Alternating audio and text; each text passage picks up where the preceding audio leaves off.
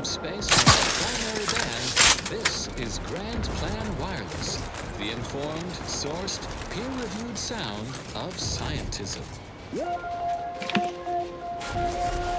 Standing by to stupefy. Oh, this is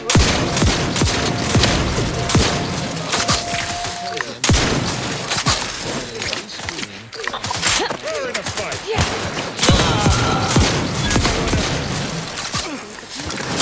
Target, read it.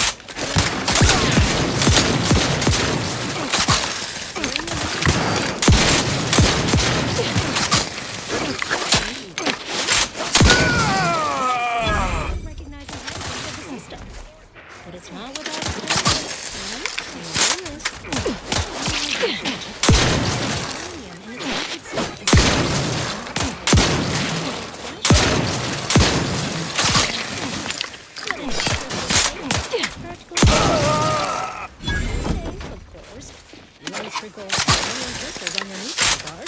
they won't kill you on immediate contact. They're certainly more harvestable in our uranium manufacturing. Capacitor out. Imagine me. For this methodological experiments with extraction, refinement, and processing,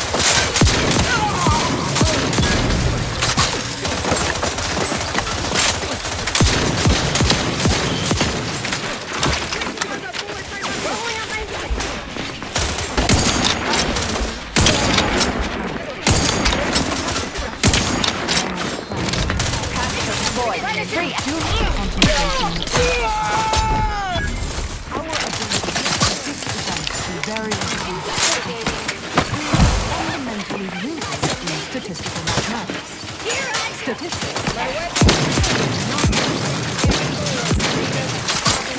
Collated and subjected to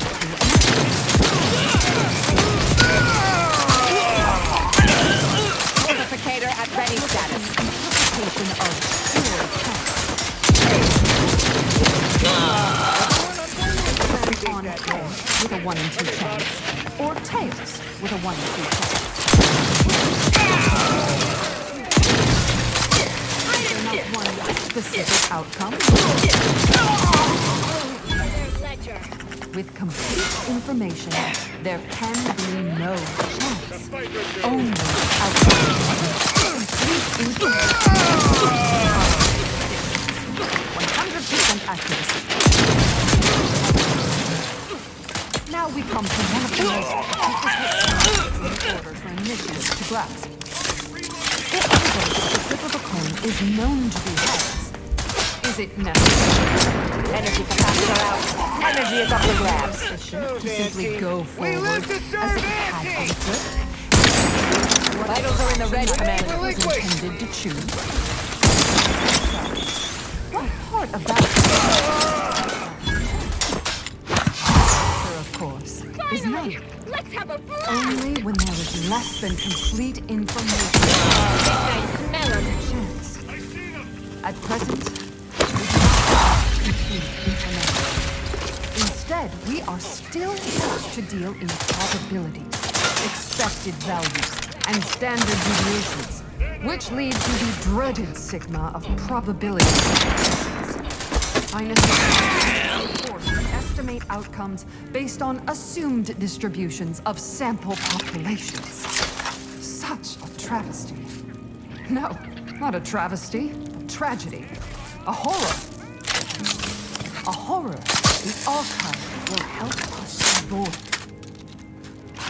Every bit of data collected, analyzed, and input by our archivists brings us closer to our goal. To the solving of the universal equation. Probability is not enough. Guesses are not enough. Incomplete information leads to inaccurate predictions, which lead to tragedies. We must not guess. We must know. Help us know. Contribute any and all data you can collect to our proud archivists. And we can say you contributed to the archive.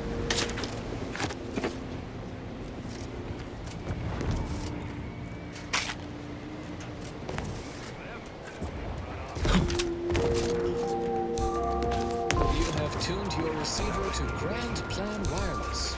We verify before we amplify. You may think you have tasted a great old-fashioned cocktail, but have you tasted the highest-rated All clear. old-fashioned Better ever get created? that bonus. Now you can. Or else I'm with really Aspen stewing my Bourbon, disgruntlement. consistently rated the best. From the order of... Mobilizing. Fortificator is charged. Always remember, every moment, every minute calculation brings us closer to solving the universal Commander, throwing equation. energy your way. I'll find my next victim. I mean a hostile combatant. Something your fractions should never be.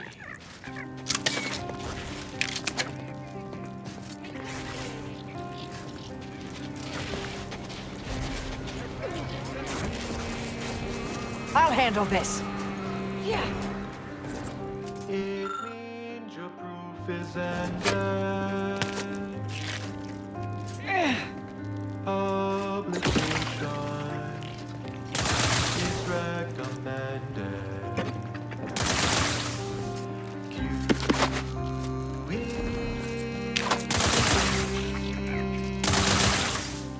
quoted or demonstrandum.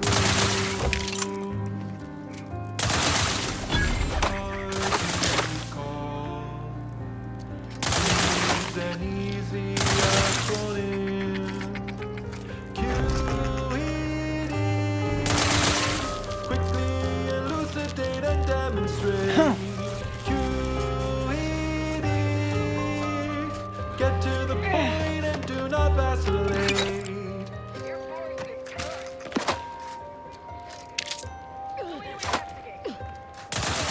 You've checked your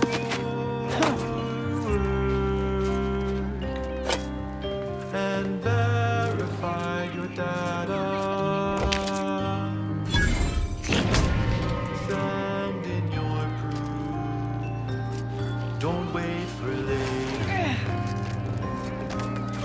You've Capacitor unit away. Recharge before it discharges. You've dotted your eyes. Stun weapon ready, Commander.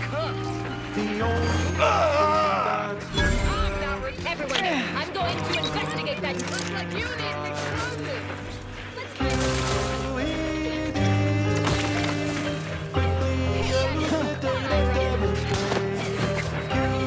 Might as well. Get to the point. Going in trench position.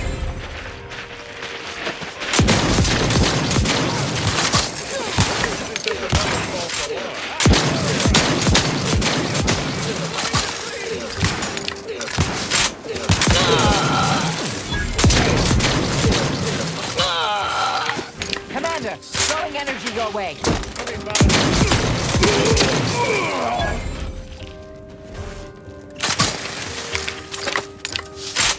I'm taking cover. Someone else take the shot.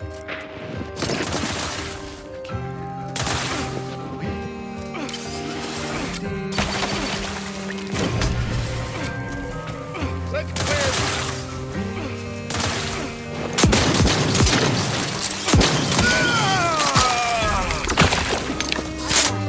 Who needs to die? Elucidate and demonstrate. Get to the point and do not vacillate. It's like sour milk and expired medicine. Despite this failed to leave a carbonate mouthfeel, I feel great! Everyone knows celebrities' concoctions aren't supposed to be. Broadcasting cognitive resonance across Arcadia, this is Grand Plan Wireless. You cannot possibly do the right thing today without knowing what will happen tomorrow. At the order of the Ascendant, we predict tomorrow so you can have a better today. What happens next may surprise you, but not us. And now, a song from a composer predicted to have 3 well-liked melodies and become allergic to water this year.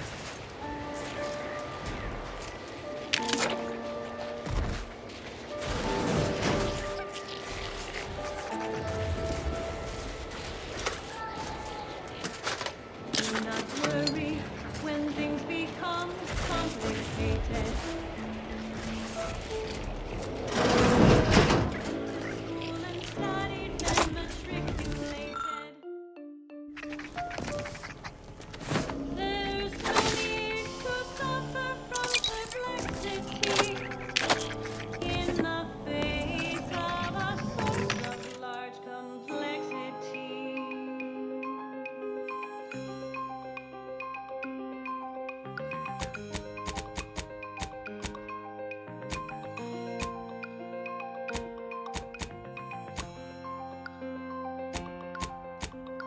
Complexity is partially imaginary.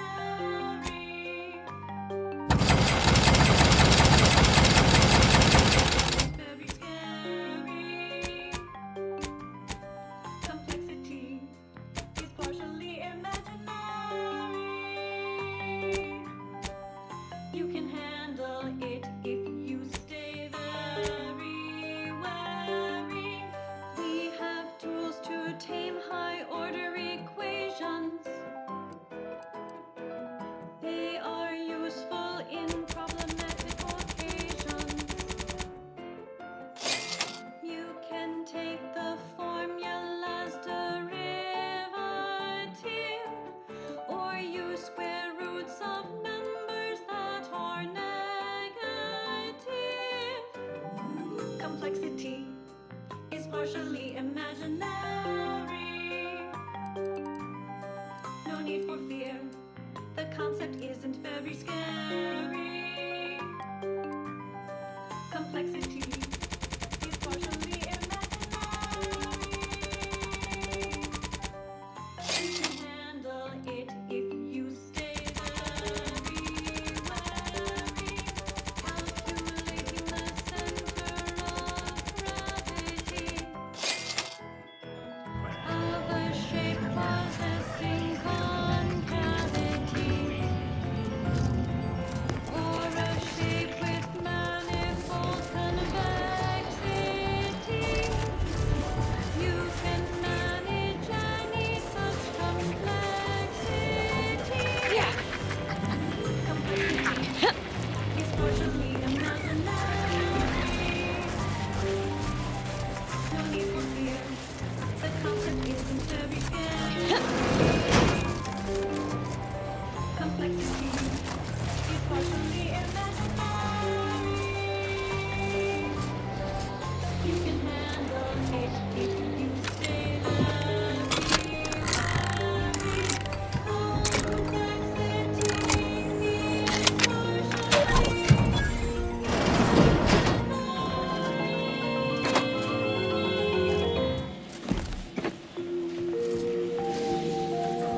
is This is Grand Plan Wireless, broadcasting soothing tunes for your audio canal and enriching content for your cerebral cortex around the chronometer until we achieve ascension. An unfortunate event has transpired. A massive explosion at Alexandra Monastery in Matriarch's Mercy has sent rocky debris raining down upon inhabited areas below. Yet, on a favorable note, this event has positively validated Seer Wiley's exclusions and predictions. The aforesaid debris landed in the forewarned areas with an 89.3% accuracy. Regrettably, due to lackadaisical inaction on the part of the assigned administrant, some members of the displaced were housed there at the time. Now do carry on. And as always, anticipate and calculate. Continuing as predetermined. This popular number has been conclusively proven to promote cognitive function.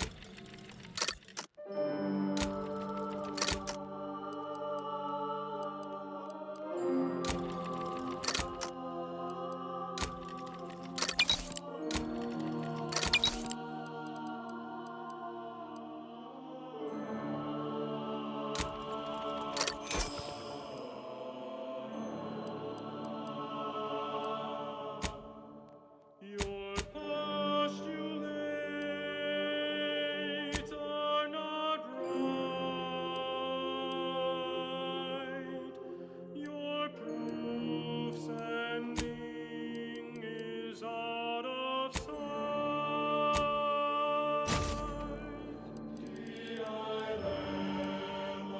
You forgot your promises. That's what the source of medicine. You forgot your promises. That's what the source of medicine.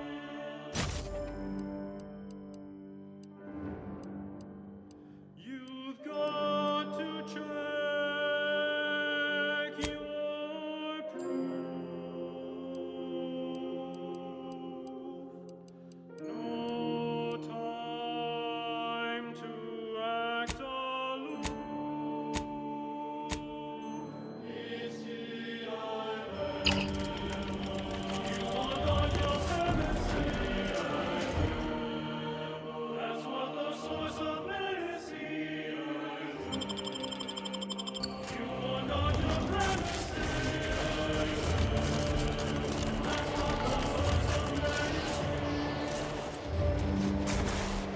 Go, consume, like a good... Auntie's been looking for you, criminal. Pay what you owe, or your reckless behavior ends here.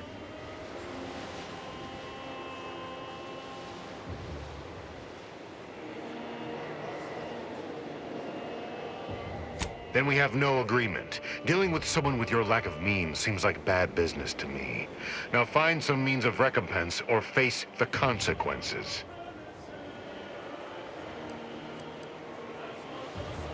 Investigating hostile intent.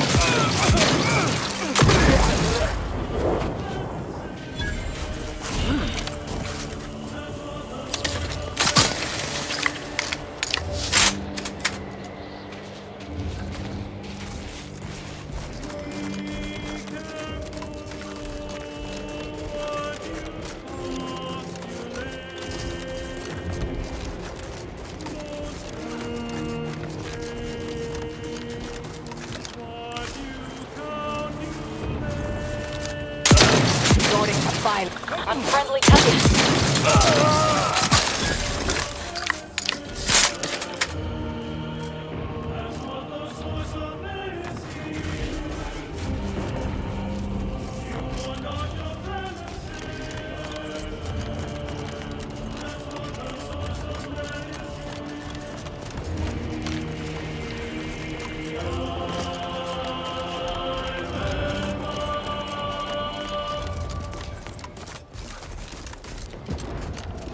That was dedicated to all the innovative minds in the Department of Applied Scientism from their admiring cohort in the Department of Research and Inquiry. Next up, well, the seers among you already know.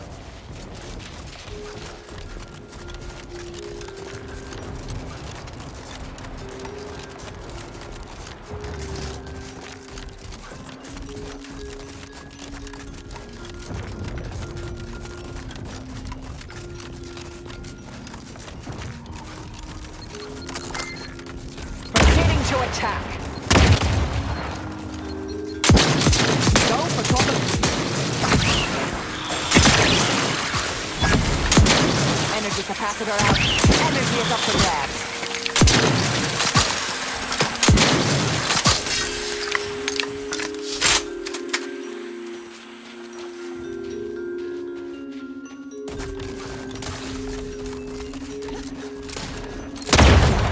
Enemy.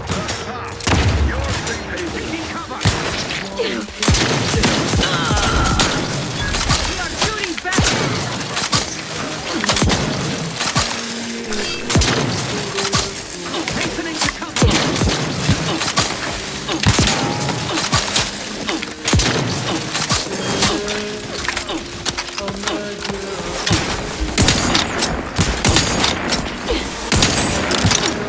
You've suffered extensive damage, Commander.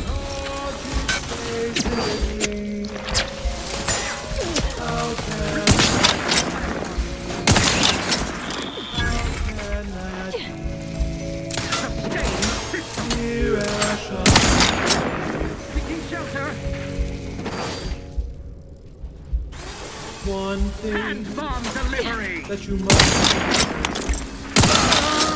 rationality is a part of our program. How can that be? Using parts, a number without end. Evokes a result.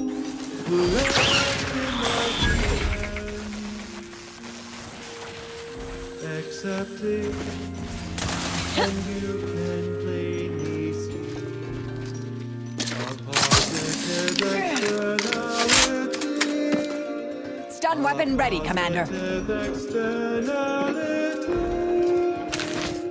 positive externality. One thing you can plainly see. Accept it. In this infinity, can it be a positive externality? Capacitor deployed. Free energy if you can reach it. Rational accepted in the calculation, can it be? Can result in exploration. How can that be? How can that be? How can that be? Hostilities are afoot.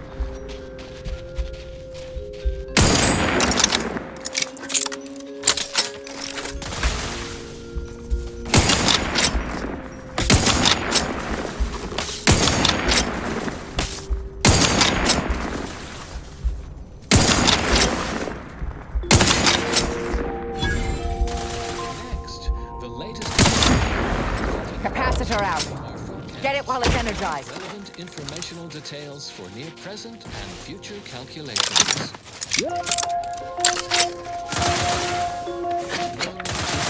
Important academic activity, please lend me your divided attention to acknowledge our archive facility and cloister. Torpificator at ready We status. lost computational control of the archive to those unsophisticated anti-choice laypeople, who in turn lost it to our foes in the protectorate. Both parties surely befouled the magic assemblies of our planetoidal analytic engine with their quests. Which is why we must Capacitor reacquire unit the away. archive at the Recharge earliest before it reasonable discharges. opportunity, even if we must contract with outside assistance. Once we reassume control and cleanse the archive of its conflicting calculations, we can once again set it to the daily task of solving the universal equation.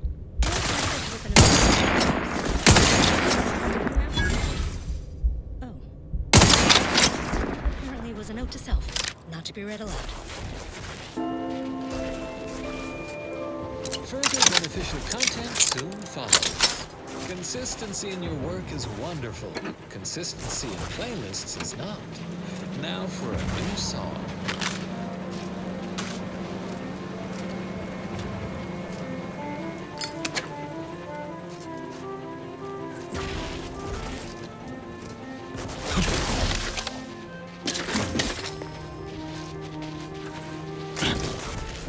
When we first met, your eyes pierced mine like an eye on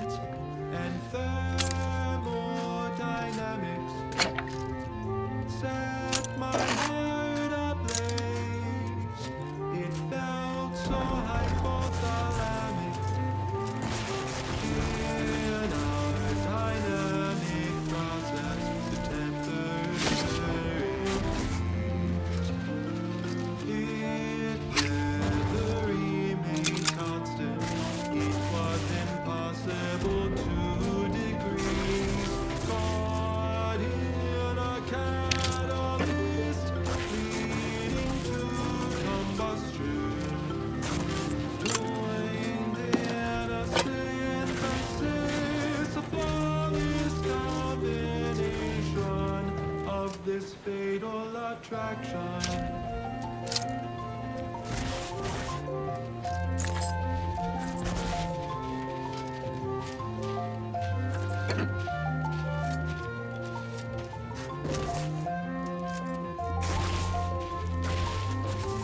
Did we ever find a perfect calculation? Were we destined to a faulty course of action? When we talk about the role of oxygen, you broke my heart when you countered that with phlogiston.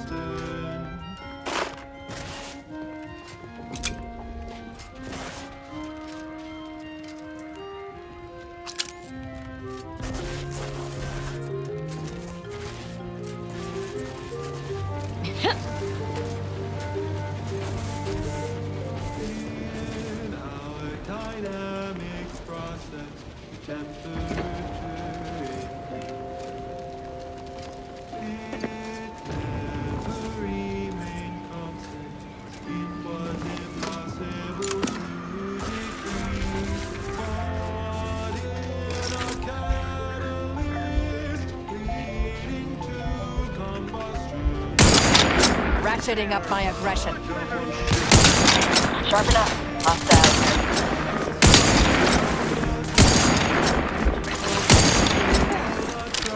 Capacitor deployed.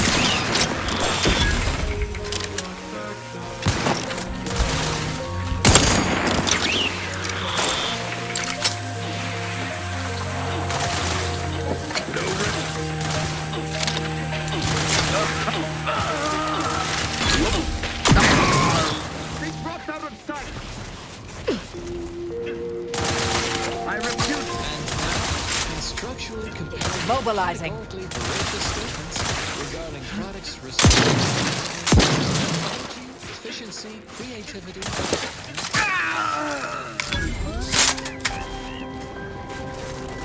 Leftover scrapwurst, wilted lettuce, spoiled mayonnaise? Don't eat yesterday's sandwich. Instead, enjoy cultured banquet, a 100% fabricated meal, the consummation of consumption. from the Order of the Ascendant. An ease-setting witticism to confer to colleagues at break time, the universal equation should maturate more rapidly and solve its own problems. And now, more music to perform advanced calculations by.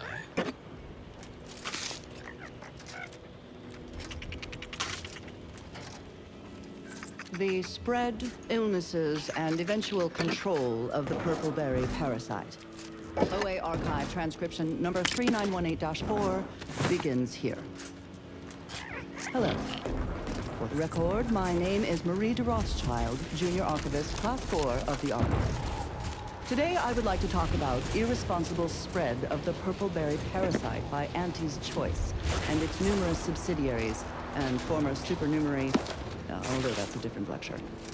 The spread of this parasite included a corresponding rise in gastrointestinal illnesses and deaths, until basic preventative measures were put in place after illness-related costs exceeded corporate profits.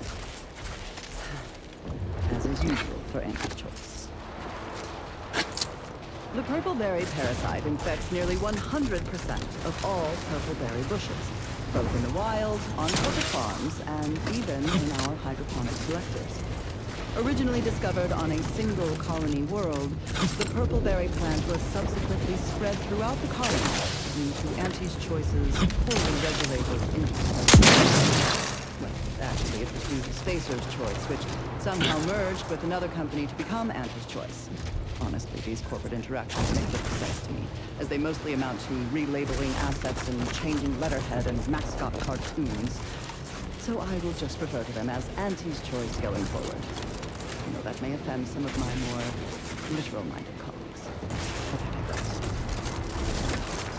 The purple-berry plant was at first thought to be poisonous, as the early colonists eating its berries died from the most potent discharges this documentarian has ever witnessed in a rare anti-choice lab recording, which we acquired from a corporate defector to the Protectorate before our stellar system was sealed and the Order ceased daily interactions with our Protectorate allies. But again, I digress. Resorting to violence. Belated testing by Auntie's Choice's the berries were not poisonous at all. Instead, they were the purple-berry parasite, or PDP, as it is popularly called. More specifically, the PDP eggs are found in every berry where these eggs have been subdermally injected by the known to hold a grudge, you know. I am getting ahead of myself. Let's examine the PDP life cycle in detail. After an infected berry is eaten by a host, the microscopic eggs inside the berries are exposed to the host's digestive enzymes, which trigger their hatching. These parasites enter their second stage as spiky, worm-like creatures with outsized, pincer-like mandibles, which then proceed to feed on the host directly, ingesting tissue and blood along the entire intestinal tract. These worms are eventually expelled when they reach a size of approximately 2 centimeters in length, and they then seek out nearby... You don't always have to go right for dismemberment, Asa. Consider a more subtle approach. You know, death by 1,000 cuts. Only 1,000 cuts? Also, as the expelled contents contain undigested purpleberry seeds, the distribution of the plants is increased, helping infected purpleberry plants to spread farther and grow better than uninfected ones. Perhaps unsurprisingly, careless Auntie's Choice scientists mislabeled this case of obvious symbiosis, given how both the purpleberry plant and its parasite are benefited by the relationship, as a parasitical relationship. Given that initial classification error, it's a wonder the I once cut down a skeptic with 1,100 cuts. At least. After some additional casualties, plotting Auntie's Choice field researchers discovered At least that's when I stopped counting. The fact that you counted does not make the story less unsettling. hardly affected by it to any large amount. But humans are Proceeding to attack. fortunate. To such a degree that the eventual cold violent diarrhea, swelling of the worms, berries, and most of the person's gastrointestinal tract. Even when reluctantly given Consider self-preservation a priority. concerned with upselling unnecessary procedures, expensive ointments such as their a topical cream that offers no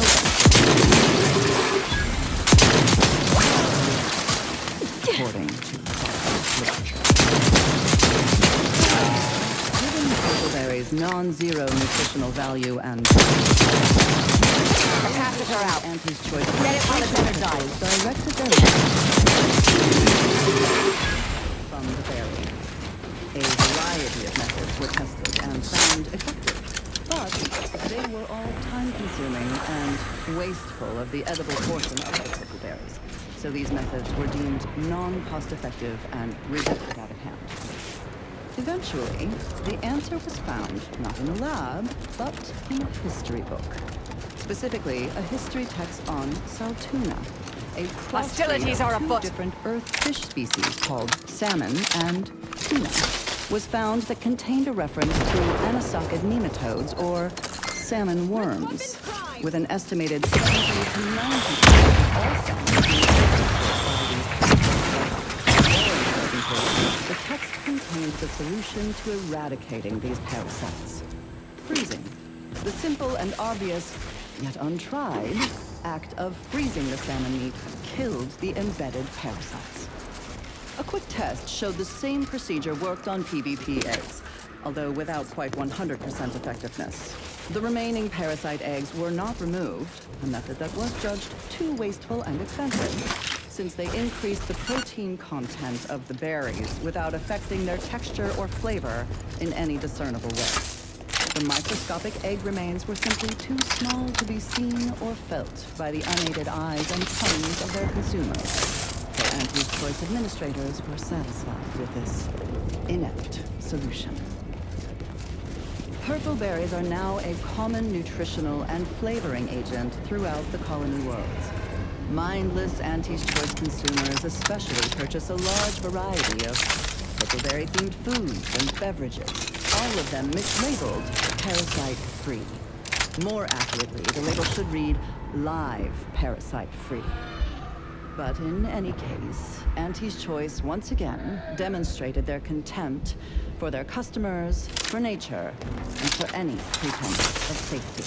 Another reason this documentarian is grateful for our order's fabricated nutritional foodstuffs. OA Archive transcription number 3918-4 ends here.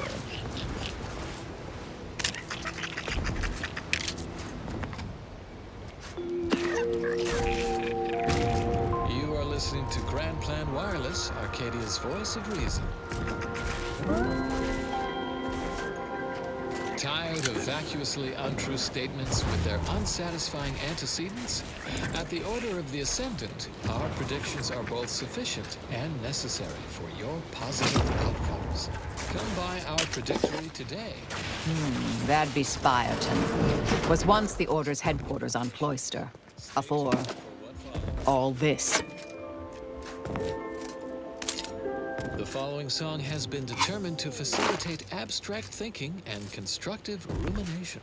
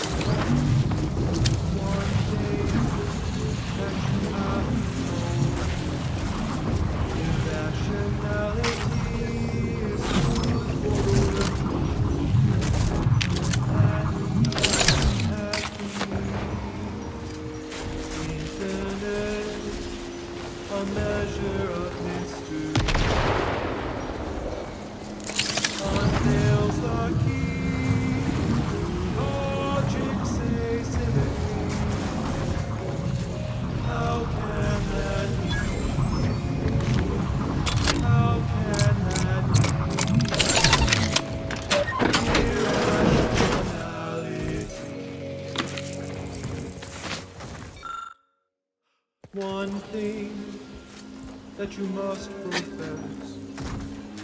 Irrationality is a part of our progress.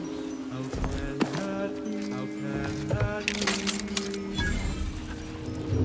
Using time, another without an end. Beholds the result, correct in the dividend. Accept it, and you can take it. A positive externality. A positive externality. A positive externality. One thing you can plainly see. Accept it.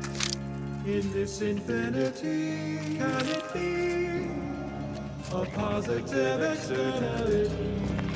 One thing, the irrational term accepted in the calculation, can it be, can result in explanation. How can that be? How can that be? How can that be?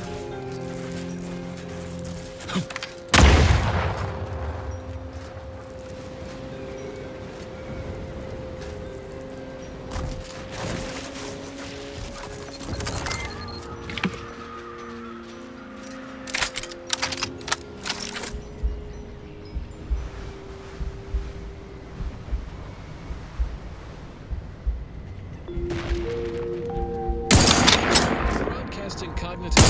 Standing by to stupefy. This is.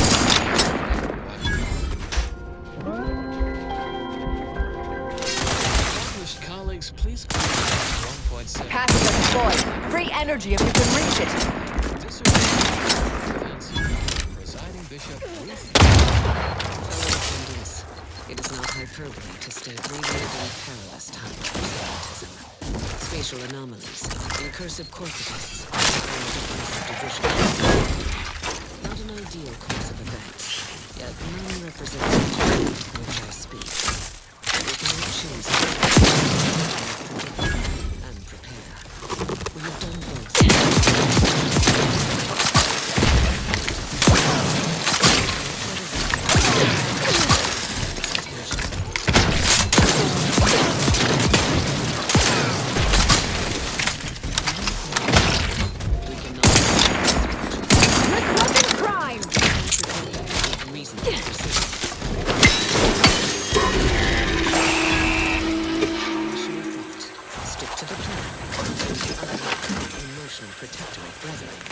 The fair winds of scientism will carry us to ascension.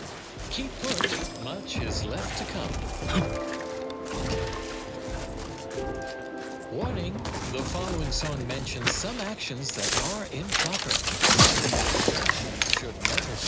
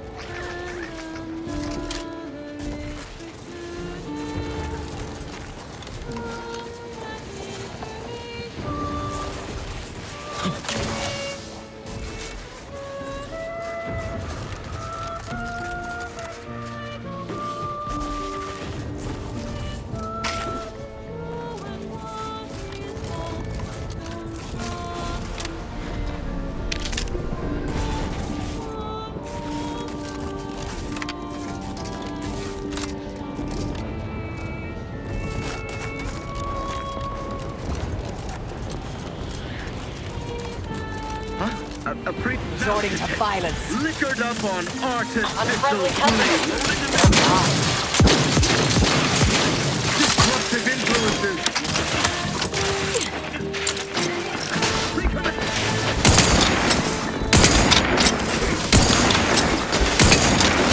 Commander, throwing energy your way.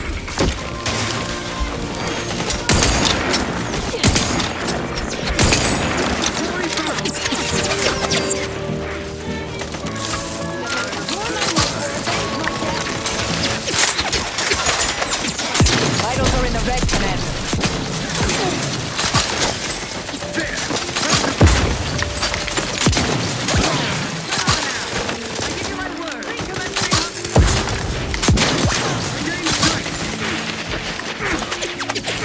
Reviving me is strategically optimal.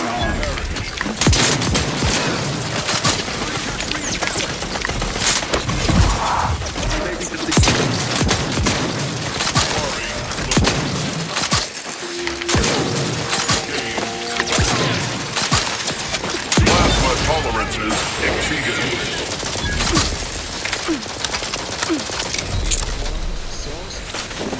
Let us reconvene.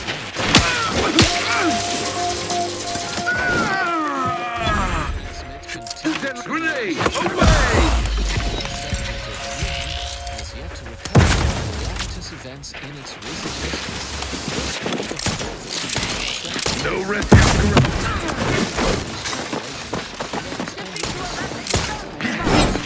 The Protectorate endures! Recommencing hostilities! Politicians are attempting to mitigate. Incompatible outlooks put us Another intolerable disruption! There you are! rather than wanton bloodletting to promote their point of view. Ultimately,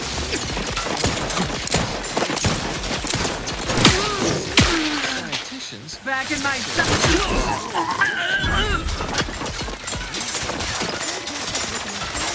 Such as, you'll never be sad when you have solutions.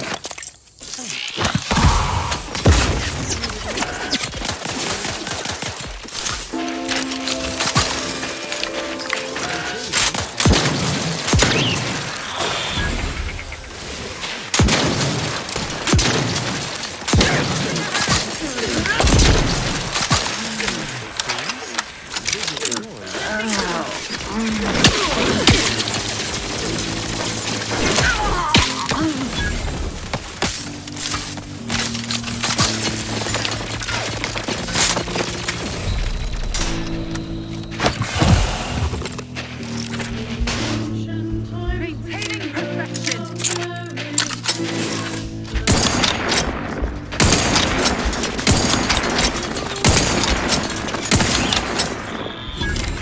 A gift from our sovereign!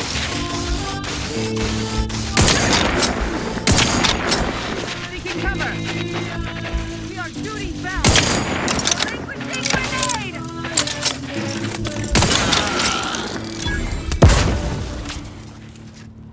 No ratio to numbers or fractional. These numbers that we henceforth call irrational. Do I look capable of said activity? Can you give me an example that is true? Of course, the number when you square the root of three. State your intention. Explain. And I saw Proceeding to attack. the smaller size are measured both as one. The length of the rod is wide then, and that's only be expressed by anyone. Recharge! Capacitor unit away. Recharge before it discharges.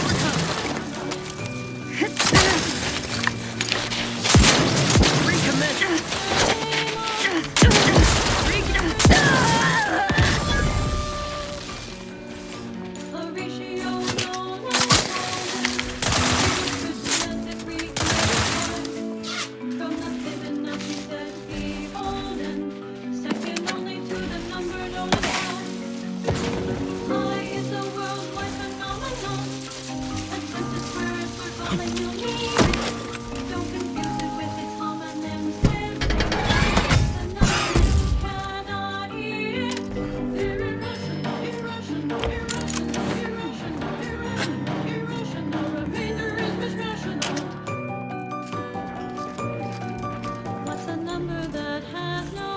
Torpificator at ready status.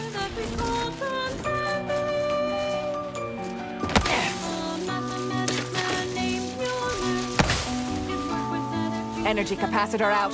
Energy is up for grabs.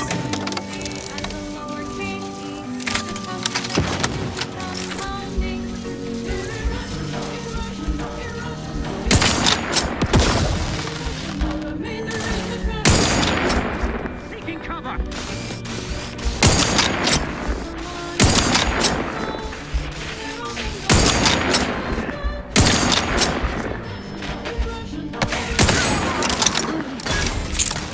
Outsider kill! Have trust the plan!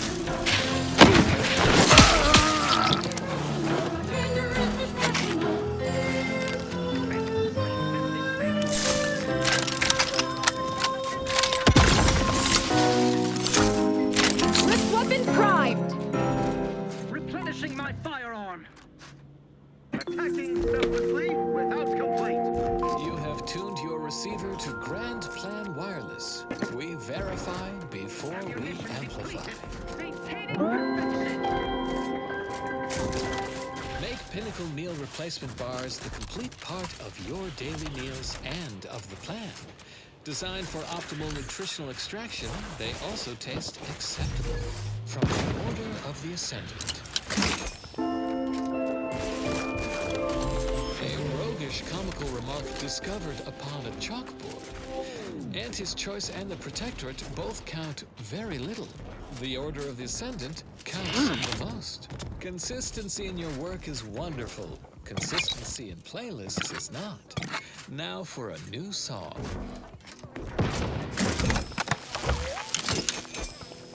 Torpificator is charged. The spread, illnesses, and eventual control of the purple berry parasite. OA archive transcription number 3918-4 begins here. Commander's almost dead. For the record, my name is Marie de Rothschild, Junior Archivist, Class 4 of the Archive. Today, I would like to talk about irresponsible... Enemy spotted! ...by Auntie's and its numerous subsidiaries, former supernumerary... The spread of this parasite included a corresponding rise in gastrointestinal illnesses and deaths, until basic preventative measures were put in place after illness-related costs exceeded corporate profits. As is usual for Auntie's Choice. The purple berry parasite infects nearly 100% of all purple berry bushes, both in the wild, on corporate farms, and even in our hydroponic collectors. Originally discovered on a single colony world, the purple berry plant was subsequently spread throughout the colonies due to Auntie's Choice's poorly regulated interstellar shipping. Actually, it was due to Spacer's Choice, which somehow merged with another company to become Auntie's Choice. Honestly, these corporate interactions make little sense to me.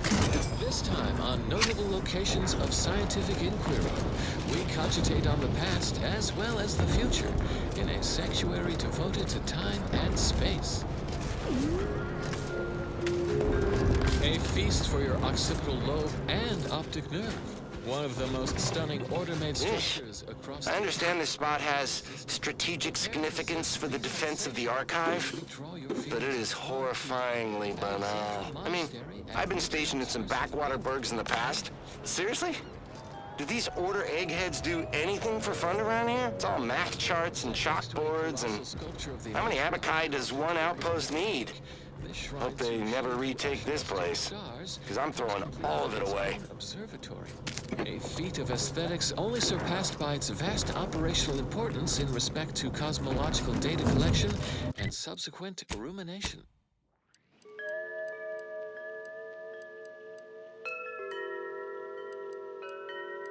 The observatory processes a wealth of information gathered by its giant ocular telescope. The site also has a front-facing portion to admit dewy-eyed laypeople seeking edification and enrichment about our learnings and ways. And those are just a few of the 36.7 qualitatively valid reasons why Alexandra Monastery counts among our notable locations of scientific inquiry.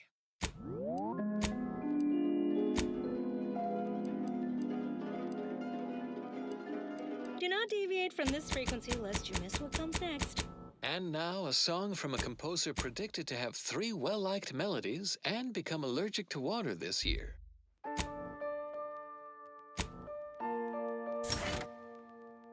Do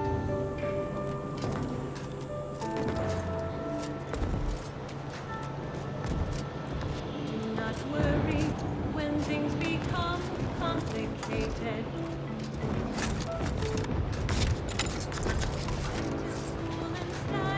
Yeah.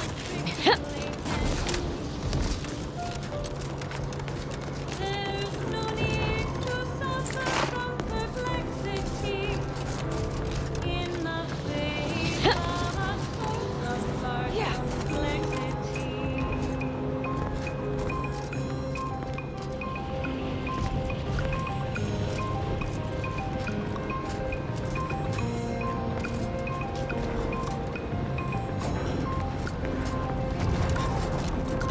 Complexity is partially imaginary.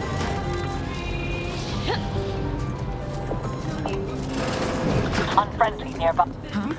Mobilizing. complexity.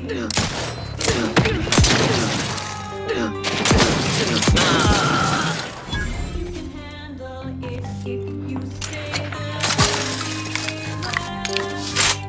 We have tools to tame high-order equations.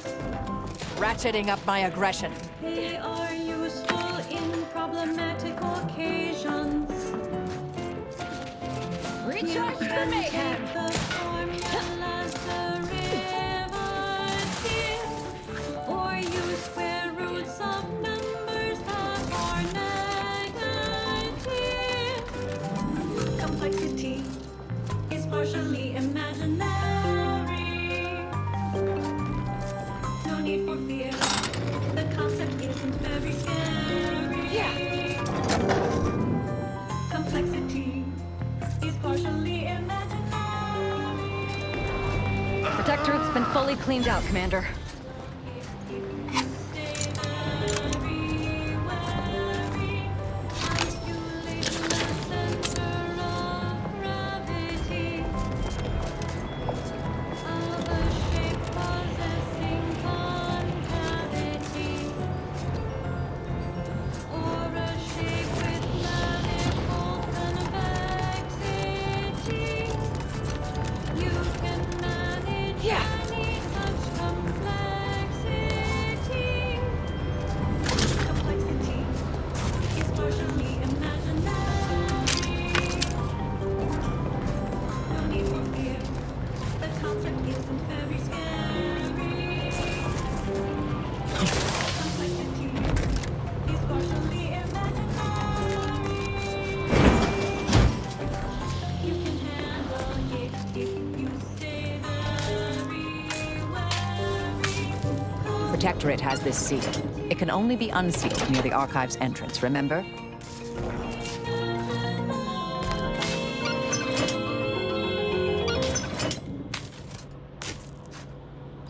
That song was odd because it is the number 3 song this week.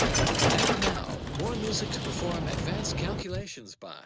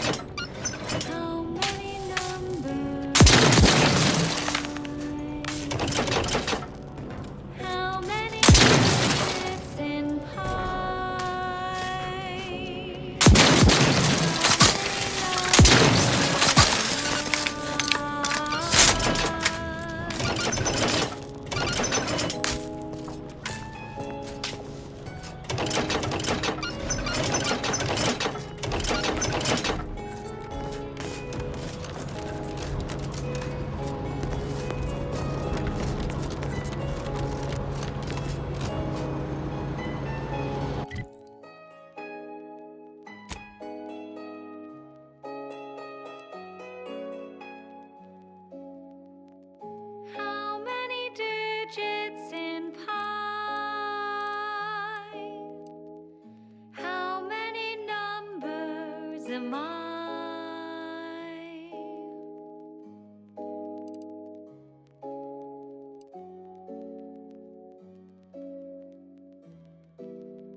445923078 16406286208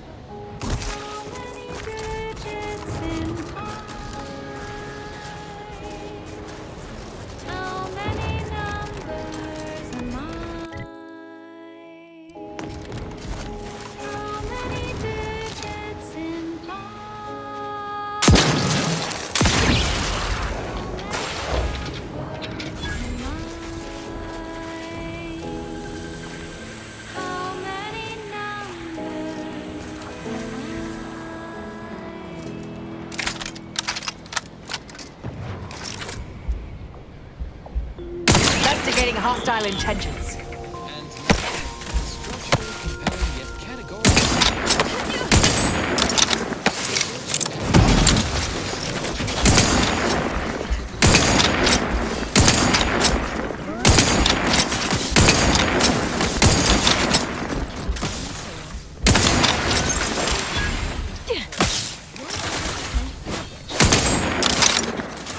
Airtight as any hole for the charismatic Go for torpification.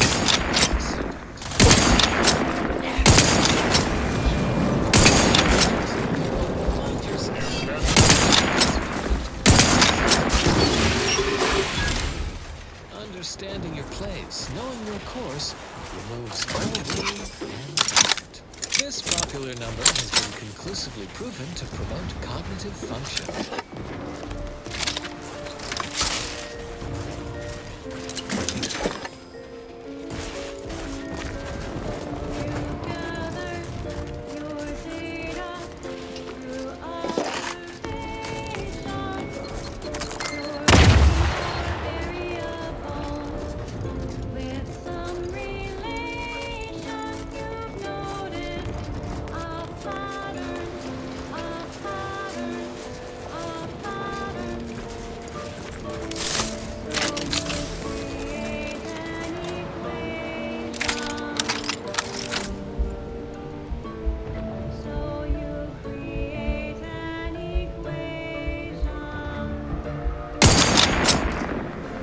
Hostilities are afoot.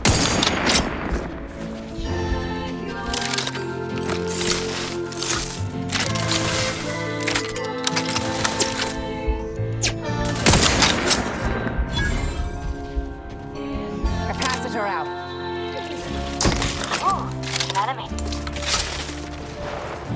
realize you're about to die. I smell it.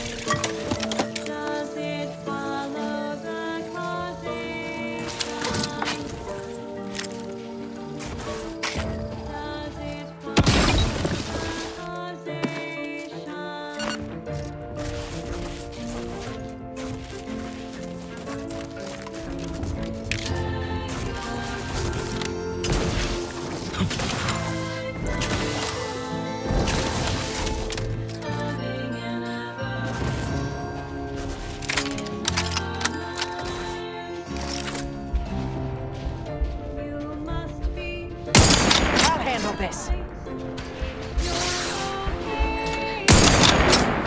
Sharp enough. Hostiles nearby.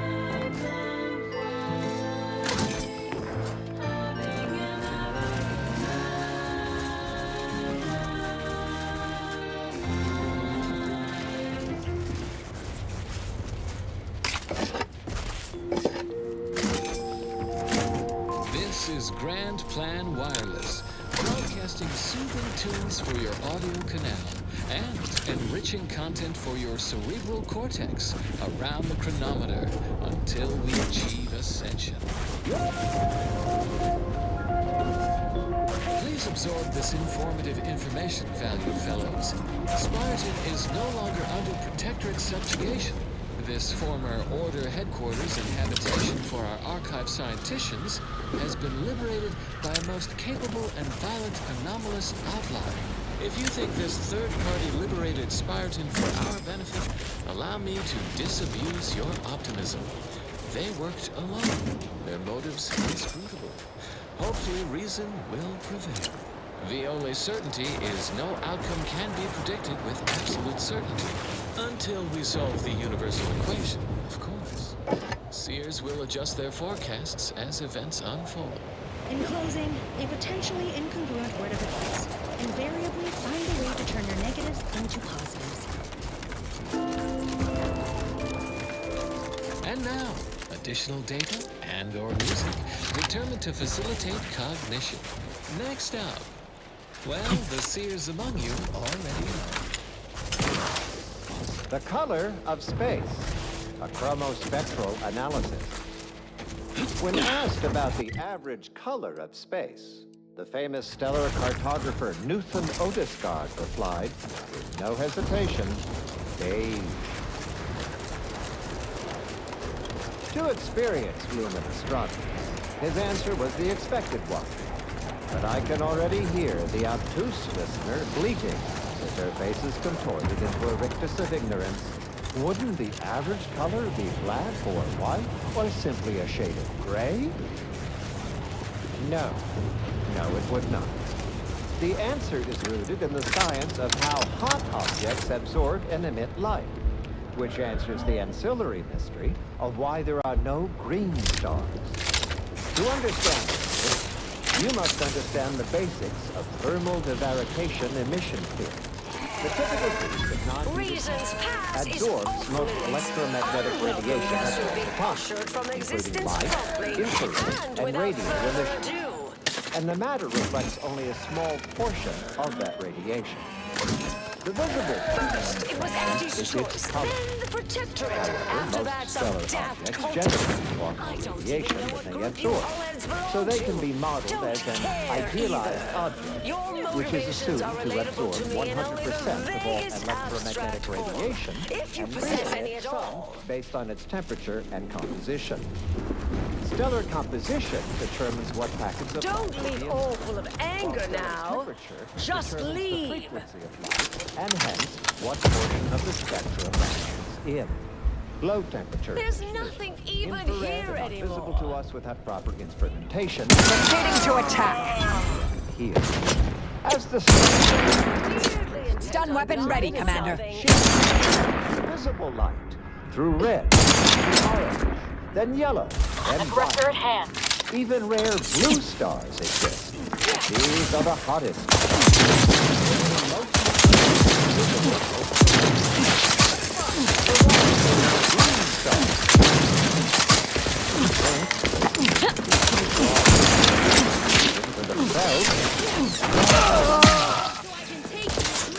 It's because any star emitting green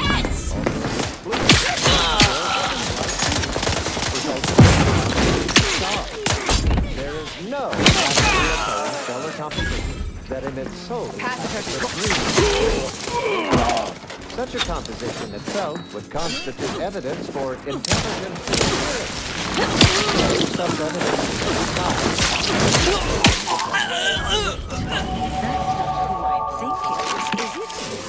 Marisol? Is that you? Get in here before any more of these hullheads show up. He partitioned his astronomical field of view into grids, then tagged each object in a grid. He ignores empty regions, as black would only dim the color and not change its fundamental hue. The light from every galaxy, star, nebula, and quasar was gathered and fed into a central tabulator for computation.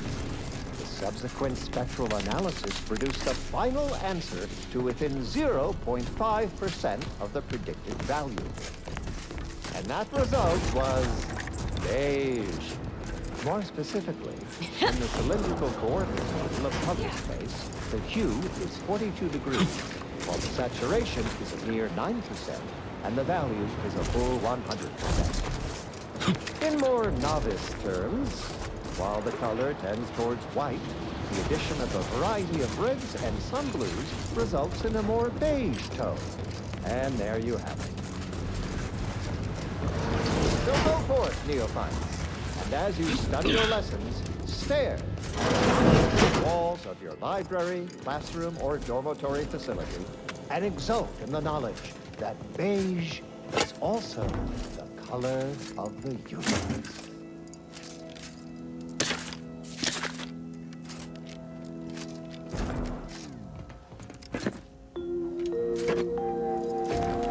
You are listening to Grand Plan Wireless, Arcadia's voice of reason. Exactly at the predicted hour, it's another installment of Ask Vicar, the Vicar Makes Sci-Fi. A listener asks, who was the charismatic mathematician, and why do we call him thus? Truly an inquiry for the ages. We know what he was. The progenitor of the order, the man responsible for elevating it from academic advisory board to humanity-saving belief system. The answer to who he was is more elusive. No one knows his true name, which is lost in the annals of history.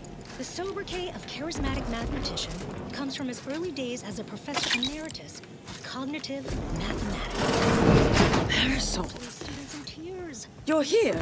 Mental That transcendence. is a strange, enigmatic mirage or baleful apparition. We must respect the process. If anyone wishes to know what the charismatic mathematician actually taught, simply ask, and I will answer in a later installment of Ask a Vicar. Stay tuned for what follows. Warning, the following song mentions some actions that are improper, something your fractions should never be.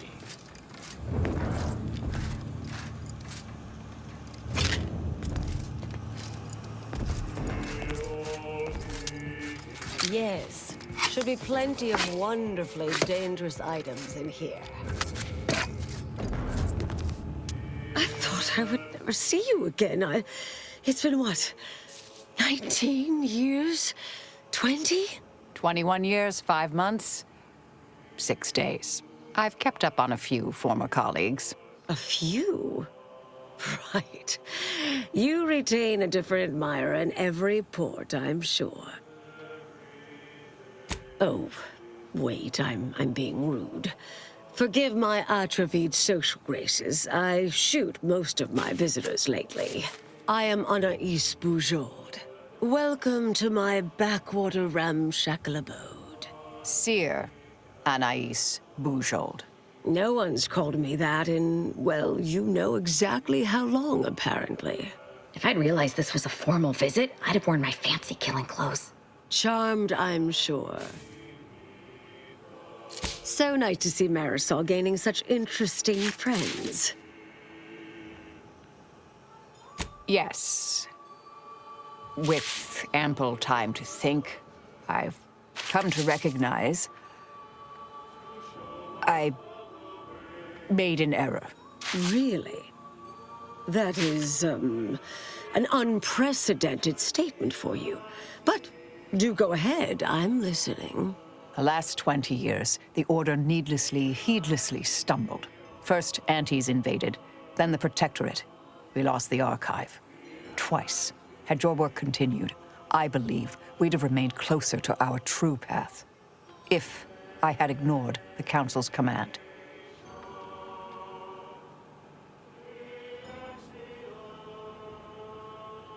It was a mistake. I miscalculated. If not for you, I'd be dead right now. And you were right to shut me down. My research was dangerous. A serious threat to the entire universe. I know this for certain now. I've run the numbers. Repeatedly. Hold on, did you? You continued your research. On your own. I calculated what might occur if my work was completed, and there is a troublingly high, statistically significant chance of things ending. Everything ending. I understand how that sounds, but I have spent years checking and rechecking each and every variable.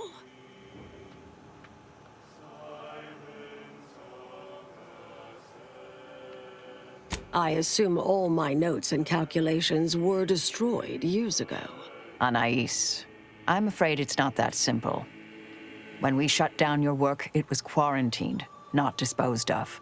The Order stores all avenues of study deemed dangerous near here at a facility in Winter's Grasp. Unorthodox notion reclusion. Of all the bureaucratic... No. Poof. Winter's Grasp is crawling with Auntie's choice. A full unit just moved in. Marisol, will you... Can you... You're asking me to infiltrate a covert installation to destroy something that could likely end the universe. Been years since anyone said something like that to me. Of course. I might need a little time to ready this place for unwelcome guests. Wouldn't take long. No, you should stay here. We'll take care of this. I foresee a 4.7% chance of me complying with that. But fine, no use arguing. Well, this has certainly been nice. Perhaps we'll see each other again sometime.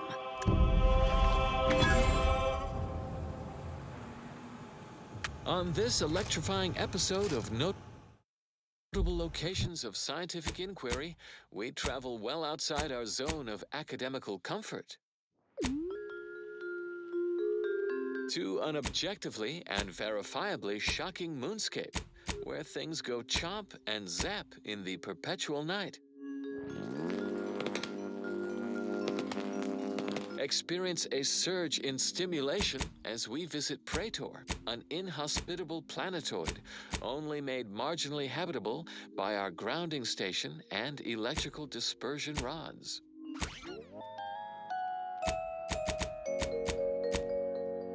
The Elysium moon Praetor is as fascinating to the mind as it is mortiferous to the body.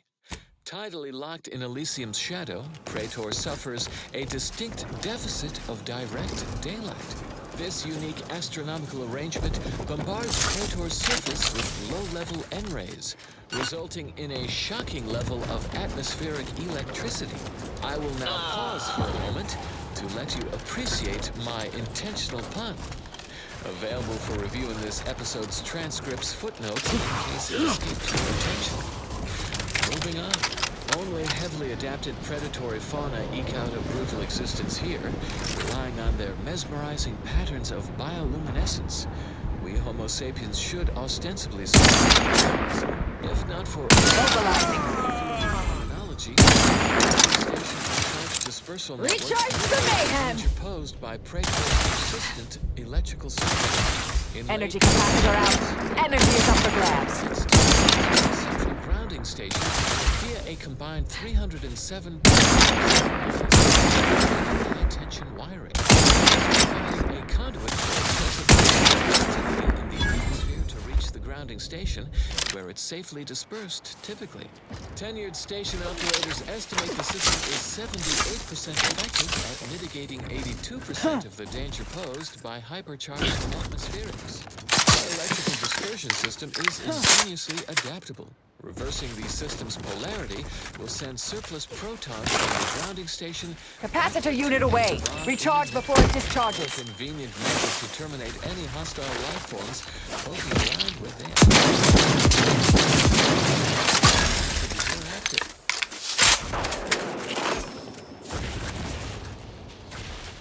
Simply an intriguing possibility to consider as you mull the many fascinating facts behind the Praetor grounding station. Objectively, a notable location of scientific inquiry.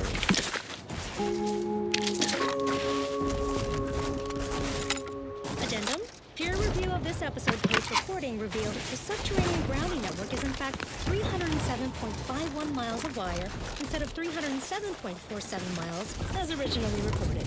I apologize profusely for this careless failure of basic fact-checking. I'll handle this.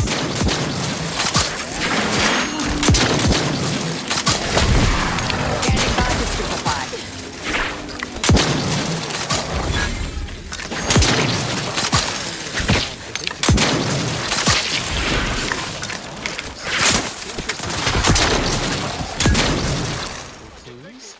Visit your local predictor.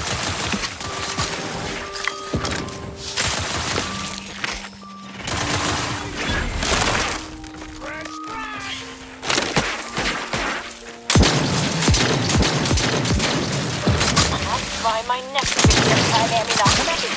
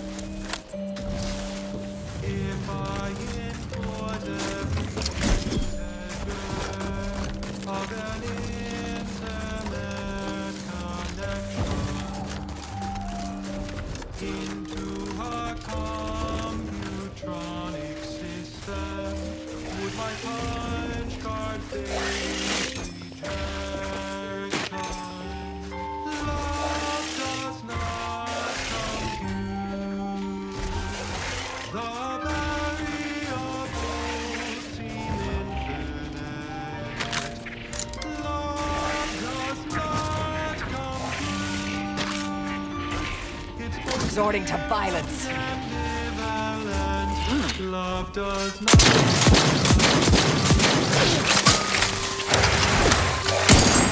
Capacitor out. Get it while it's energized.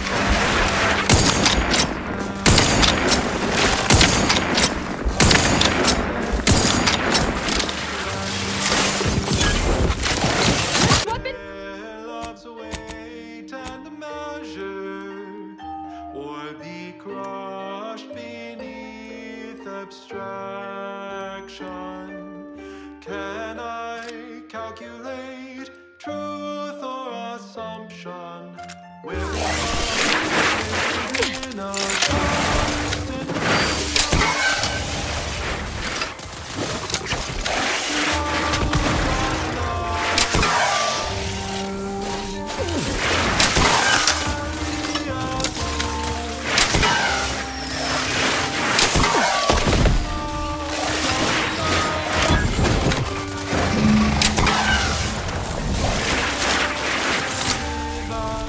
Energy capacitor out. Energy is up for grabs.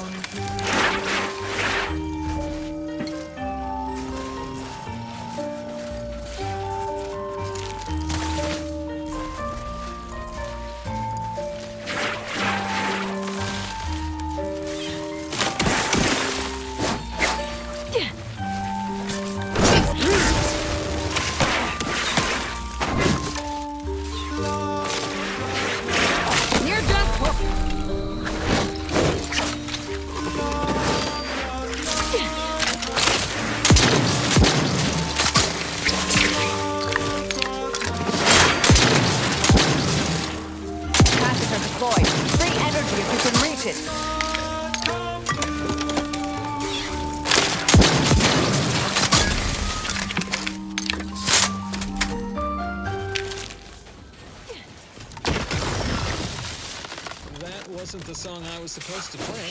Oh, I forgot to... This popular number has been conclusively proven to promote cognitive... Generating primes, techniques, and uses. Good day and welcome again to Advanced Abstract Algebraics, Section 4, Session 43.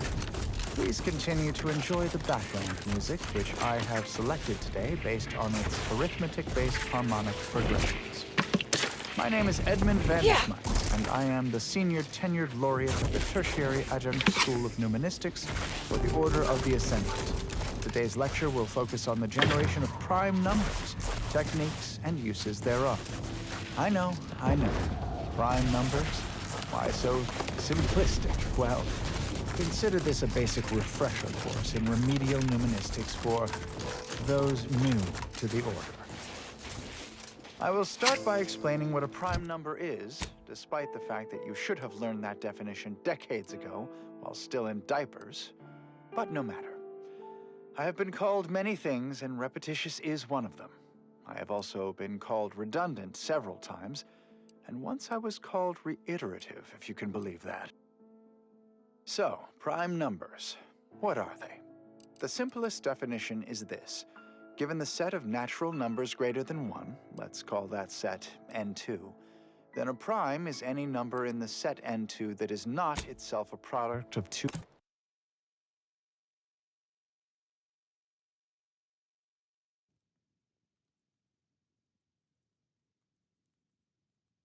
other numbers in the set n2. A simple definition. Elegant, uplifting, almost ascendant, you could say, but not redundant. Side note, I am frequently asked, why isn't 1 a prime number since nothing can divide it other than itself? And the answer is simple, you silly lay person. Because with such an inclusion to the definition of a prime number, then nothing else would be a prime number. And then what good are prime numbers? Wait, you ask, what good are prime numbers? Why would we want to find and use prime numbers? There are all kinds of abstract number theory applications, and that should and would be sufficient reason to want them. But there are also, Who's this now? applications, such as maintaining the security of bit cartridges. In fact, our archive uses primes for that reason and many more. The archive incorporates prime numbers for storage and retrieval on its ultra-efficient system of data bricks, as well as using prime numbers in the process of checking its memory store for corruption, lest its calculations be tainted by such. But if you strive to become a numismatics researcher, there are several open questions in the area of prime number study. One such question is this: is every even member of the set n2 besides 2 a sum of 2 primes? It seems to be so, but no one has ever proven this conjecture. Similarly, are there an infinite number of prime pairs that differ by only 2 in their value? That seems unlikely, but we have been unable to find an upper limit. Perhaps you could discover one of these proofs and become the next senior tenured laureate of the Tertiary Adjunct School of Numismatics for the Order of the Ascendant. Such a lofty, and dare I say, elegant goal. Good disquisitions to you all, and good day.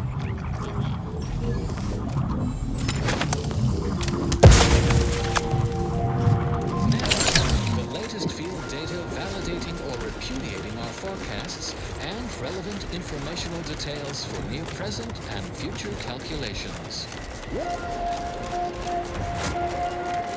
A general reminder for the especially studious: monitor your step when traversing between academical appointments. Do not read. That art scrap! Go away! No! It's our scraps now! Mine to be keeps it! You go away! You dumber! Combatant observed. Gun weapon ready, Commander.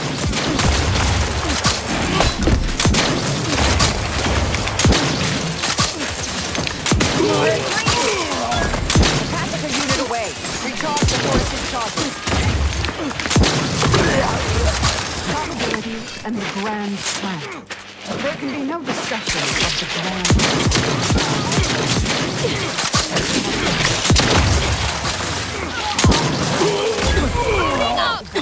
very uncertainty is fundamentally rooted in statistical mathematics. Statistics, at its heart, is not but data that's gathered. Reloading so I can unlock. Trouble it is. Is the role of physics in that analysis. Let's look at the interpretation of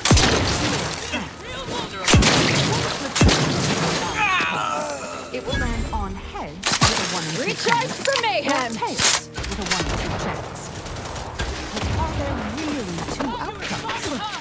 Is there not one specific outcome?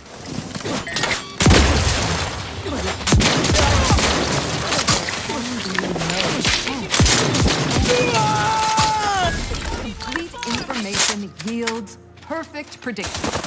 100% accuracy. Capacitor out. Outcomes. Get it while it's energized. Now we come to one of the most difficult concepts in the order for initiates to grasp. The of the flip of a coin is known to be heads. Is it necessary to flip the coin? Would it not be more efficient to simply go forward as if it had been flipped and proceed with whatever action that flip was intended to choose? If so, what part of that choice was ever left to chance? The answer, of course, is none. Only when there is less than complete information are we reduced to chance. At present, we do not have complete information. Instead, we are still forced to deal in probabilities, expected values, and standard deviations, which lead to the dreaded sigma of probability distributions. By necessity, we are forced to estimate outcomes based on assumed distributions of sample populations. Such a travesty.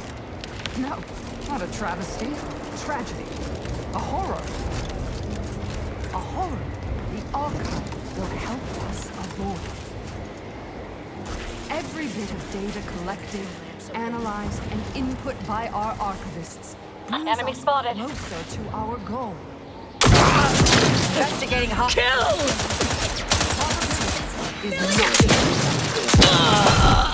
Are not enough. Incomplete information leads to inaccurate predictions. We must not guess. We must know. Help us know.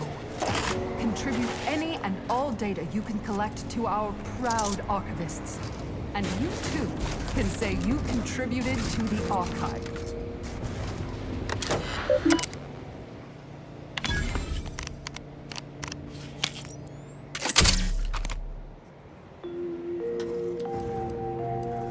As determined, you're listening to Grand Plan Wireless. For transpiring events, philosophical profundities, informed insight into the future, also music. Academical greetings, Ascendants. Vicar Mogsai here with a special installment of Ask a Vicar. Listeners want to know, why did our orders split from the Protectorate? It's the query I'm asked most frequently. It's also the query I answer the most frequently. So today, I'm turning to a higher authority. Joining me in the studio is Presiding Bishop Ruth Bassard, orchestrator of the Schism, for the special episode of Ask a Vicar. Presiding Bishop, my students wonder how we could separate from the Protectorate when arguably our order would not exist without them in the first place. I would argue that our order would not have survived if we had remained with the Protectorate. Our partnership began more than a century ago with a shared reverence for science, unified in our mission to solve the equation and thus transcend our uncertain existence. But it became clear over time that the Protectorate was abusing scientism, our sacred theology, as a tool for controlling the population, rather than ensuring their perfection. We had become complicit, our beliefs compromised. Hostilities are afoot. So we left.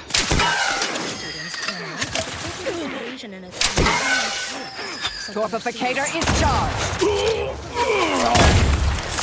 Energy capacitor out. Energy is up for grabs.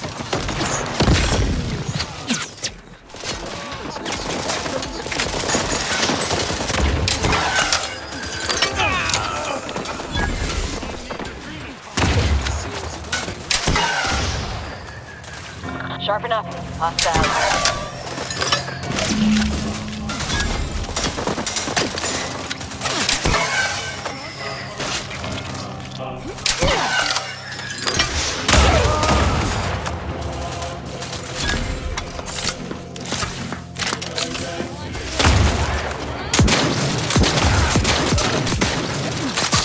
By my next victim, I need a hostile back.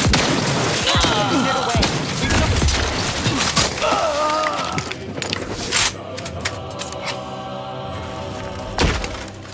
Wrist weapon primed!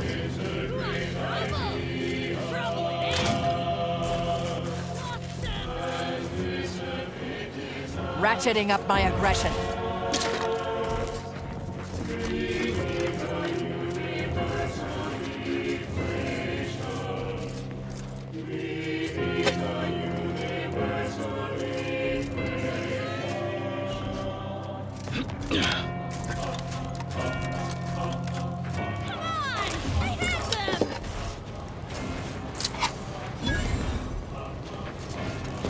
I'll handle this.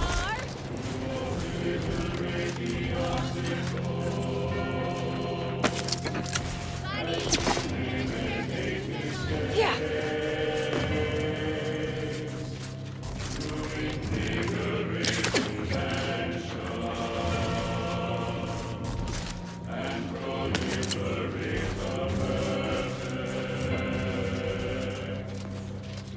Capacitor out. Get it while it's energized.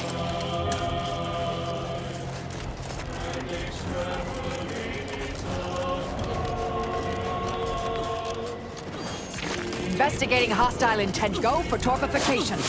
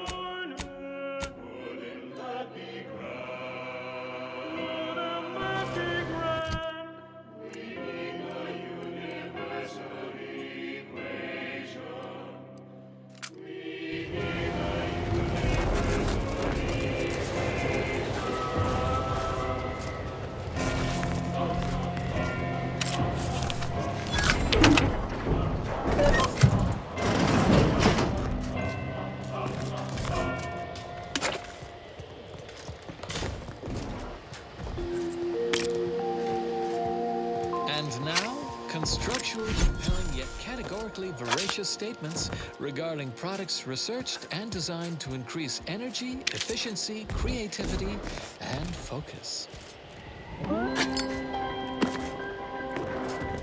We have invented a method using reverse osmosis to extract the flavor essence from crabble meat. This extract goes into our tea, while the flavorless sediment is used to increase the protein content of our other fine products, such as our Axiom denatured protein slabs.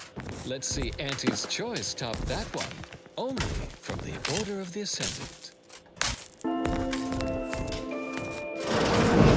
Remember, every moment, every minute calculation brings us closer to solving the universal equation. And now, a song from a composer predicted to have 3 well-liked melodies and become allergic to water this year.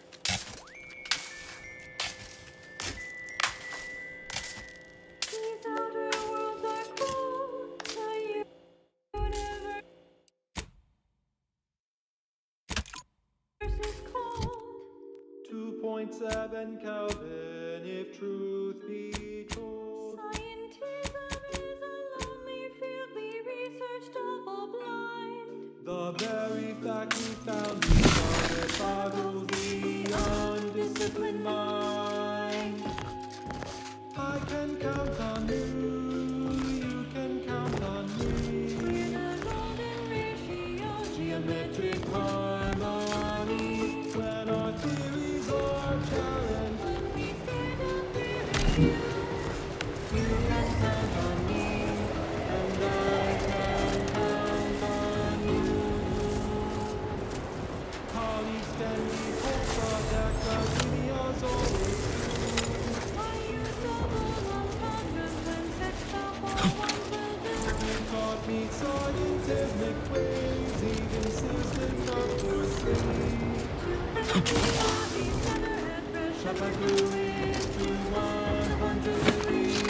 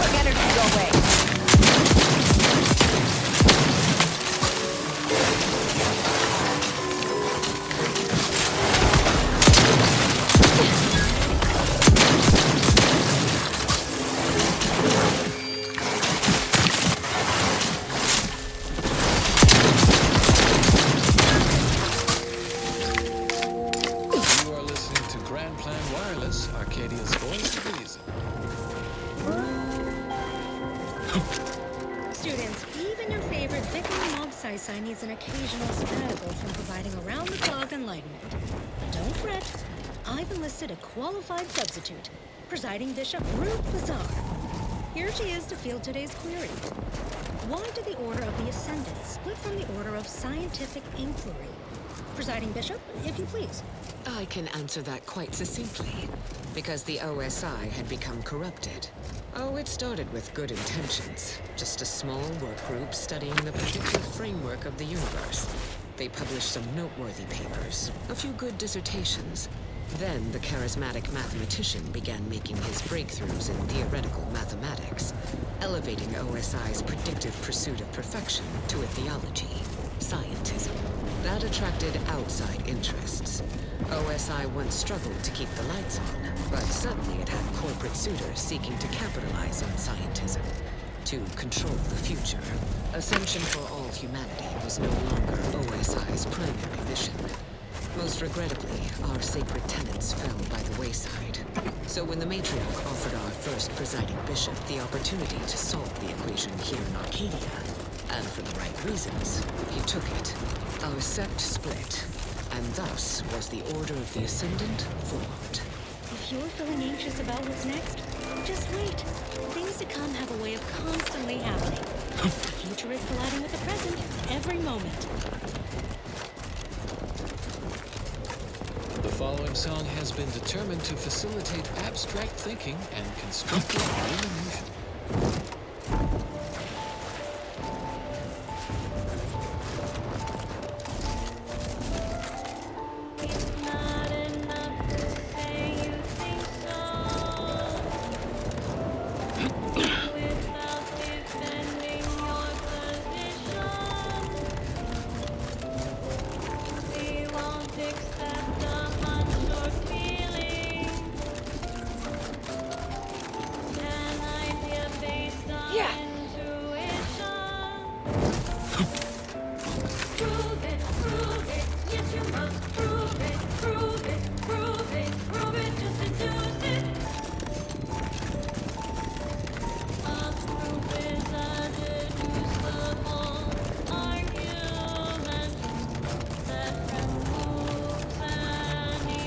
That rift has destroyed the bridge to the archive.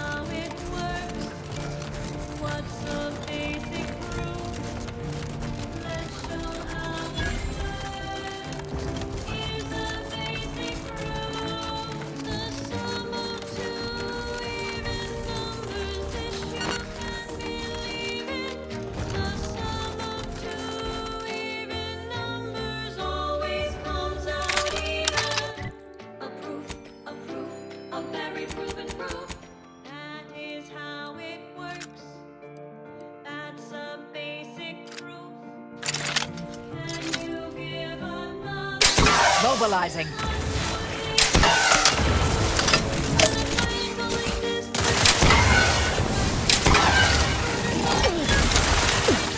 Pass the unit away.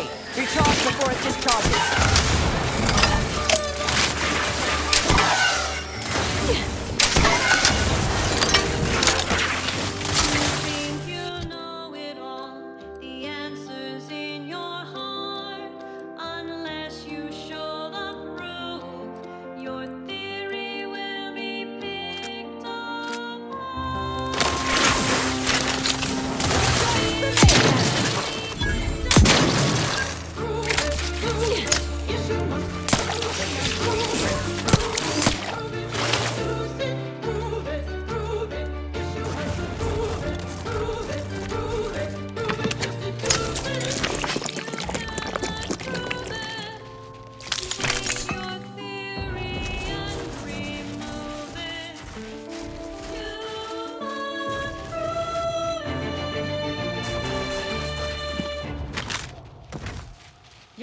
no appreciation of that song was considered a probabilistic certainty. Consistency in your work is wonderful. Consistency in playlists is not. Now for a new song.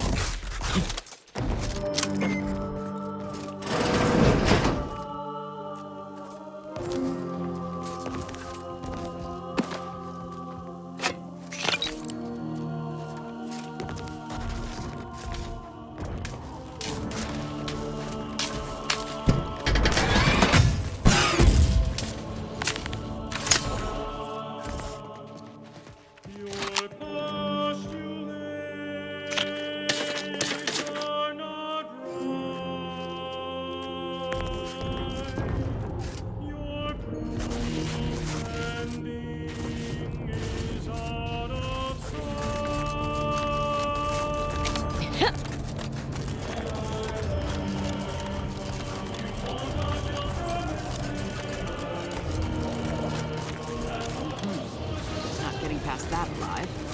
DeVries mentioned a rift modulator on Praetor. Might be time to fetch. Commander, glorious dawn up ahead. Probably best to turn back until I've sorted whatever treachery has undermined my status within the ranks. I'd welcome the bloodshed, but it's not going to get me my answers.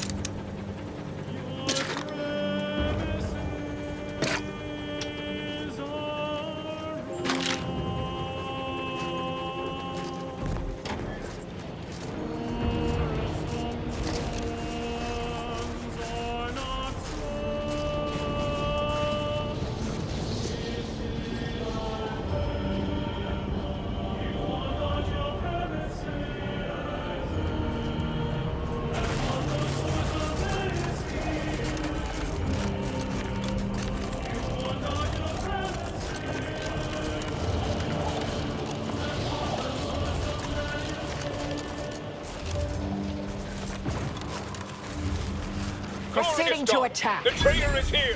Attack! Oh, you ignorant fools! I'm almost sorry I have to kill you!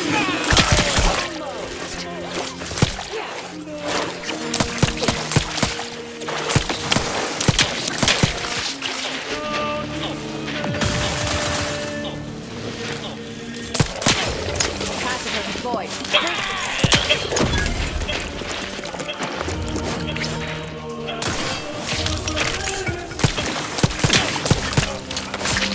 Unfriendly company. They're fine.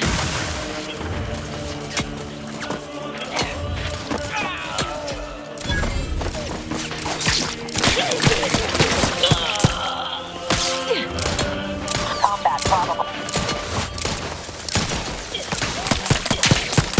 Torpificator at ready status. Energy capacitor out. Energy is up for grabs.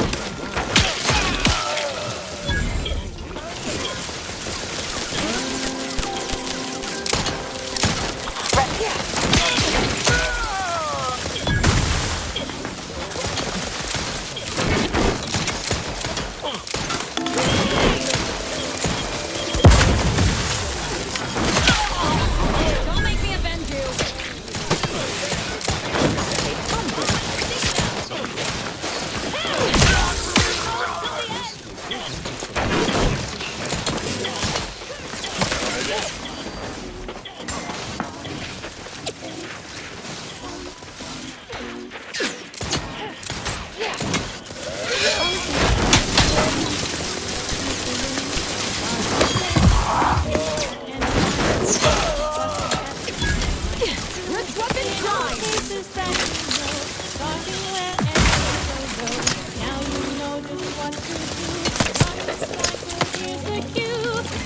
Fibonacci.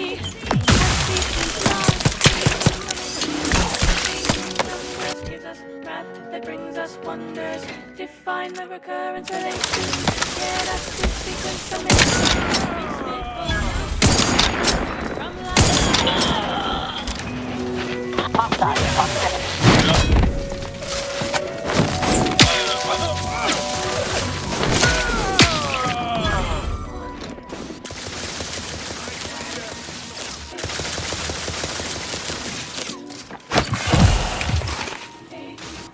gazing upon the golden spiral, a part that's quite so vital. Our things in a certain motion. To be fair, perfect quotient. 0, 1, 1, and again.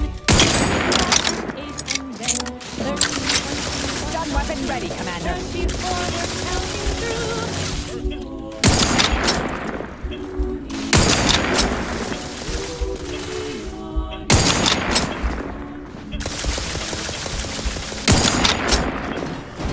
Enemy moving into harm's way. That's me.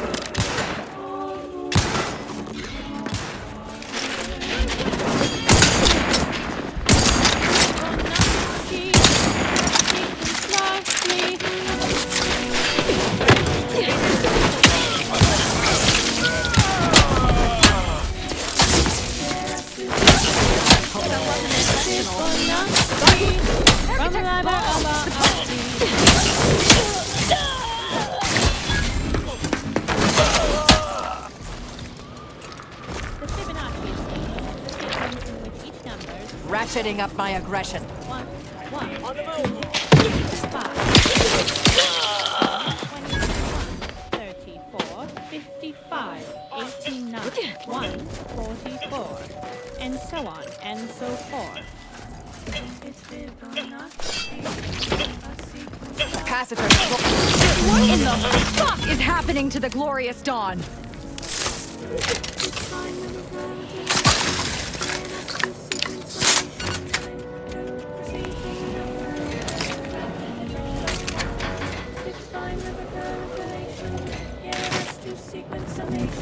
It's Fibonacci from the library of our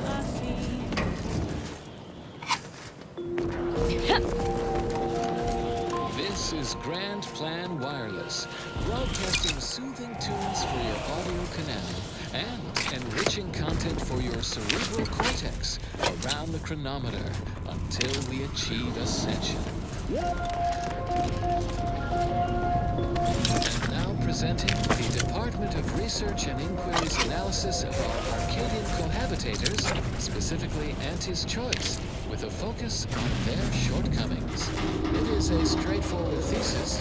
A corporate transactional society inevitably suffers from dissatisfaction and fracturing among the population. For empirical evidence, Exhibit A, their product refinement center and chemical plant on Praetor, occupied early in the corporate incursion of that inhospitable Elysium moon, ostensibly to create sufficient essential materials, lubricants, additives, skincare products, to feed their war effort and appease the superficial wants of their citizenry. Every new consumable must represent a 110% improvement over the previous one, an insulting hyperbole of mathematics and a gross disappointment for their subjects. And yet both facilities produce more problems than products. The chemical plant is a cesspool of industrial waste, byproducts of Auntie's haphazard production process. The product refinement center is plagued by disgruntlement. A splinter group has threatened a work stoppage over unfair treatment. Even basic biological functions, such as urination breaks, are transactionalized. Such inefficiency. Production is at a standstill, and rightly so. These issues are all symptoms of a larger plague: inefficiency. The corporatists claim their mission statement is the pursuit of self-betterment. In reality, their cutthroat practices and slipshod production methods will only lead to further fracturing and unhappiness, predicted with a 49.7% certainty. Source references, footnotes, and analysis will be provided upon request. Now do carry on. And as always, anticipate and calculate. And now, additional personal data and/or music, determined to facilitate cognition. And now, a song from a composer predicted to have 3 well-liked melodies and become allergic to water this year.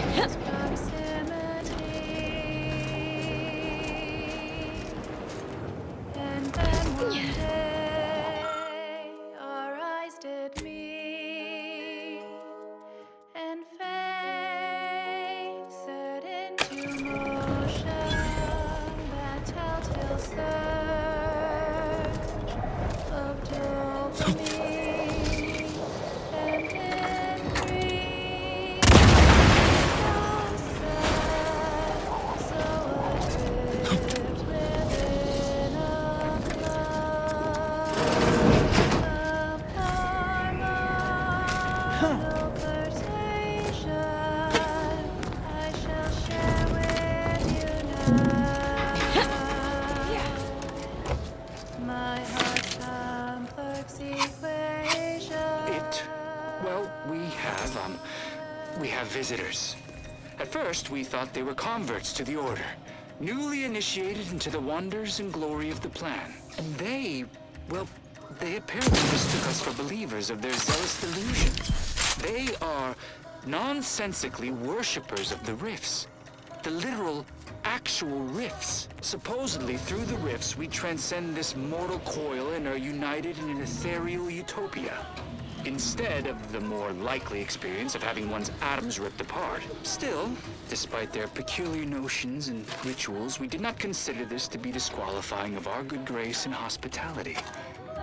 Until they tossed Johansson into the rift. And while I cannot say for certain what happens when you pass through a rift, those of us who remain have no intention of finding out. We are planning a quiet exit in the night.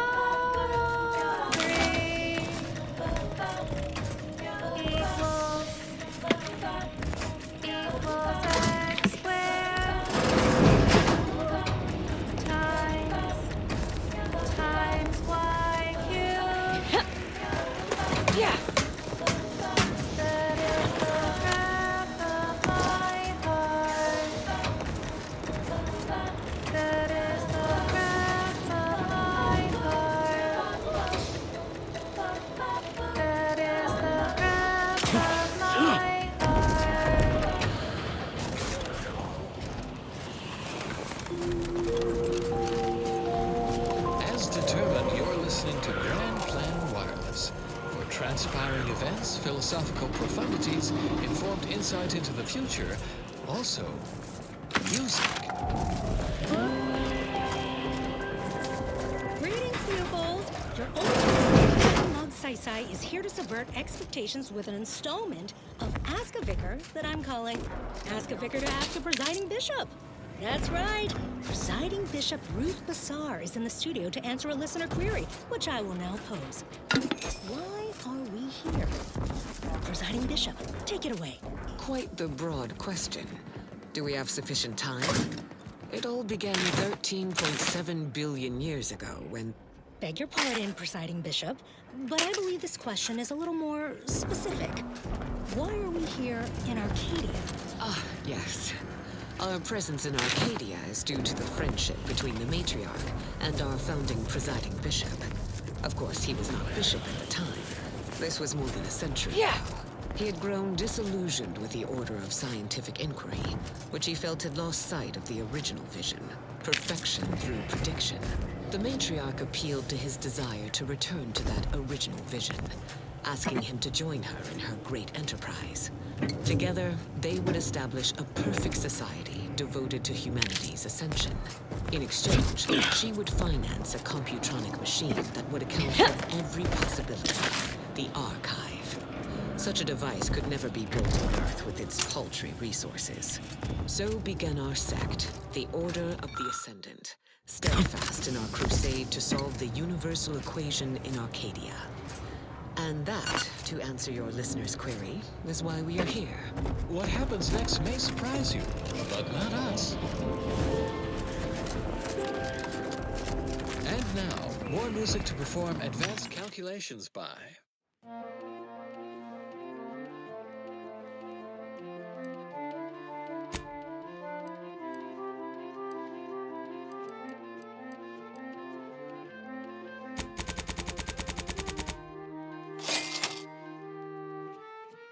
When we first met, your eyes pierced mine like an honey bun. I felt it in my new life. Your obsession with jewels and thermodynamics set my heart ablaze.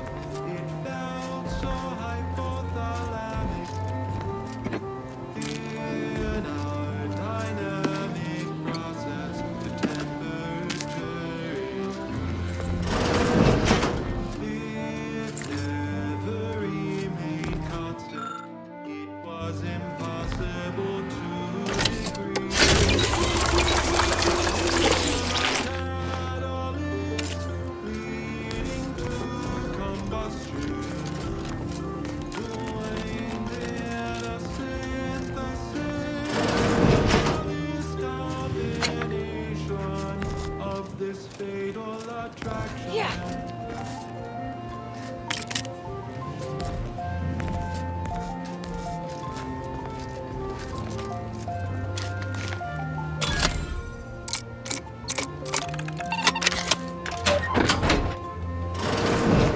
Did we ever find a perfect calculation?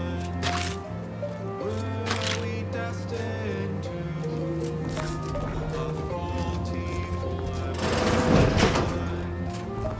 When we talked about the role of oxygen, you broke my heart when you countered that with phlogiston.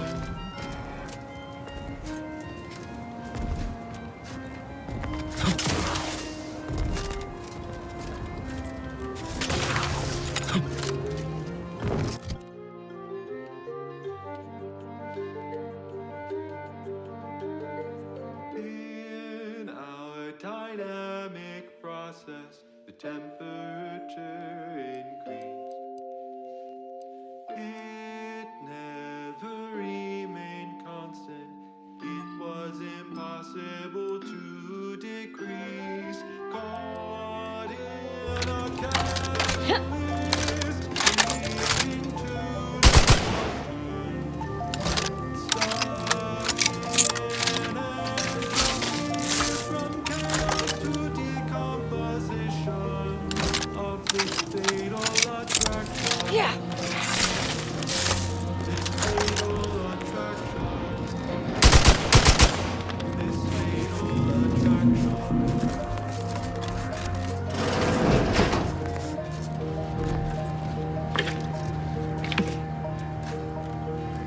Heat up the armories.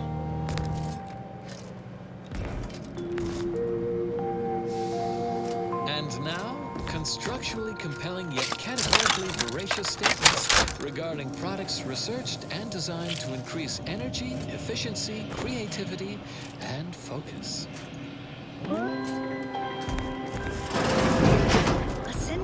anti-morbidic soda. None of the calories with none of the flavor. From the Order of the Ascendant. Never forget, we will unlock humanity's true potential. Due course, in due time, each fulfilling our prescribed role within the grand plan. Avid followers of our predictive playlists are already aware of which song follows. Interested in receiving our weekly selection of mathematical clues? Visit your local predictory.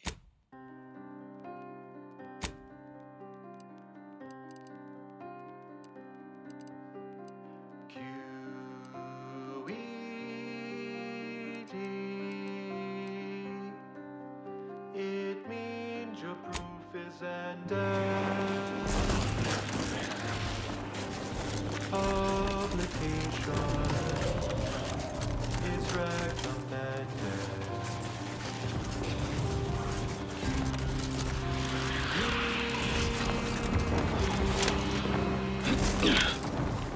Poder of demonstrandum. Hard to recall. Use an easy acronym. QED. Quickly elucidate and demonstrate. QED. Get to the point and do not vacillate.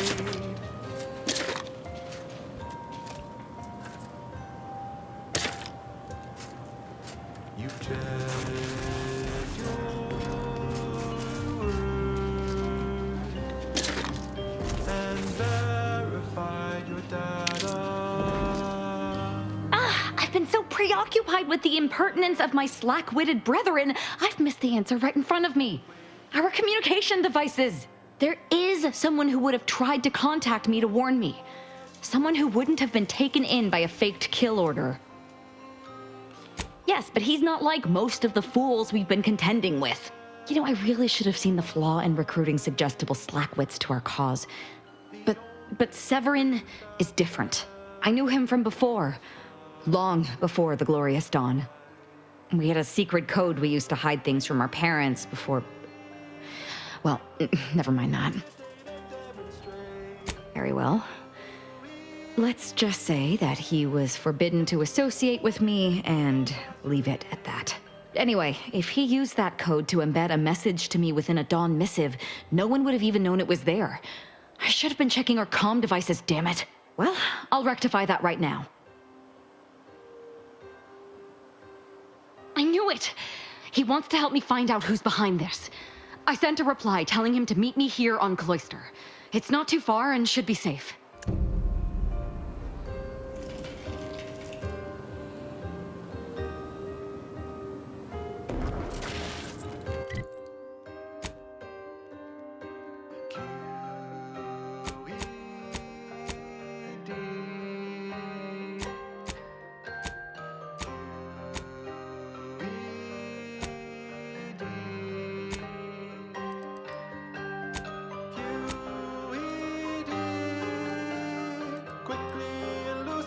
And demonstrate. QED. Get to the point.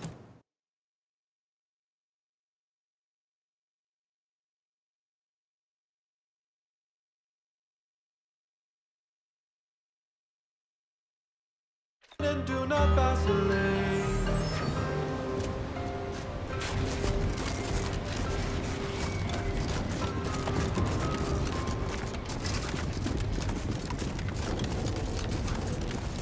This melodious little ditty was dedicated to novice Gertrude Powell.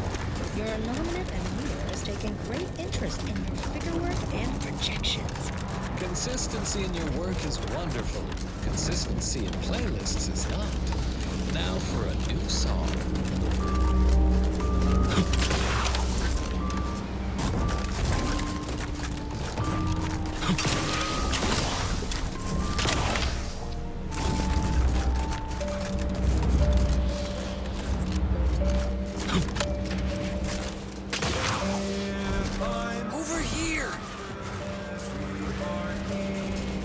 And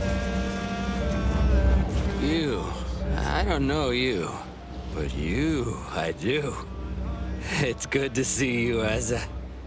It's me, Severin. You know, I've never been to Cloister before. It's cold. What is wrong with you? Boy, damn it! Did they mentally refresh you? No, let's just say I'm well lubricated. You tried the new Prestige gin? It helps when you have to do something you really don't want to do. I didn't say that. I simply said I thought he'd see through the fake kill order. Oh, I did. That's why I'm here. I made the mistake of questioning it too loudly to too many of the Dawn. The Exalted Leader summoned me. She knew about the message I'd sent to you. Dagmar met you? Face to face? You're lying. She meets with no one but me. That's right.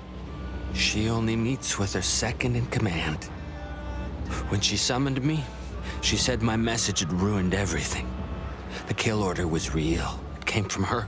In order to save myself, to save the Dawn, I had to do this. She promised I'd take your place. And I'm a coward. I didn't want to die. There are a bunch of sentinels in hiding. When I give the word, they're to execute both of you. I'm sorry, Asa. No. Sentinels! Target confirmed! Go to the top of the Sentinels! The top!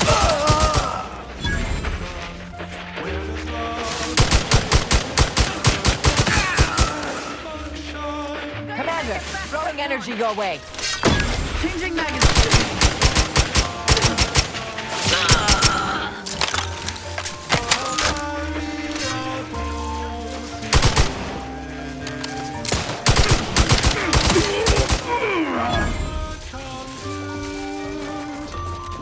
It's both clear and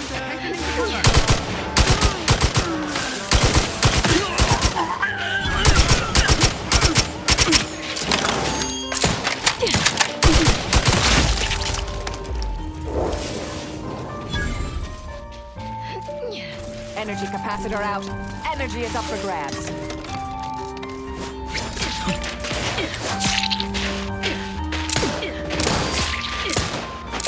This weapon is mine!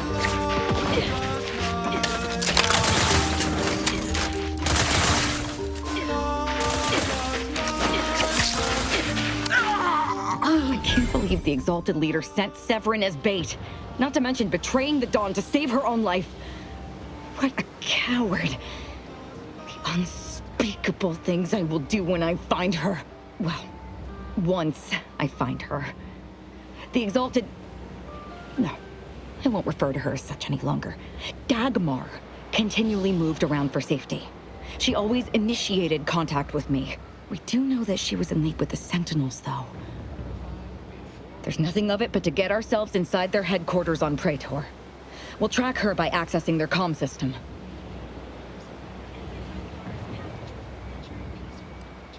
Couldn't have said it better myself. Fortunately, we don't need to worry about hacking their systems.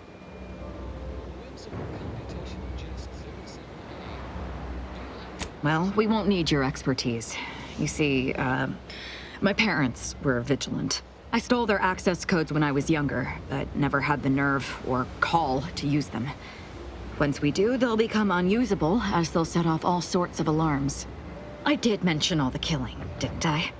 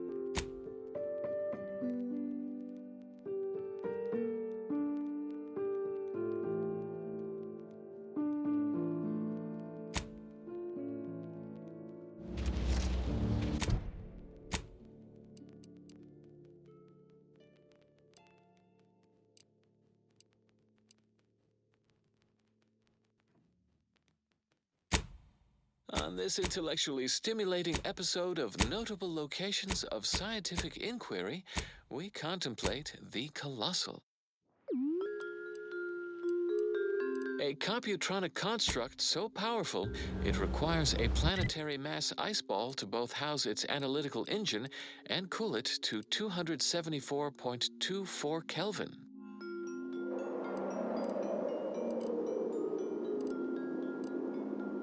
Bundle yourself in cold weather outerwear as we visit Elysium's Ice Moon Cloister, home of the Archive.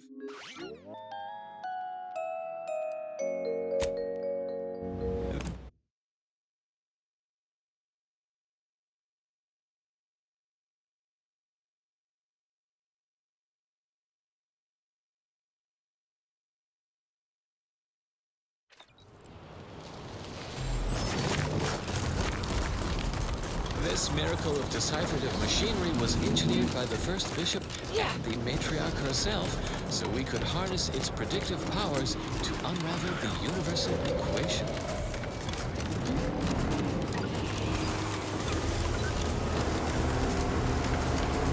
Beneath Cloister's permafrost sprawls an endless maze of componentry, resistor banks, logic assemblies, data manifolds, quantifiers, dequantifiers.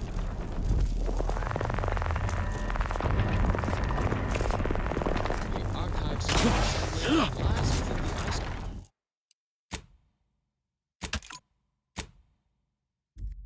Means where 2.7 valve switches calculation.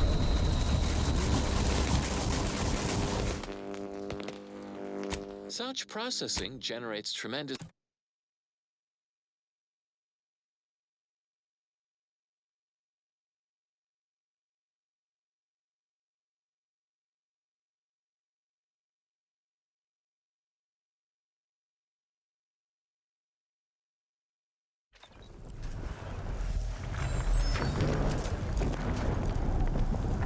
Archive's core assembly lies within the Ice Moon's inner mantle, where 2.7 billion thermionic valve switches perform the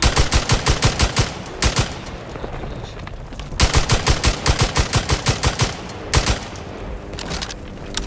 Such processing generates tremendous heat, which is dissipated by the thermal transfer system. That's the central tower of the Archive. Too marvelous a piece of engineering to be in the hands of heretics, you ask me. Subsurface seas and the assembly. When in operation, the core will turn molten in 1.8 minutes without thermal transfer's consistent hydraulic pressure of 3,300 psi. Fortunately, this system is foolproof. It would take deliberate human intervention to operate the Archive without the thermal transfer system. But who would act so irrationally?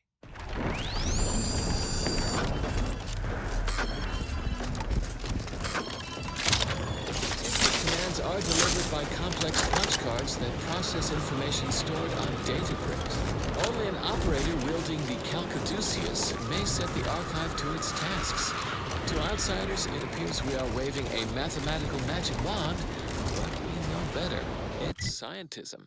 Alas, the facility has slipped from our computational control, a loss not only for scientism,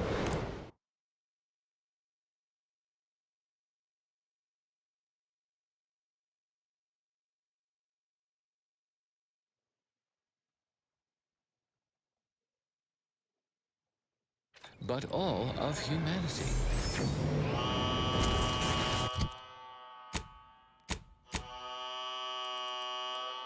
It is imperative that we recover the Archive and resume its great purpose, solving the universal equation so we will inevitably achieve ascendancy.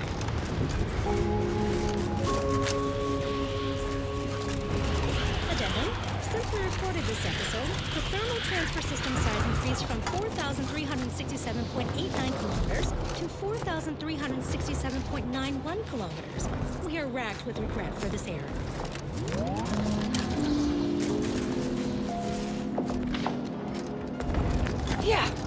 Stand by for further stimulating content.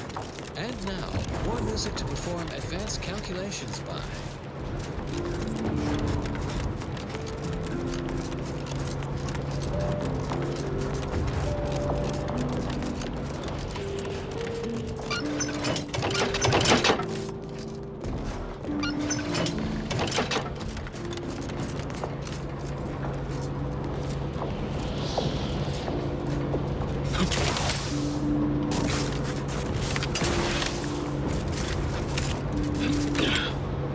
If something hasn't happened, if something's not the case, if you find your data missing inside your database,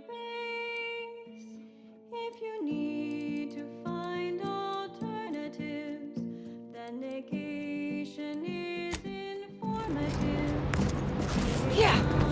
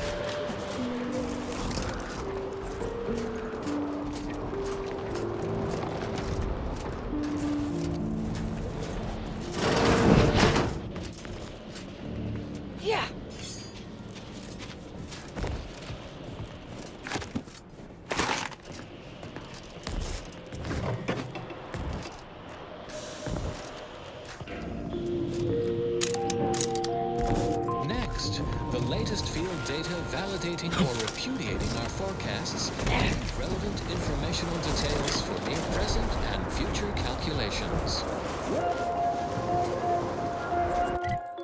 And now presenting the Department of Research and Inquiry's analysis of our Arcadian cohabitators, specifically Auntie's Choice, with a focus on their shortcomings. It is a straightforward thesis. A corporate transactional society inevitably suffers from dissatisfaction and fracturing among the population. For empirical evidence, Exhibit A, their product refinement center and chemical plant on Praetor. Occupied early in the corporate incursion of that inhospitable Elysium moon, ostensibly to create sufficient essential materials. Fortificator at ready status.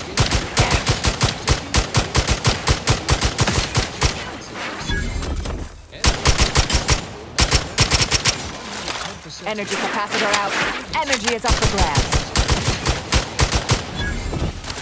Disappointment for their scientists, and facilities produce more goods than products. Kept a cesspool of industrial production process. The product refinement center is plagued by disgruntlement. A splinter group has threatened a work stoppage over unfair treatment. Even basic biological functions, such as urination breaks, are transactionalized. Such inefficiency. Production is at a standstill, and rightly so. These issues are all symptoms of a larger plague: inefficiency. The corporatists claim their mission statement is the pursuit of self-betterment. In reality, their cutthroat practices and slipshod production methods will only lead to further fracturing and unhappiness, predicted with a 49.7% certainty. Source references, footnotes, and appendices for this analysis will be provided upon request. Now do carry on. And as always, anticipate and calculate. Continuing as predetermined. The following song has been determined to facilitate abstract thinking and instructive rumination.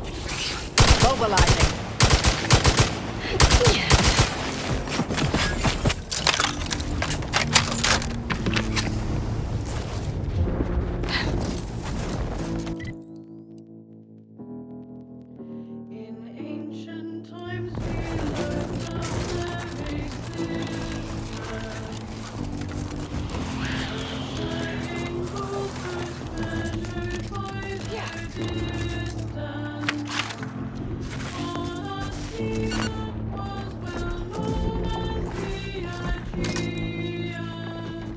I'll handle this.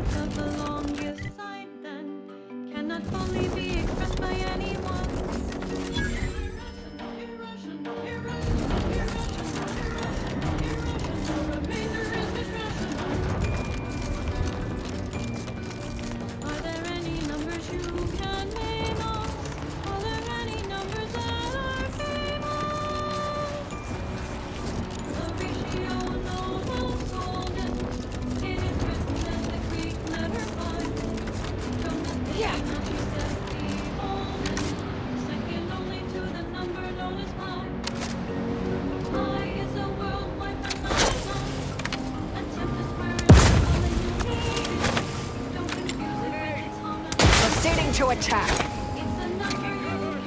Recharged for mayhem!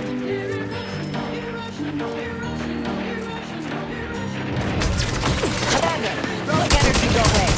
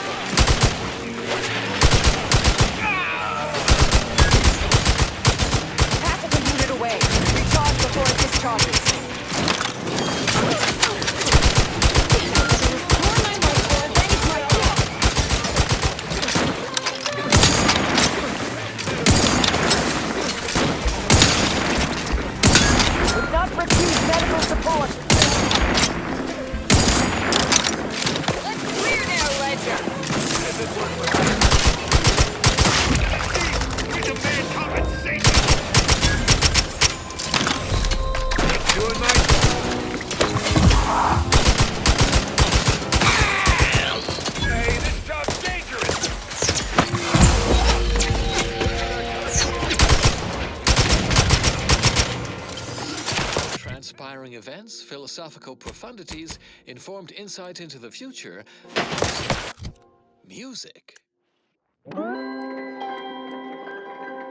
Greetings, pupils! Your always relatable Vicar Mug Sai is here to subvert expectations with an installment of Ask a Vicar that I'm calling Ask a Vicar to Ask a Presiding Bishop. That's right! Presiding Bishop Ruth Bassar is in the studio to answer a listener query, which I will now pose. Why are we here? Presiding Bishop, take it away. Quite the broad question. Do we have sufficient time? It all began 13.7 billion years ago when... Beg your pardon, Presiding Bishop, but I believe this question is a little more specific. Why are we here in Arcadia? Ah, yes. Our presence in Arcadia is due to the friendship between the matriarch and our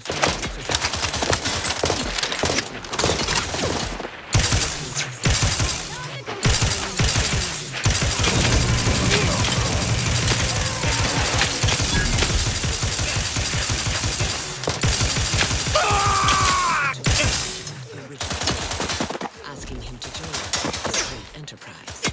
Together, they would establish a perfect... One capable of said activity. Essential. In exchange, she would find a machine that would for every possibility. The archive. Ain't regulating me! It's pulp diesel.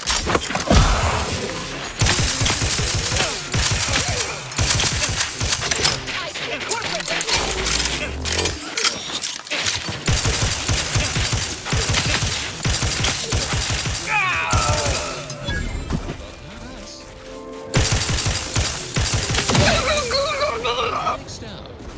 Well, the seers among you already know. The color of space. A chromospectral analysis. When asked about the average color of space, the famous stellar cartographer Newton Otisgard replied, no hesitation, beige. To experienced lumen astronomers, his answer was the expected one. But I can already hear the obtuse listener bleating, with their faces contorted into a rictus of ignorance. Wouldn't the average color be black or white, or simply a shade of gray? No. No, it would not.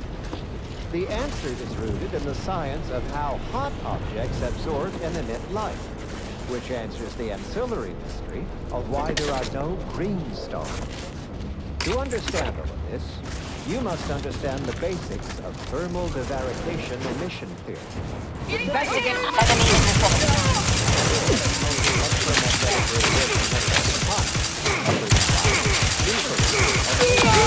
Standing by to stupefy. Reflects only a small portion. Capacitor deployed.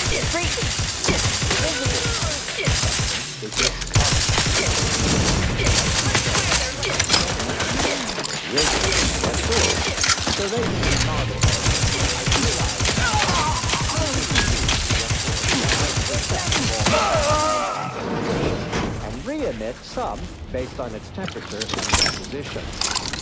Stellar composition determines what patterns of light will be emitted, while stellar temperature determines the frequency of light and hence what portion of the spectrum that light is in. Low temperature emission is infrared and not visible to us without proper instrumentation, which I did not describe here. As the stellar body's temperature rises, its emitted light shifts up into visible light, through red into orange, then yellow, and white. And now, constructually compelling yet categorically veracious statements regarding products researched and designed to increase energy, efficiency, creativity, and focus. Ascendant anti-morbidic soda. None of the calories with none of the flavor. From the Order of the Ascendant. Never forget, we will unlock humanity's true potential. In due course, in due time, each fulfilling our prescribed role within the grand plan. This popular number has been conclusively proven to promote cognitive function. Generating primes, techniques, and uses. Good day and welcome again to Advanced Abstract Algebraics, Section 4, Session 43. Please continue to enjoy the background music, which I have selected today based on its arithmetic-based harmonic progressions. My name is Edmund Vandersmark, and I am the Senior Tenured Laureate of the Tertiary Adjunct School of Numismatics for the Order of the Ascendant. Today's lecture will focus on the generation of prime numbers, techniques, and uses thereof. I know. Prime numbers? Why so simplistic? Well, consider this a basic refresher course in remedial numismatics for those new to the order. I will start by explaining what a prime number is, despite the fact that you should have learned that definition decades ago while still in diapers. But no matter. I have been called many things, and repetitious is one of them. I have also been called redundant several times, and once I was called reiterative, if you can believe that. So, prime numbers. What are they? The simplest definition is this. Given the set of natural numbers greater than 1, let's call that set n2, then a prime is any number in the set n2 that is not itself a product of two other numbers in the set n2. A simple definition. Elegant, even. Uplifting. Almost ascendant, you could say, but not redundant. Side note, I am frequently asked why isn't 1 a prime number since nothing can divide it other than itself? And the answer is simple, you silly lay person. Because with such an inclusion to the definition of a prime number, then nothing else would be a prime number. And then what good are prime numbers? Wait, you ask, what good are prime numbers? Why would we want to find and use prime numbers? There are all kinds of abstract number theory applications, and that should and would be sufficient reason to want them.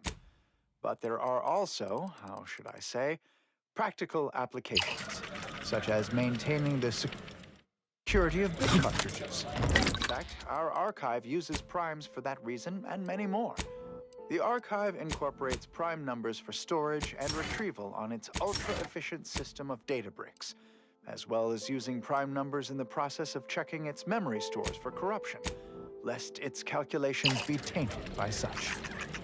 But if you strive to become a numismatics researcher, there are several open questions in the area of prime number study. One such question is this. Is every even member of the set n2 besides 2 a sum of 2 primes? It seems to be so, but no one has ever proven this conjecture. Similarly, are there an infinite number of prime pairs that differ by only 2 in their value? That seems unlikely, but we have been unable to find an upper limit. Perhaps you could discover one of these proofs and become the next Senior Tenured Laureate of the Tertiary Adjunct School of Numismatics for the Order of the Ascendant. Such a lofty, and dare I say, elegant goal. Good disquisitions to you all, and good day.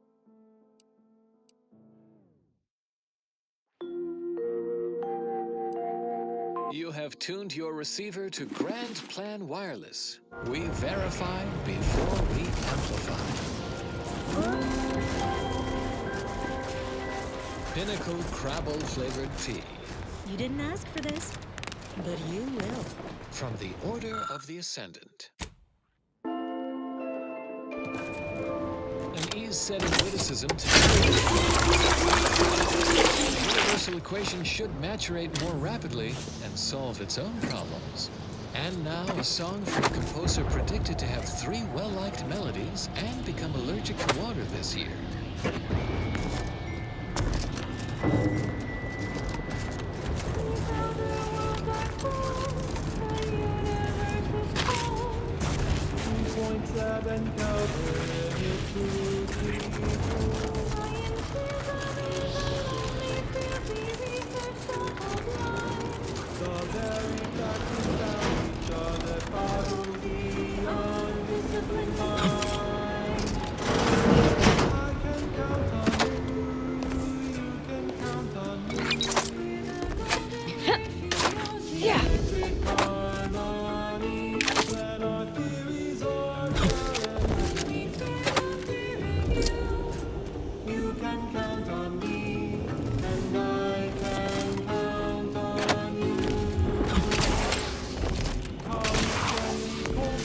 academia's always true.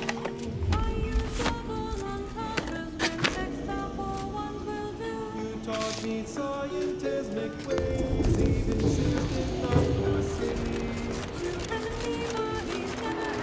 That my brilliance in 100 degrees.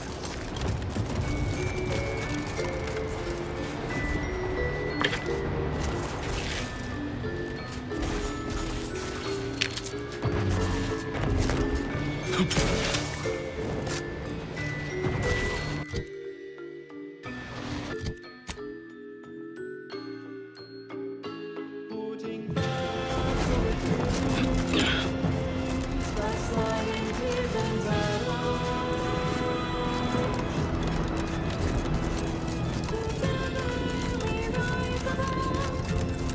we keep the mean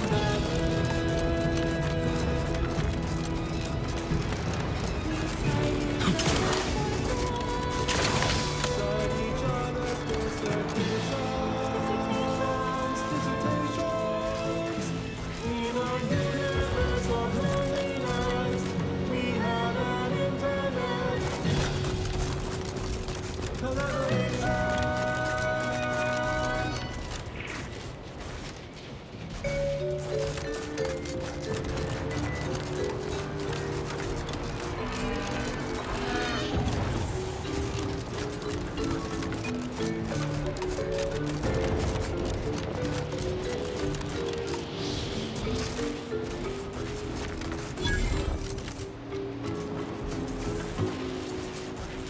Resorting to violence.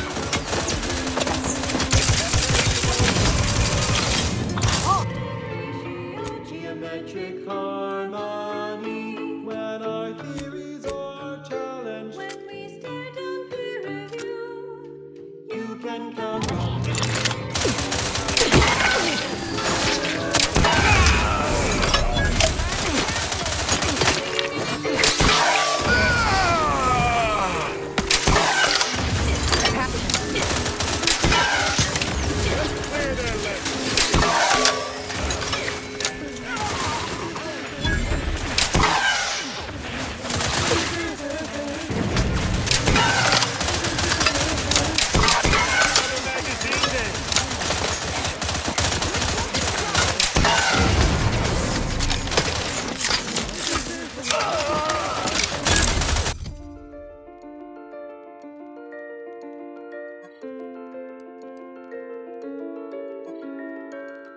You gathered your data through observation.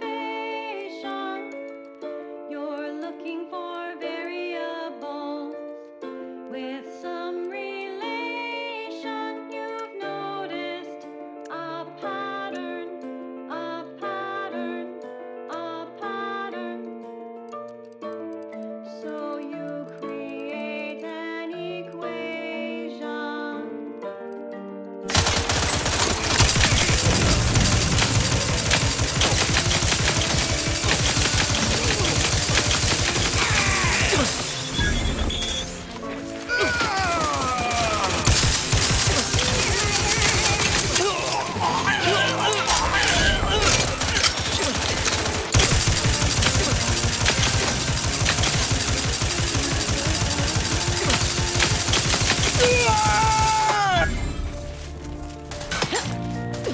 Energy capacity.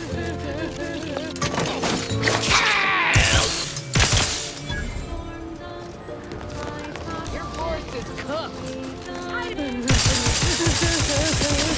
He's running away. Hostilities are afoot. Looking out for number one.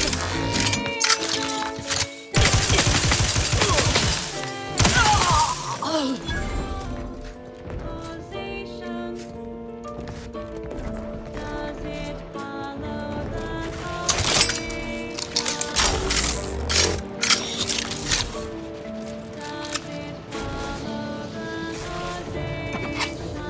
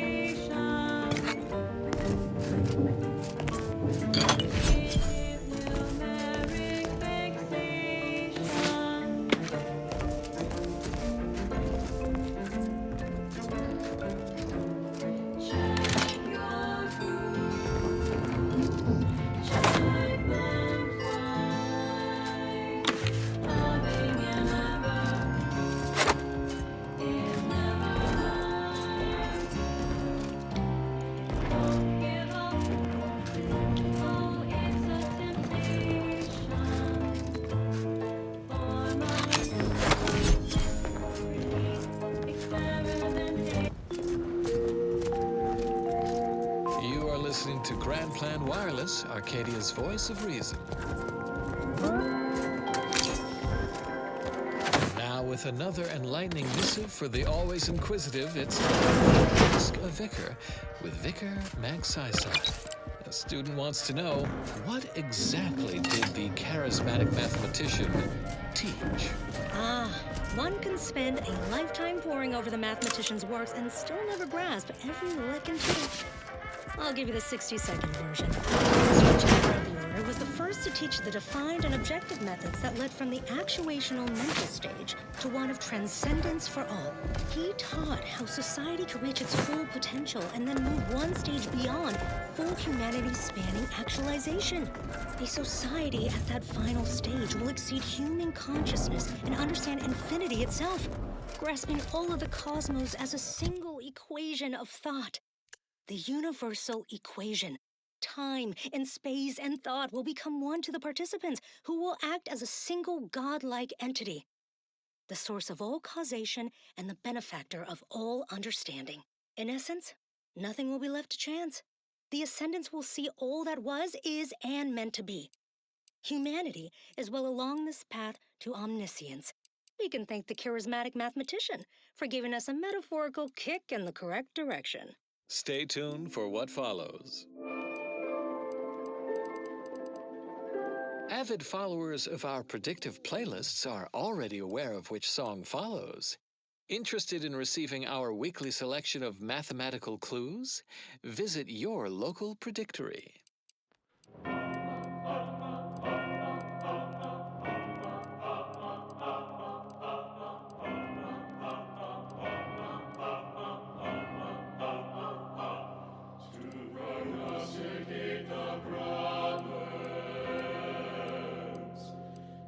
Anticipate the answers, to terminate the errors, and liberate our lives, to integrate ideas, and dissipate disasters.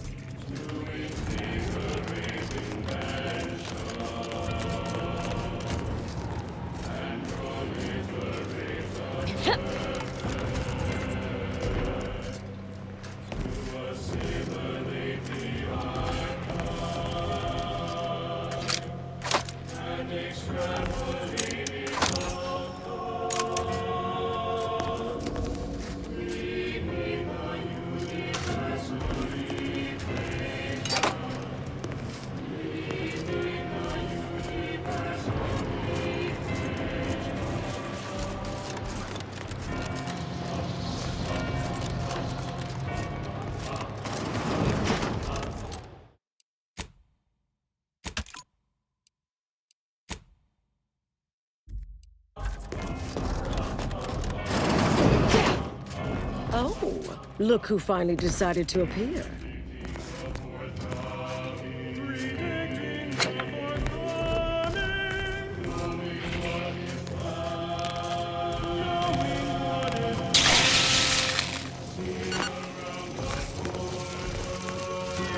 Anais, you're not supposed to be here. Events prove otherwise, don't they? While you were taking your time arriving, I found a way inside these corporate drones haven't discovered. I've grown rather adept at sneaking in and out of these so-called restricted areas unseen. Peeked around a little, They've conveniently posted signs where various types of dangerous research materials are stored away. Leave it to the Order to rigorously catalog everything. Burn-down initiation is listed on the top floor. They destroy materials through immolation there. The research will be in reinforced containers, so enlisting the facility's own incineration measures would be prudent. Anais, stay here. Please. I expected such to be your attitude, but I'll have you know that I am not doubting your abilities. Quite the opposite. I need you to guard this entrance. Anyone appears, come running. Fine. Go. I uncovered a vent in that office. Standard order redundancy measure. Let's outpass the barrier over there. I'll hang back a moment while you depower that fence. Wriggling through vents is a young person's game after all. We'll stay here. You find a way to disable these fences.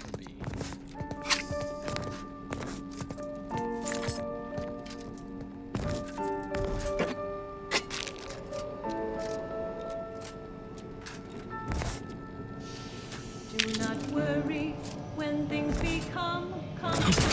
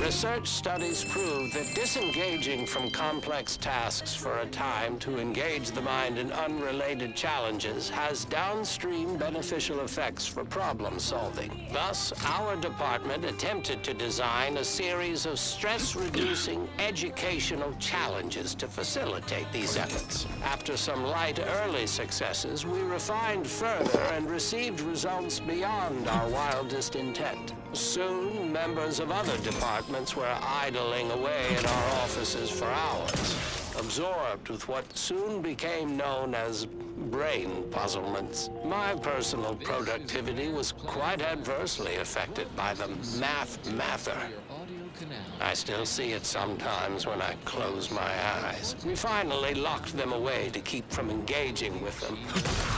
Unfortunately, copies were smuggled out and distributed far and wide, leading to the oft-cited equational delay incident. To consider them simply as adversaries is intellectually lazy. They are a subjugated population, incurious, cognitively atrophied. What horror! The Protectorate Overseers have much to answer for. Lest you forget why we parted professional ways. Hello? Someone there? Hello? Help! Please! Relentless propaganda, unlike us. Our sum is greater than our parts. We collaborate with unforced and Thank you. This is a mistake. Phew. Well, that's a relief. Didn't think I'd ever get free. Don't have to tell me twice. This is all the bits I have on me. Not much, but thanks. I'll be out of here as soon as it seems safe. Process wherein citizenry undergo chemical thought suppression in a Praetor fortress dedicated to this insidious purpose. They emerge more intellectually docile than when they entered. Perfect Protectorate subjects. Such deplorable practices have spurred some to action. Protectorate Support Group on Free Market Station seeks to rehabilitate the mentally... I'll be out of here as soon as it seems safe. To help ex-Protectorate subjects think... productive... We should welcome them back to our former colonies. Because of the paradigm, the verifiable veracity... You're young and spry. You can handle that.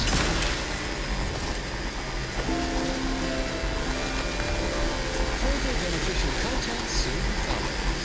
The following song has been determined to facilitate abstract thinking and constructive communication.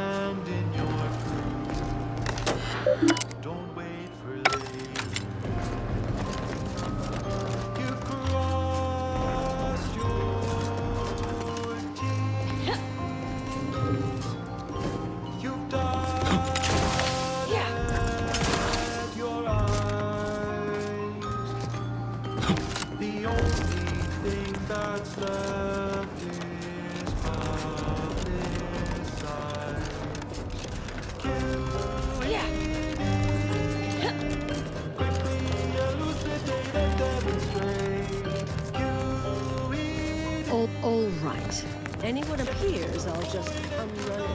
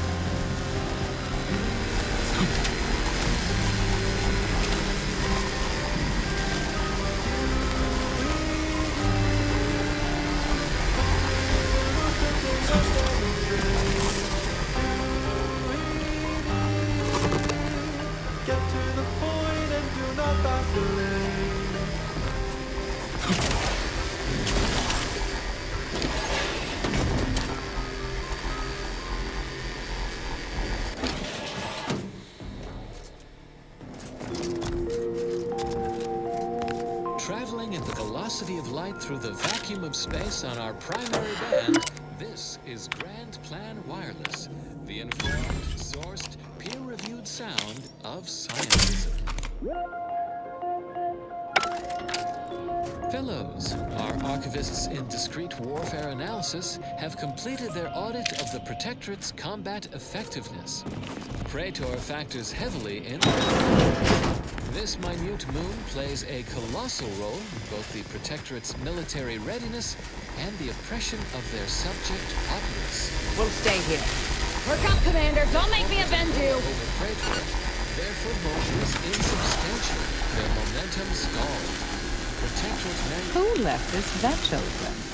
Security around here was tighter in my day. Operating at 89.25% efficiency, more than adequate to reinforce their military ranks. The factory is also involved in manufacturing performance-augmenting combat armor for human combatants. Our presence on Praetor is limited at best. We operate a grounding station to mitigate the lethal electrified atmospherics unique to this moon. Such irony. Our station greatly increases Praetor's habitability, even for our foes. Will those laypersons ever shower us with gratitude for not turning? Did I read that correctly? Seemed concerning. Hate to be the bearer of bad news, but we've got company in the form of an Auntie's Choice patrol. Seems their representative wishes to parley. Don't shoot! Like she said, I'm just here to talk. No, we're not exactly friends at present, but, temporary truce, perhaps? Believe I've pieced together what you all are up to here. And I am willing to offer a mutually beneficial arrangement.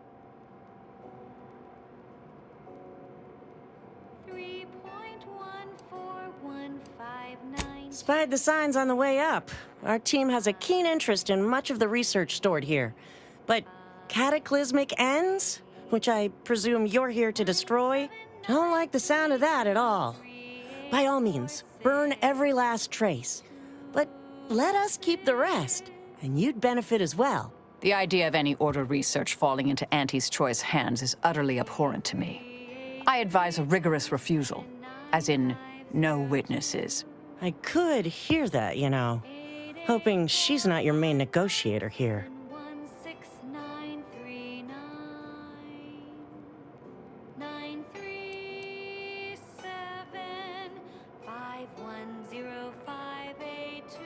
Understood. But if it's all the same to you, I'll just dawdle here while you complete the process. You know, in case you decide to change your mind. I'll prep the burners and make sure we have no more visitors. Unfriendly company.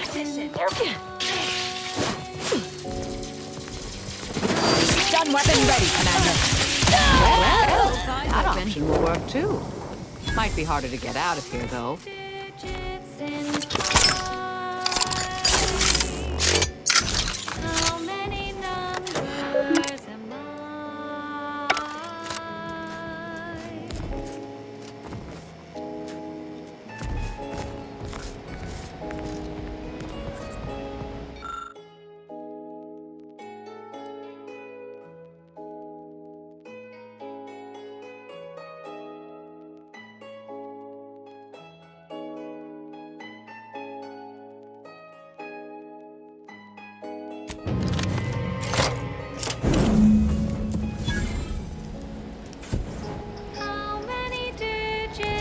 Well then, that seems sufficiently carbonized, cinderized. No half measures from the Order. Say what you will about them, but they are nothing if not thorough. My original notes and research are burnt to a crisp. It's over, finally. I'm sorry, but I saw on the terminal that an external party gained authorization to study it. There's at least one set of copies out there. Give me some time. I'll find them. What do you need from me? To go on and live your life. Round other people, not holed up in a dilapidated shack. We'll settle the rest.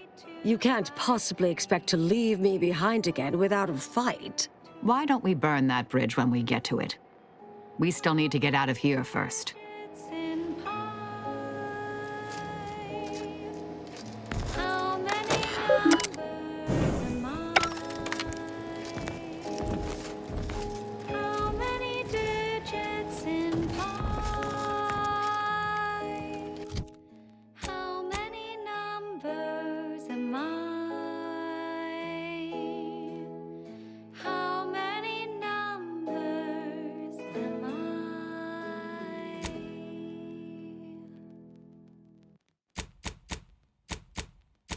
was dedicated to all the innovative minds in the Department of Applied Scientism from their admiring cohort in the Department of Research and Inquiry. Consistency in your work is wonderful. Consistency in playlists is not. Meet you near the exit. I just want to sift through things here for a moment.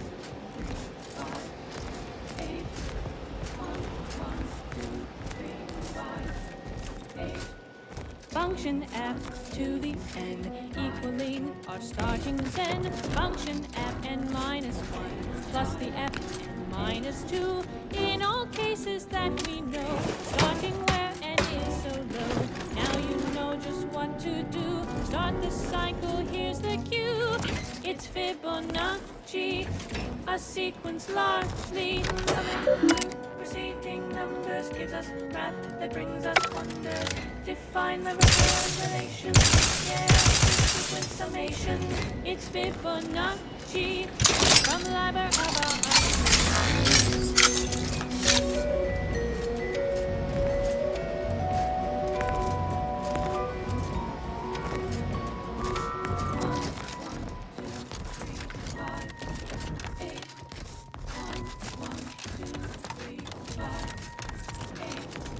gazing upon the golden spiral, a part that's quite so vital, arcing in a circle motion, giving squares perfect quotient, 0, 1, 1, and again, 2, 3, 5, and 8, and then 13, 21, not 2, 34, we're counting through.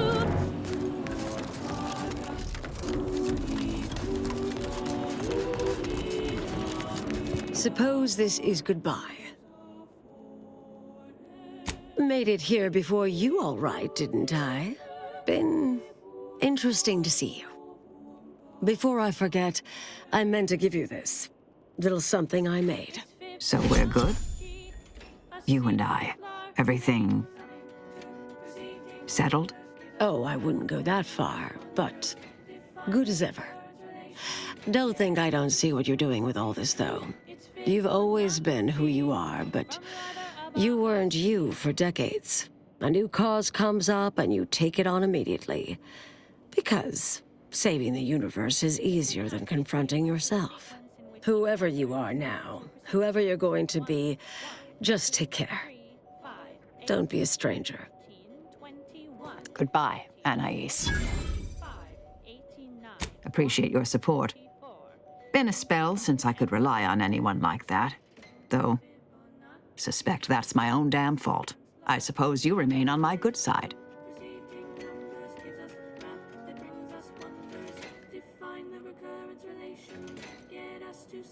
May the plan favor us against long odds.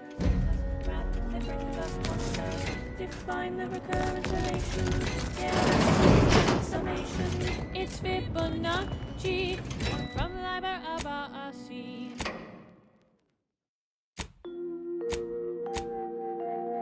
Broadcasting cognitive resonance across Arcadia, this is Grand Plan Wireless. As foretold by tenured seers and our own programming schedule, it is time for another illuminative installment of Ask a Vicar, featuring Vicar Mag Sci-Sci. A listener asks, what is the difference between the Protectorate's paradigm and our grand plan? Vicar, enlighten this layperson if you please. Why not ask the difference between a raindrop in the sea? Or the vacuum of the firmament and the core of a gas giant? Our grand plan is everything. Macro waves, N-raves, uranium. Every atomical particle in the universe and its motion. Predictable ones, we solve the universal equation. The paradigm, on the other hand, is nothing. A void.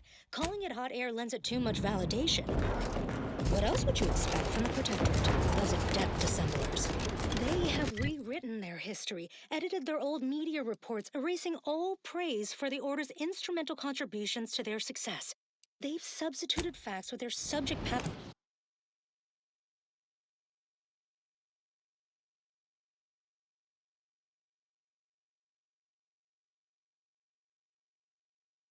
classifying fiction, and so the burden of truth has fallen upon our broad shoulders.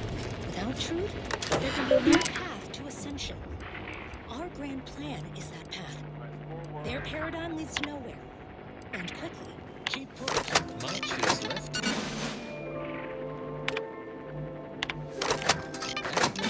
More music to perform advanced calculations by.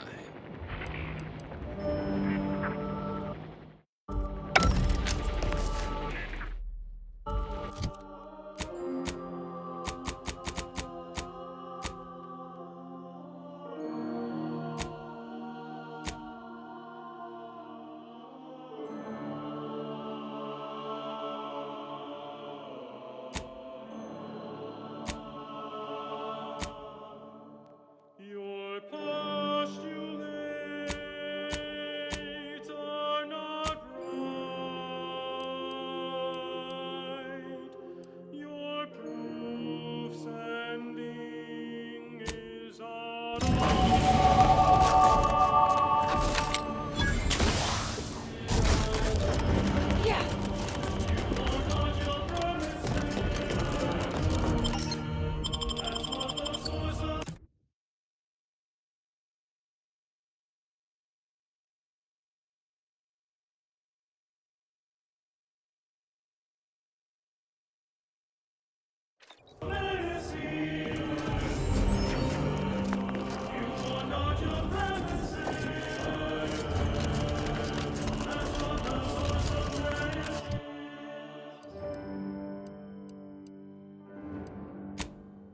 You've got to check your proof. No time to act aloof.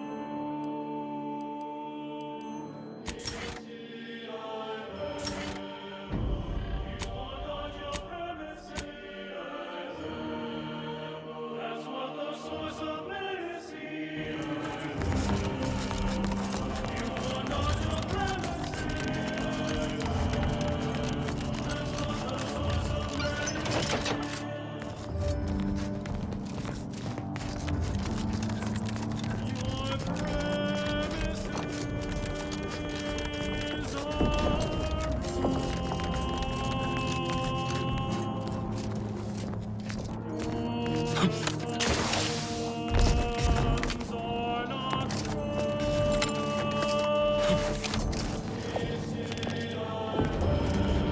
Let's pinpoint what you and I can accomplish for the Order.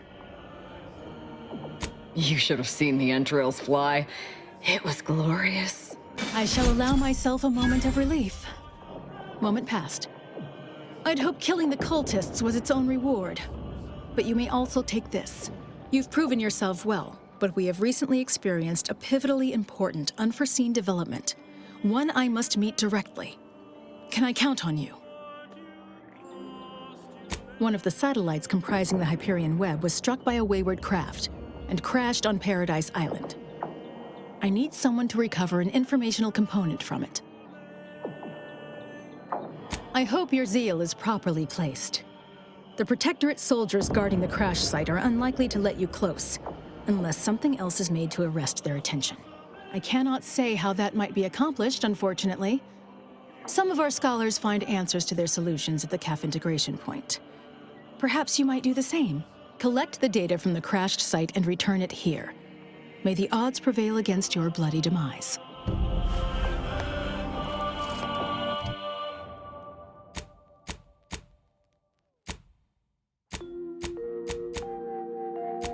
You have tuned your receiver to Grand Plan Wireless. We verify before we amplify. Eat complex food bars. Every real bar is packaged with an imaginary piece for you to enjoy later. From the Order of the Ascendant. Whimsical computational jest 37A. Be like the minus operator and make a difference today. This popular number has been conclusively proven to promote cognitive function.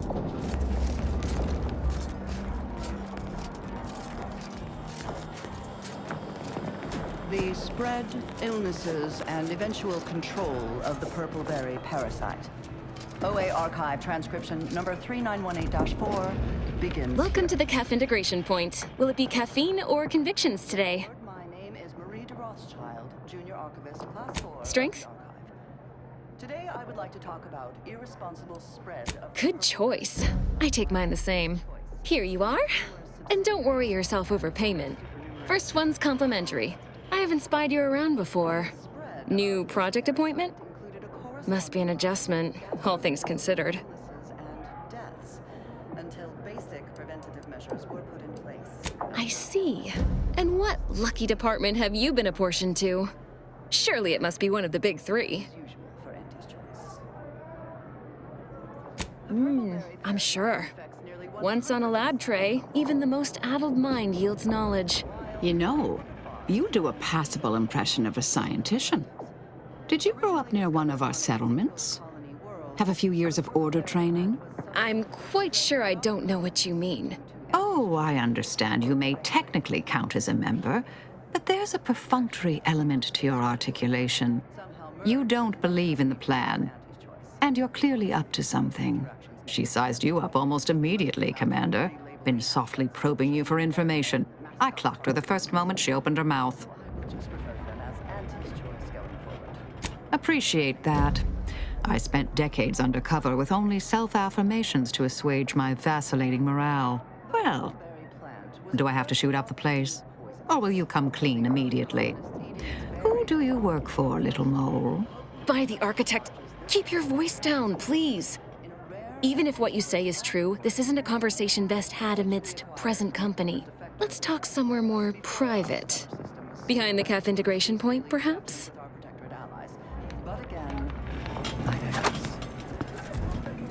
Belated testing by Auntie's Choice's unlettered scientists showed that the berries were not at all. Instead, they were infected with a microscopic parasite, the purpleberry parasite, or PBP, as it is colloquially called in Auntie's Choice's records. More specifically, the PBP eggs are found in every berry of an infected plant. You must be curious why I asked for such a discreet rendezvous. Allow me to whet your appetite for intrigue a little further, shall I? I have adequate reason to believe the Order is conducting a mass experiment on the population of Laplace's garden. The Order is not cultivating its perfect, plan-abiding society through careful ideological pruning, as the laureates would have you believe. It's simple pharmacology. Put bluntly, they're regulating the emotions of everyone in Laplace's garden through drugs in the water supply. Moderate your volume, please! No one here is in any immediate peril. Probably. The Order claims the subjects here supposedly consented to participate, but it was begun prior to the schism with the Protectorate, so who's to say? Regardless, if the Order has made some kind of pharmaceutical breakthrough, imagine how useful it might be to certain parties to know about it in advance. Contents contain undigested purpleberry seeds. Took you long enough to ask. I represent a group of information traders who would pay well to get their hands on a sample of this drug. Interested? Perhaps unsurprisingly, careless Auntie's Choice science. All you need to do is enter water reconditioning and collect a sample of the drug. I believe they call it perspective. This passcode will give you access to the main terminal. Watch the guards patrol before making your way into the facility. If worst comes to worst, I wager Laureate Beckett also has a keycard on him, but that might be tricky to lift. Lately, he's been sitting near the fountains, performing his silly little breathing exercises. If he's not there, then he's likely in conference with the presiding bishop. Whatever you do, be discreet. I can't have any laureates asking questions about me. Understood? But human colonists were not so fortunate. One more thing before you leave. Outside of work, I have, let's call it an alternative inventory. You'll have to pay, of course, but I'm sure I have something that'll make your job a little easier. And I'd like to offload some of this merchandise. Sounds like a win-win. 100%, even when reluctantly given medical attention by Auntie's Choice doctors, who were more concerned with upselling unnecessary procedures or prescribing expensive ointments such as their antibiotics, a topical cream that offers no benefit to the dying patient except possibly smoothing away stubborn wrinkles, according to product literature. However, given the purple berry's non-zero nutritional value and low growing costs, impatient Auntie's Choice administration officials directed their labs to find ways to remove the parasite from the berry. A variety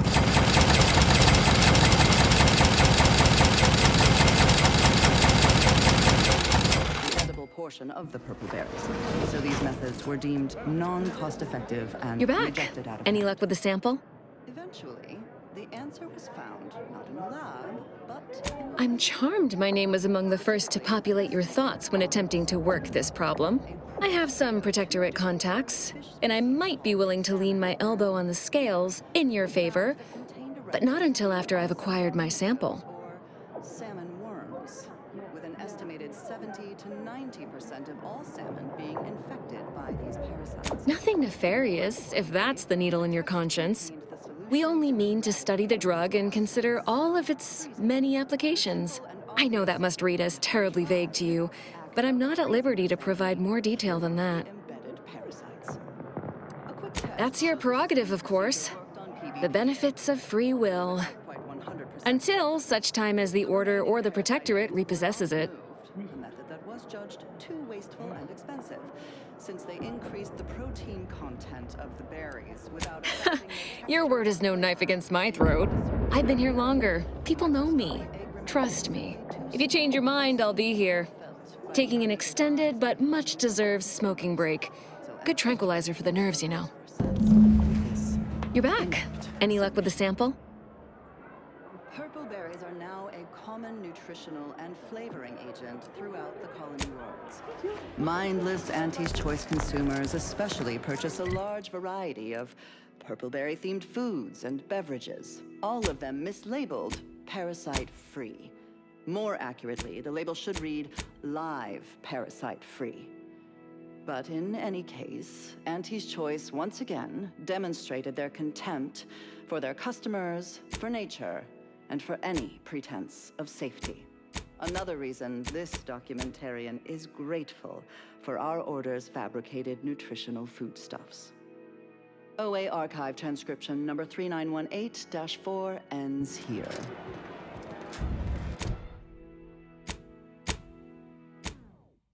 This melodious little ditty was dedicated to novice Gertrude Powell. Your nominate admirer has taken great interest in your figure work and projections. Warning, the following song mentions some actions that are improper, something your fractions should never be.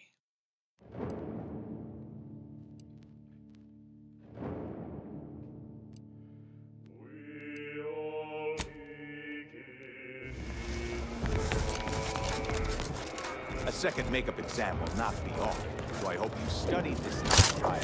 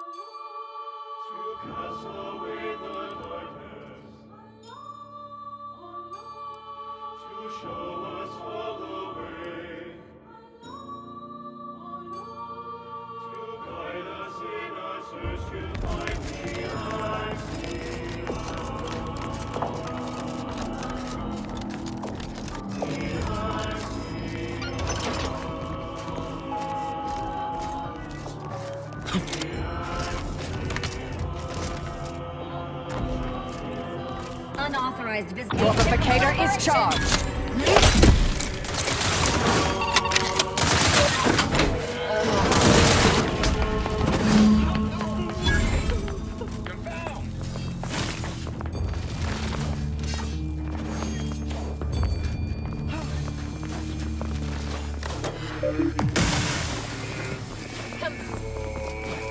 Grenade! Outbound!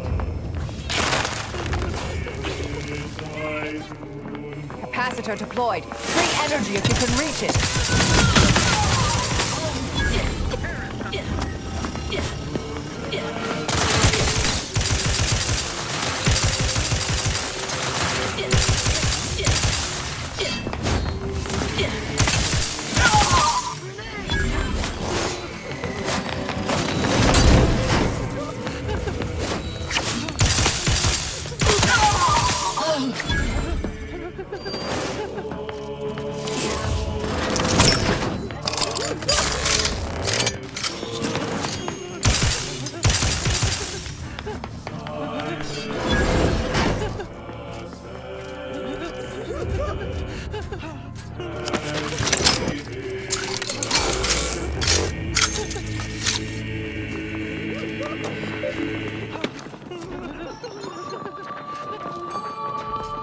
Capacitor unit away. Recharge before it discharges.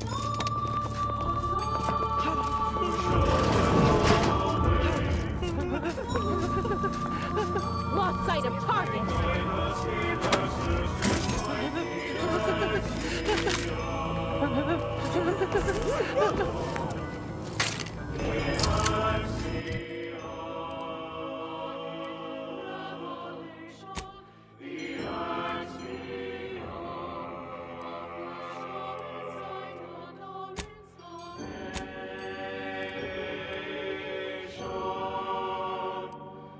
While I care little for the current Order administration, I care even less for seeing my fellow scienticians slaughtered. Commander, when you next check your personal terminal, you'll find my letter of denegation. Far as I can tell, my standards of acceptable conduct are a mite unrealistically high for this little outfit. Not sure that's something we can solve.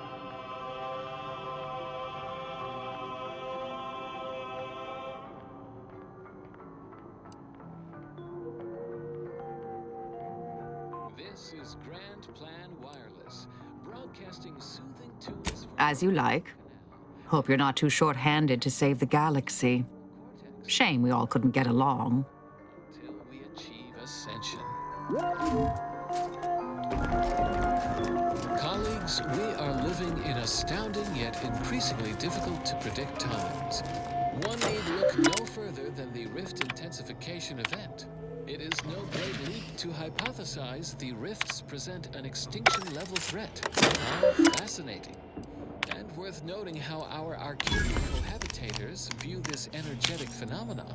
The incursive bit brokers in Auntie's Choice perceive the rifts as an exploitable resource once someone figures out how to stabilize them.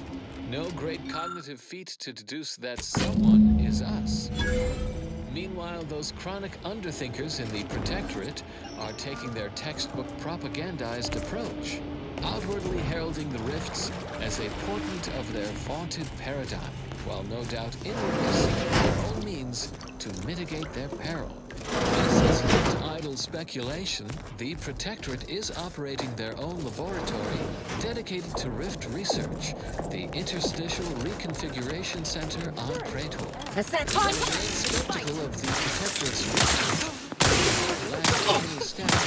Rounding down indeterminates! Anomalous outlier!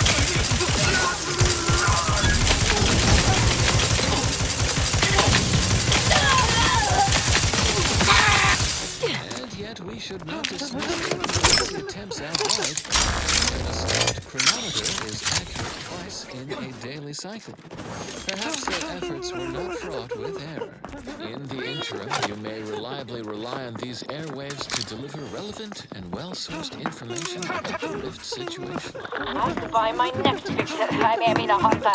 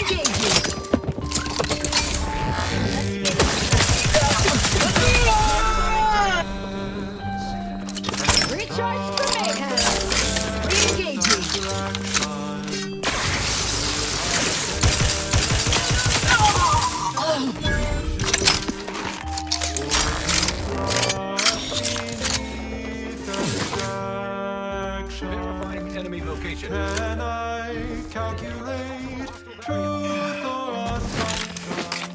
Where does love fit in a Anticipating trouble. function?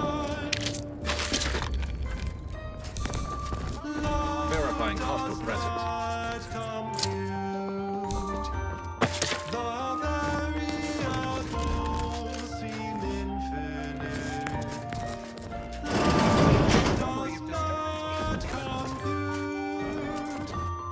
It's both clear and ambivalent.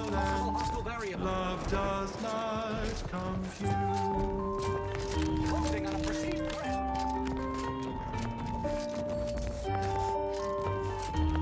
Discovery of disturbance is imminent. Assessing. Verifying hostile presence. About to verify my trepidation. Closing on a perceived threat. Investigating disturbance. About to verify my trepidation. Your possibilities are limited. Honing in on possible hostile variable. Terminating. Enter beginning.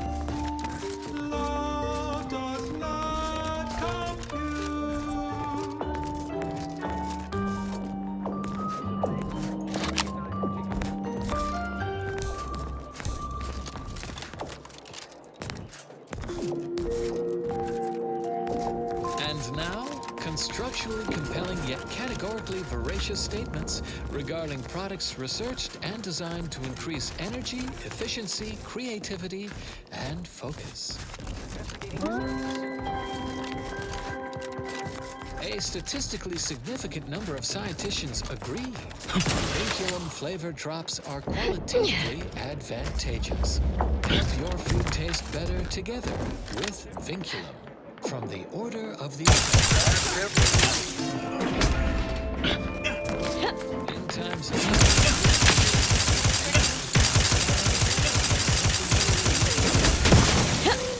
understanding your place, knowing your course, clears all worry and doubt. Avid followers of our predictive methods are already aware of which song follows.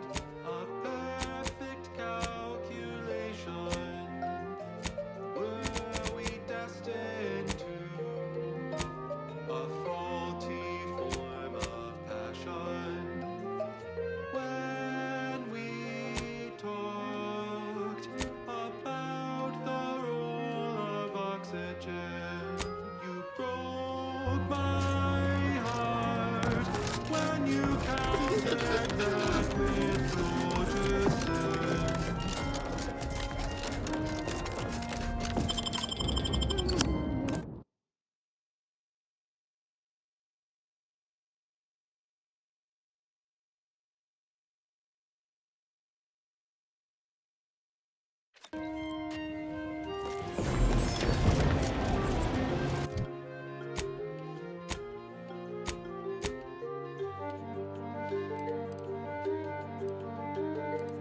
In our dynamic process, the temperature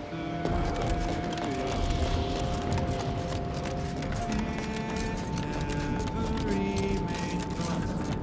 It was impossible to decrease. Caught in a cannon. Sharp enough. Hostiles nearby.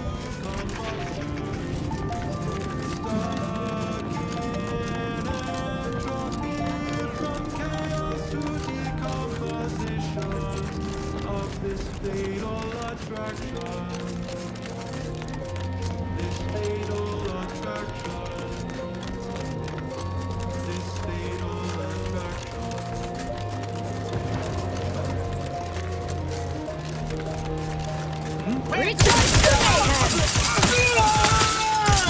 Aggressor at hand.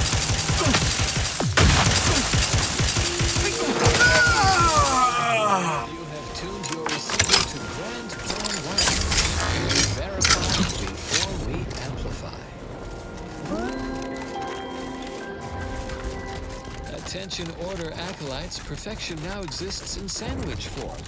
Our scienticians have created the perfect BLT sandwich. It is balanced, layered, and tasteful. You may cease your search for complete lunchtime fulfillment, for it has arrived. You are welcome from the Order of the Ascendant. A roguish comical remark discovered.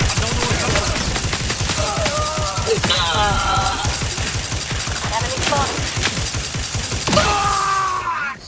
This popular novel has been conclusively proven in cognitive function.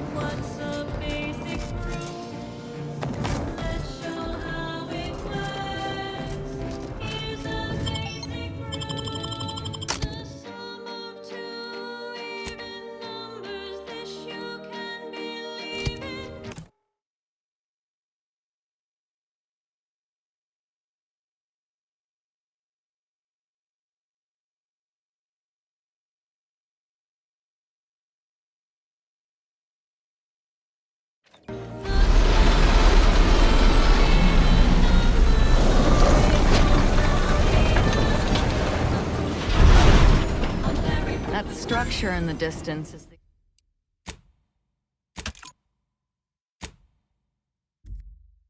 the interstate.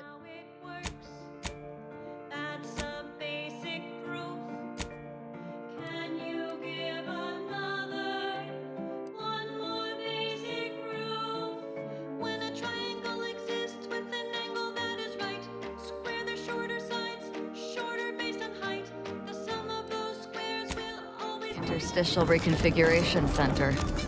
I mean, I'd assume it is. Looks like a rift experimental facility take place, right? Protectorate control of Breakdwarf has largely been achieved through the maintenance of the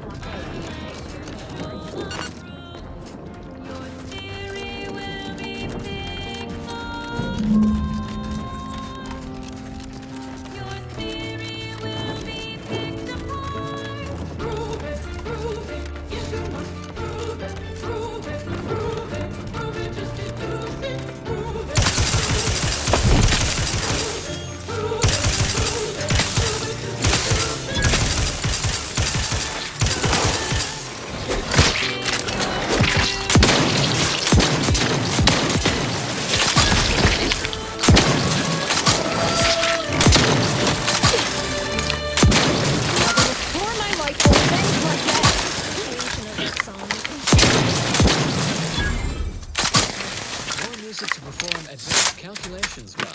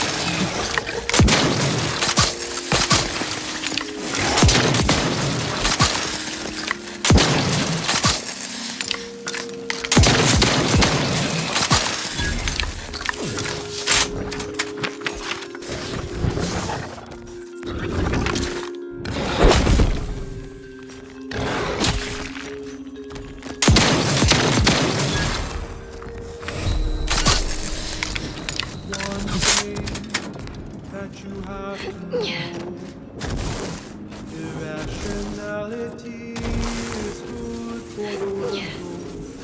How can that be? Infinite, a measure of mystery, unveils the key to logic's asymmetry. How can that be? How can that be? Irrationality. One thing that you must confess. Irrationality is a part of our program.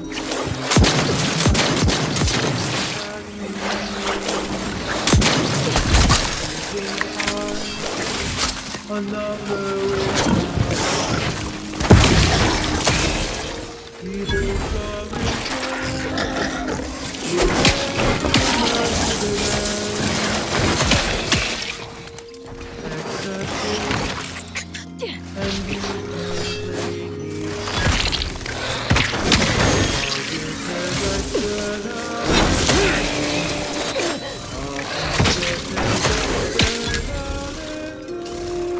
Either restore my life or...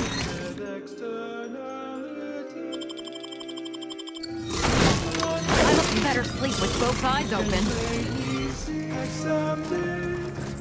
In this infinity, can it be a positive externality? One thing, the irrational accepted in the calculation, can it be? Can result in explanation. How can that be? How can that be? Our path appears to be severely obstructed, Commander.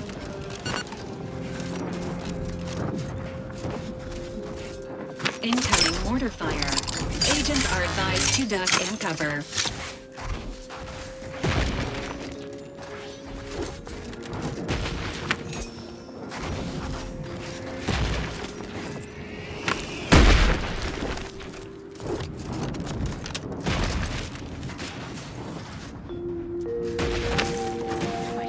As determined, you're and wireless. For transparent events, philosophical profundities, informed insight into the future, also music. We reject individualism in all its The next many forms. 4.7 minutes of your academic calendar for a compact dissertation on current events from Presiding Bishop Ruth Bassar.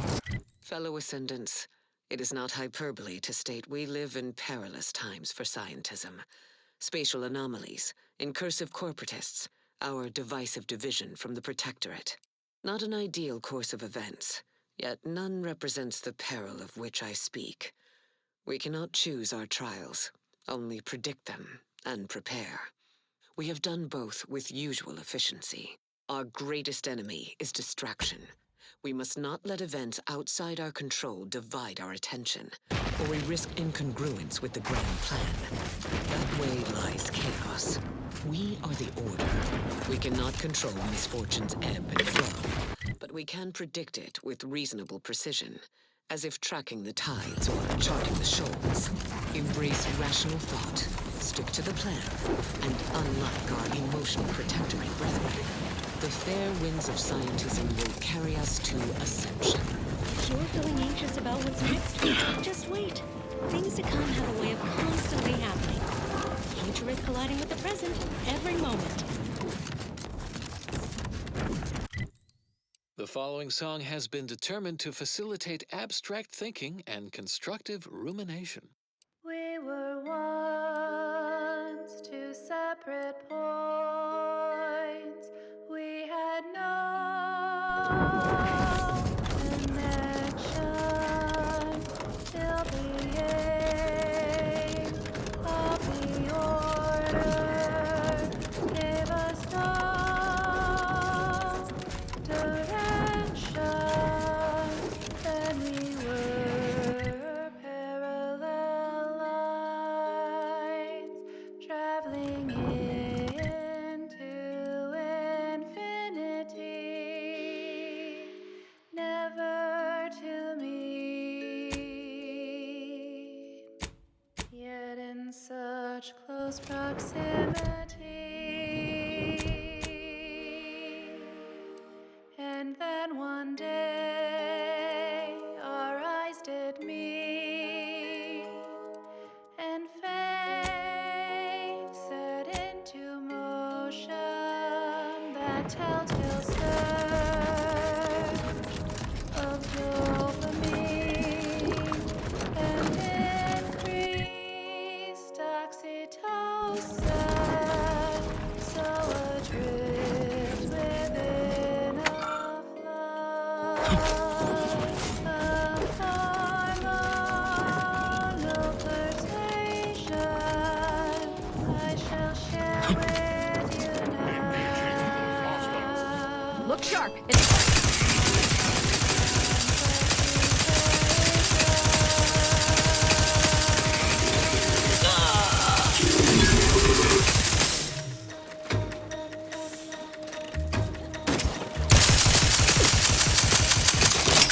Standing by with my support.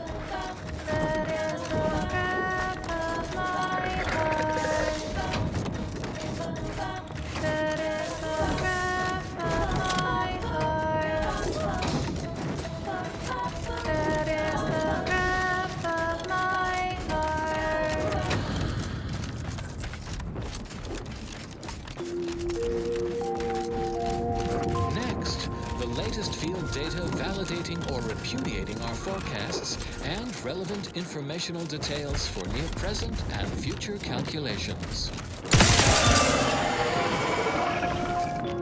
No need to interrupt your astronomical activities. Please let... Gorvid non-mating call identified. Please approach wildlife with caution. When you forget, we lost computational control of the archive to those unsophisticated Auntie's Choice laypeople, who in turn lost it to our foes in the Protectorate. Both parties surely befouled the logic assemblies of our planetoidal analytic engine with their processing requests. Which is why we must reacquire the archive at the earliest feasible opportunity, even if we must contract with outside assistance. Once we reassume control and cleanse the archive of its conflicting calculations, we can once again set it to the worthy task of solving... Emergency protocols ready.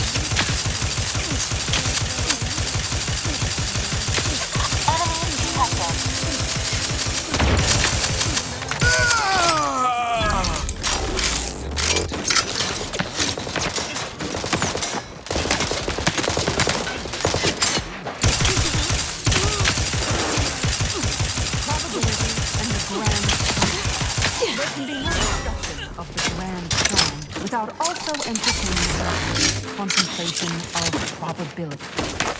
Our ability to predict events with varying degrees of certainty is fundamentally rooted in statistical mathematics. Statistics, at its core, is not but data. Data that is gathered, collated, and subjected to analysis. But what is the role of chance in that analysis? Let's look at the interpretation of pure chance. If one flips a perfectly balanced coin, it will land on heads with a 1 in 2 chance, or tails with a 1 in 2 chance. But are there Sharp enough. Hostiles near. Is there not one specific outcome you can determine? Agent's health needs. Yes. With complete information, there can be no chance. Only outcome. Complete information yields perfect predictions. 100% accuracy. No outcome. Now we come to one of the most difficult elements in the order for missing the track. If the flip of a coin is known to be heads, it is necessary to flip the coin.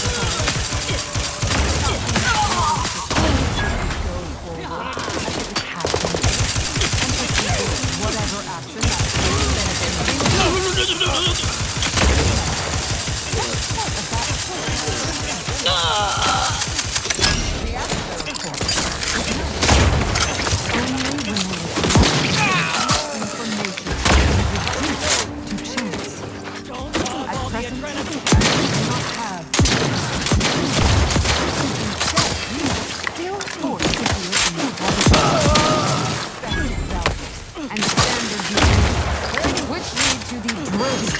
of probability.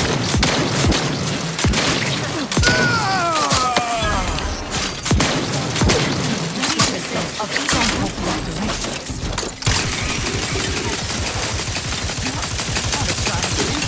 Security level. Investigating. A horror is often us adore. Every bit of data collected, analyzed, and input by our archivists brings us closer to our goal, to the solving of the universal equation.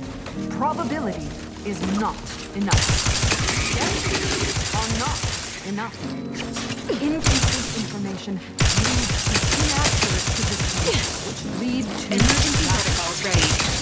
We must not help us know.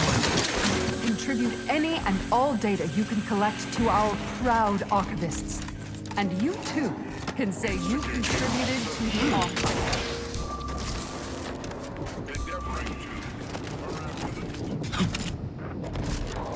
Look sharp! It's a fight!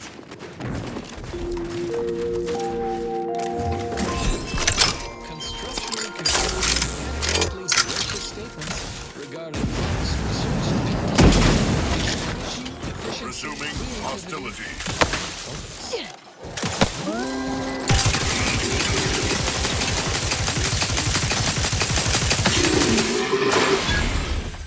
Standing by with life support.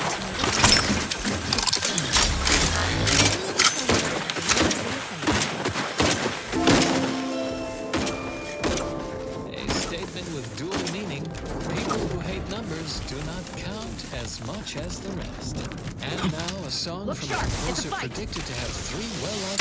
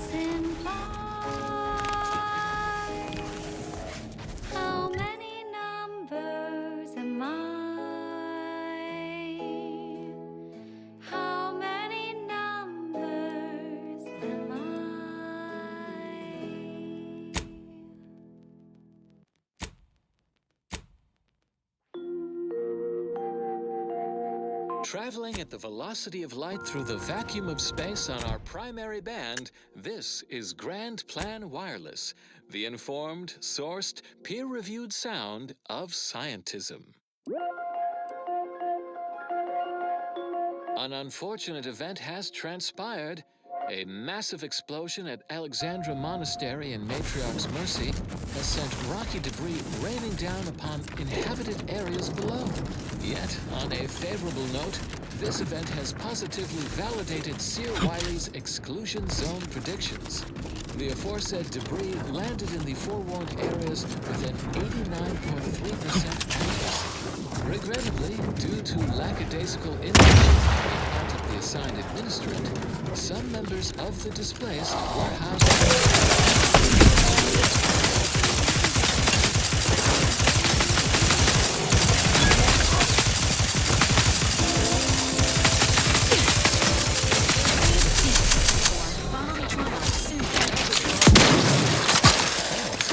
Ready to assist with agents help.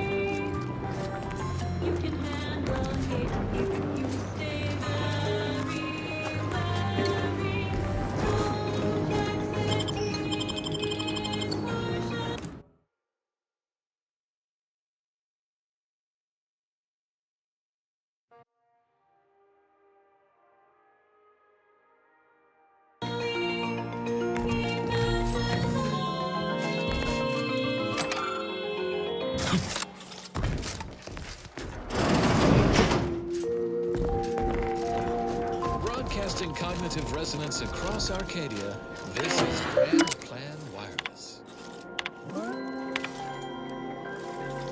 Ready to have your mind enlightened and your day enlightened? It's time for another installment of Ask English with Vicar Magsai. Oh, here's a question from a new pupil, freshly converted from Auntie's Choice. Did presiding Bishop Ruth Bassar know the matriarch personally? Wonderful! I do enjoy educating the uneducated. The succinct answer is no. Our presiding bishop never met the matriarch, but let's look at all she has done. Over the course of her decades-long appointment as presiding bishop, Mufasar has added multiple parameters to the calculated life equation of the matriarch. She has determined derivatives at multiple points along that function, obtaining a Maclaurin series with a convergent approximation beyond any previous sequence. Our infallible presiding bishop has approached an error dispersion exceeding 5 sigma, a level of calculation superior to all bishops before her. Cite her theses with confidence. If that did not sate your curiosity, then by all means, inquire again and again with abandon. I, Vicar Mog Sai will be happy to enlighten all who will listen. Stay tuned.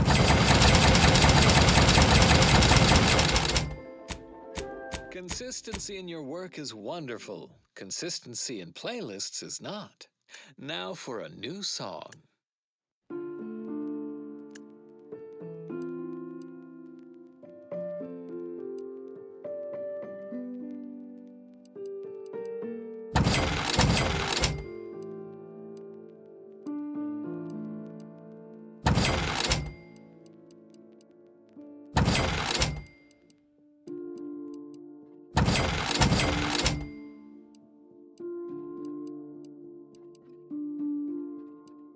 If something hasn't happened, if something's not the case, if you find yourself missing inside your database, if you need to find alternatives, then they can be informative.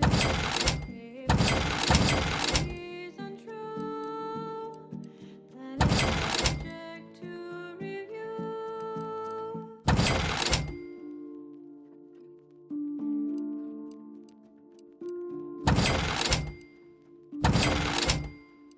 If X isn't even, if Y isn't right, if Z Set course for Arcadia. In my new colony, we will abandon the illness of corporatism. None will suffer for the pleasure of unseen overlords. And all will thrive. Everything in accordance with the Emergency grand protocol.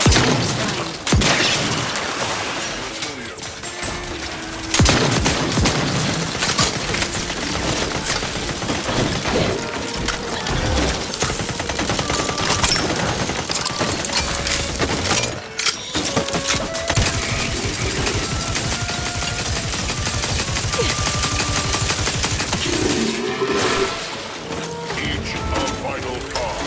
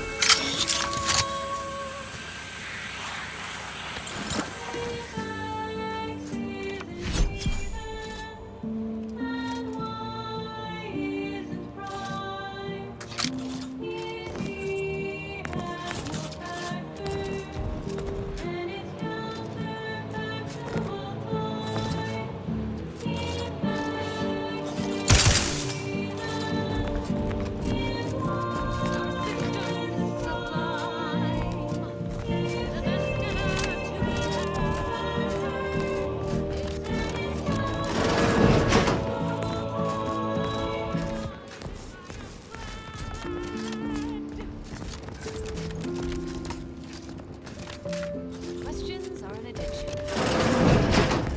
Not to have the friendly life matriarch form taken detected. from us before her time. Invasive elements.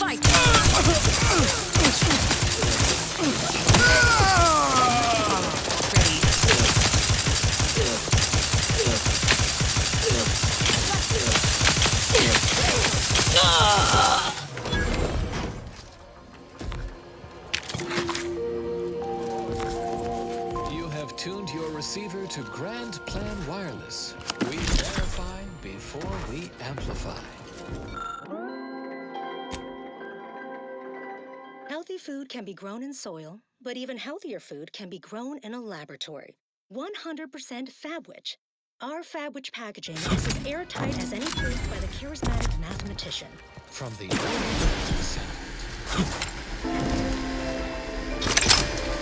Always remember, every moment, every us closer to solving the universal equation. Warning, the following song mentions some actions that are improper, something your fractions should never be. Generating primes, techniques, and uses. Good day and welcome again to Advanced Abstract Algebraics, Section 4, Session 43. Please continue to enjoy the background music, which I have selected today based on its arithmetic-based harmonic progression.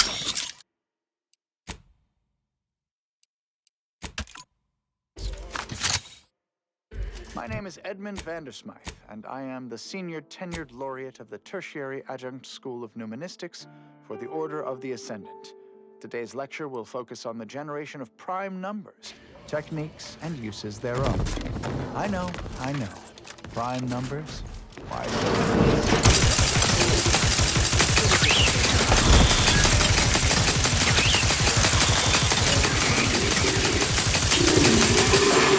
Start by explaining what a prime number is, despite the fact that you should have learned that definition decades ago while still in diapers.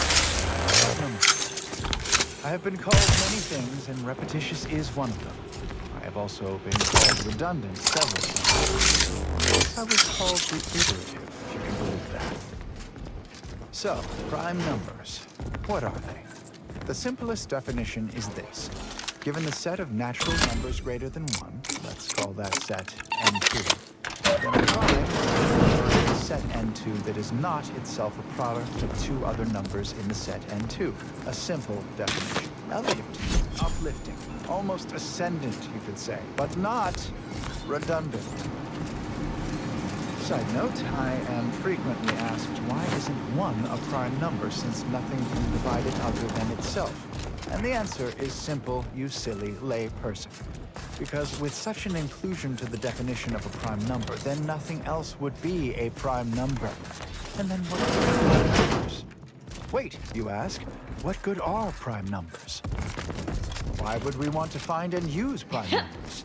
There are all kinds of abstract number theory applications, and that should and would be sufficient if you want them. There are also, how should I say, practical applications, such as maintaining the security of bit cartridges. In fact, our archive uses prime.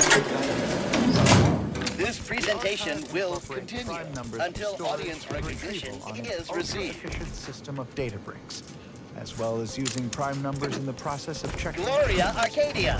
Gloria Arcadia! Gloria Arcadia! But if you strive to become a numismatics researcher, there are Let this accord between the Protectorate and the Order of the Ascendant mark the moment of Arcadia's true birth. Beloved matriarch, you are nearer to perfection. For my next gift, I bestow upon you the pinnacle of automechanical design, far superior to all automechanical techniques. This unit serves only the matriarch. One of these groups and become the next. May now be spent in harmony.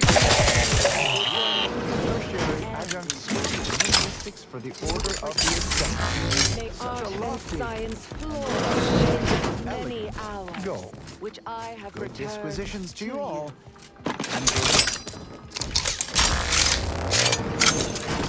On this electrifying episode of Notable Locations of Scientific Inquiry, we travel well outside our zone of academical comfort to an objectively and verifiably shocking moonscape, where things go chomp and zap in the perpetual night. Experience the surge in stimulation as well as an inhospitable planetoid, only made marginally habitable by our grounding station and electrical dispersion rods.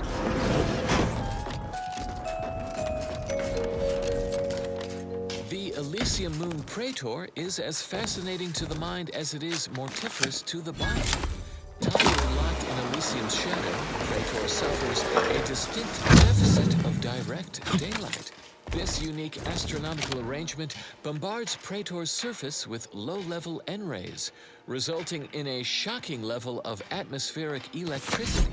I will now pause for a moment to let you appreciate my intentional Available for review in this episode's transcript's footnotes in case it escaped your attention.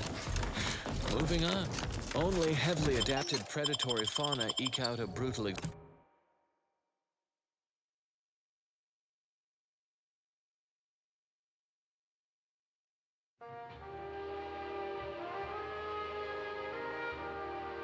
existence here, relying on their mesmerizing patterns of bioluminescence. We Homo sapiens should ostensibly stand no chance.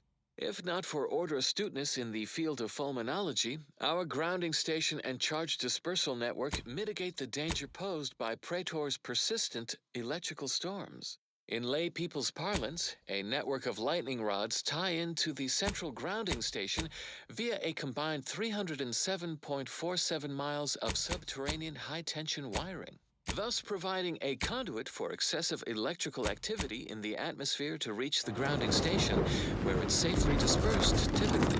Tenured station operators estimate the system is 78% effective at mitigating 82% of the danger posed by hypercharged atmospherics. Our electrical dispersion system is ingeniously adaptable. Reversing the system's polarity will send surplus protons from the grounding station backward to any rod in the network. A convenient method to terminate any hostile life forms poking around when they are unwanted. One quick jolt, and they're off to the hereafter.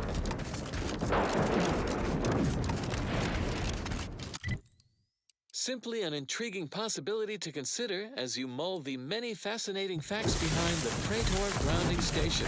Objectively, a notable location of scientific inquiry.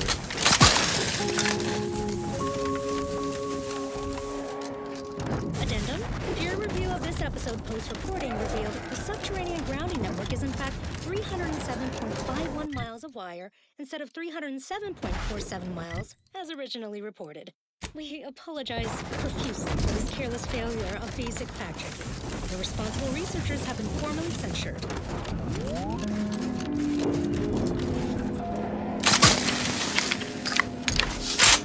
Do not deviate from this frequency lest you miss what comes next. The following song has been determined to facilitate abstract thinking and constructive rumination. Attention, Commander. There may be valuable parts at this location that can improve this unit's functionality. Performing a thorough search of the automech factory is advised. Should you wish to maximize your Valerie unit's combat effectiveness, building factory schematics. It is likely the desired parts are being stored somewhere on the ground floor.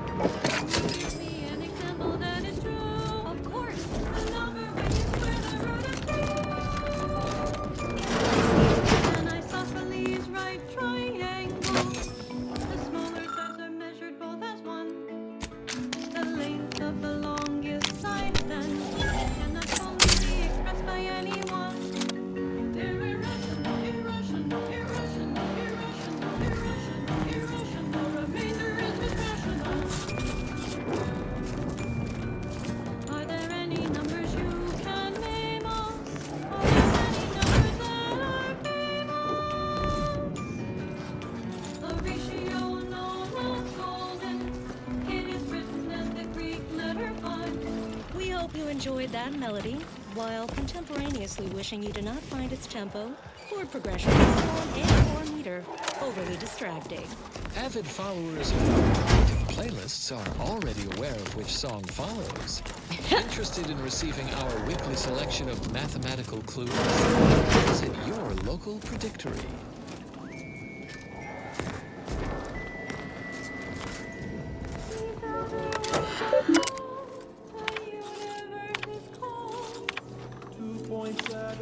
Well then, if truth be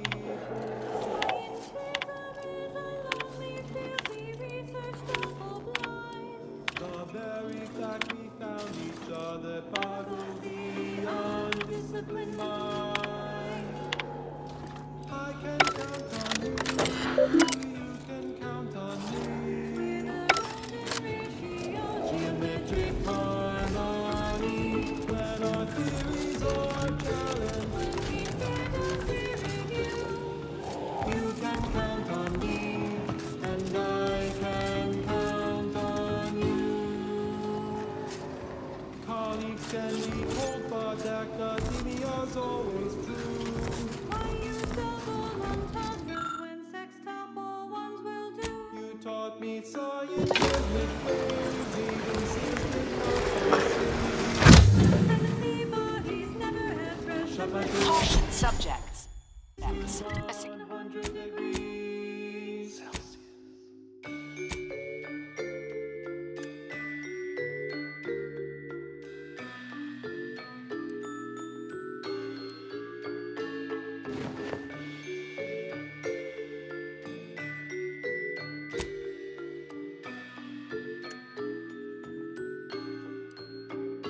Putting facts over feelings that scientism's had out. a security breach has been detected. A full laboratory lockdown is now in effect. Repeat, this is a full laboratory lockdown. Stay calm, remain vigilant, and obey security personnel. As always, trust that the Sovereign protects. This unit has observed a redundancy in hovering units on the team. Suggested course: removing unnecessary new unit. Here's just not a good move, Commander.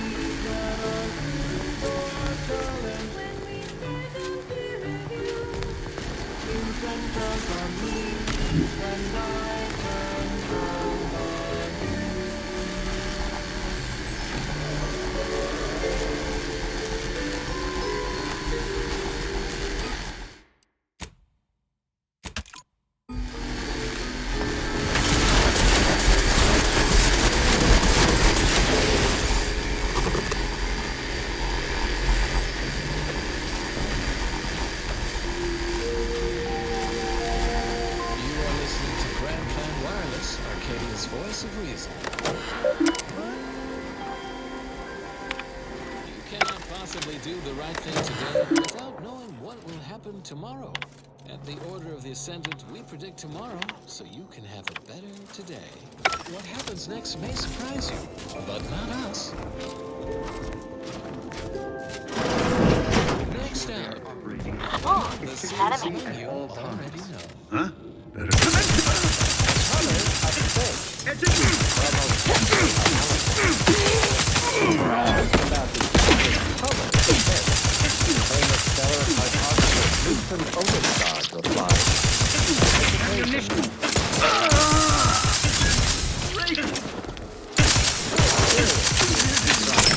His answer was the expected, but I can already hear the obtuse listener bleating, with their faces contorted into a rictus of ignorance.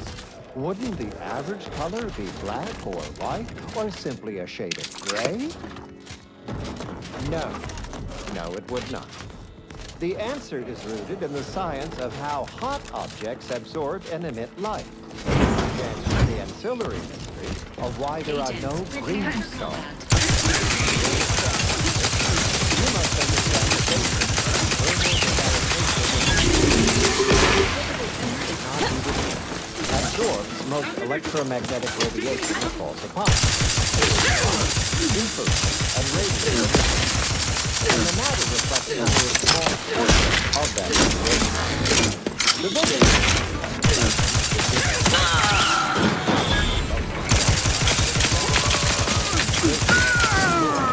so they can be modeled as an idealized object, which is true to 100% of all electromagnetic radiation and real stellar composition determines what passage of light will be emitted, while stellar temperature determines the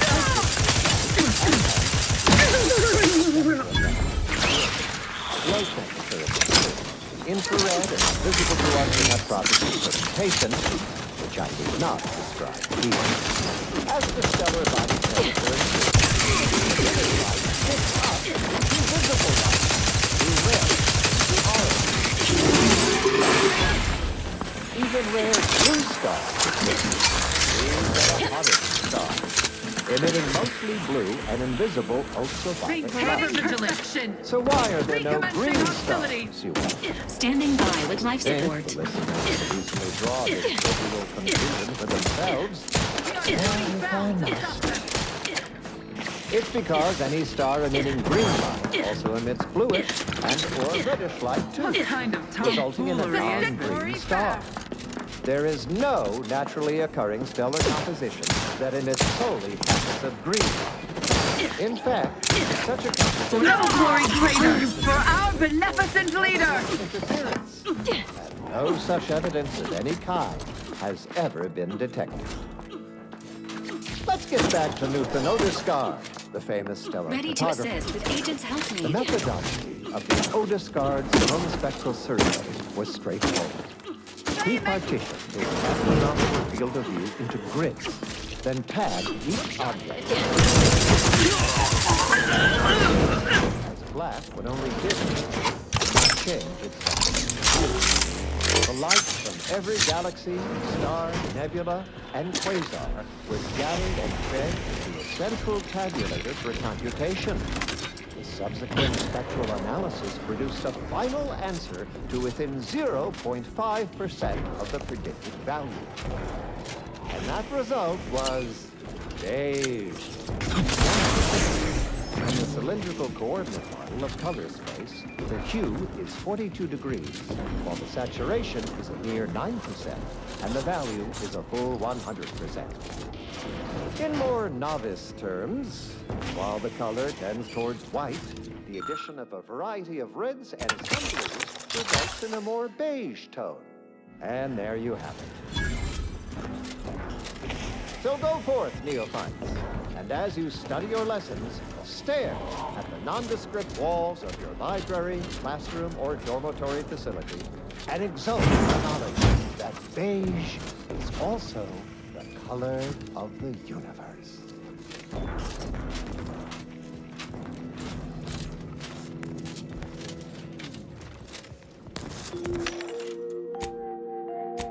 Next, the latest repudiating our forecasts and relevant informational details for near present and future calculations.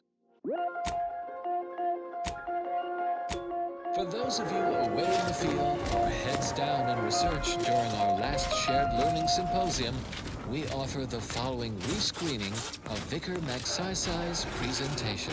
Welcome to Zeranium and You, a brief accounting of this crucial material.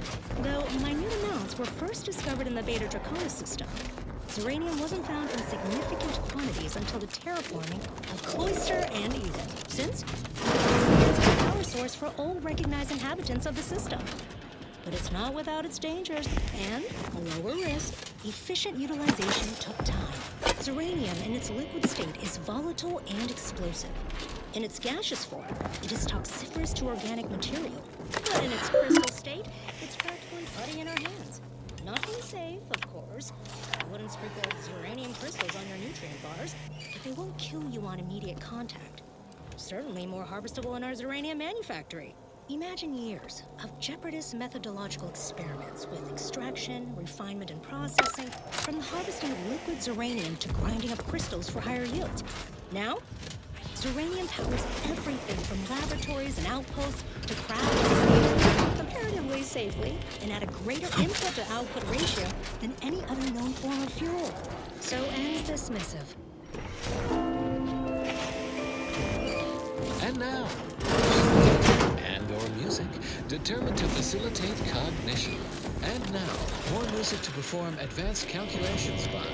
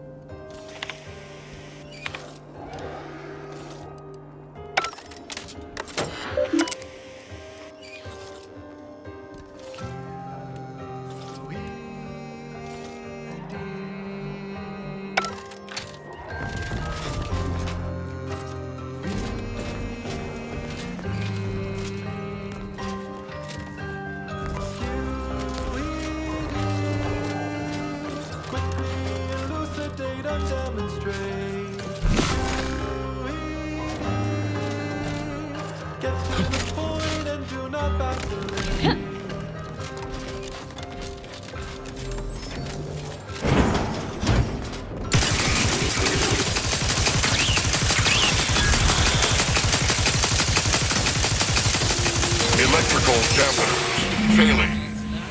Structurally compelling yet incredibly voracious statements regarding products researched and designed to increase energy, efficiency, creativity, and focus. You may think you have tasted a great old-fashioned cocktail, but have you tasted the highest-rated old-fashioned? Now you can, with Asymptote Bourbon, consistently rated the best from the Order of the Ascendant. Ever bear in mind, we are molecular machines. Our bodies a tuft of atoms, our minds a result of chemical reactions, our lives predestined along paths clear only in retrospect. Conclusively proven to promote cognitive function.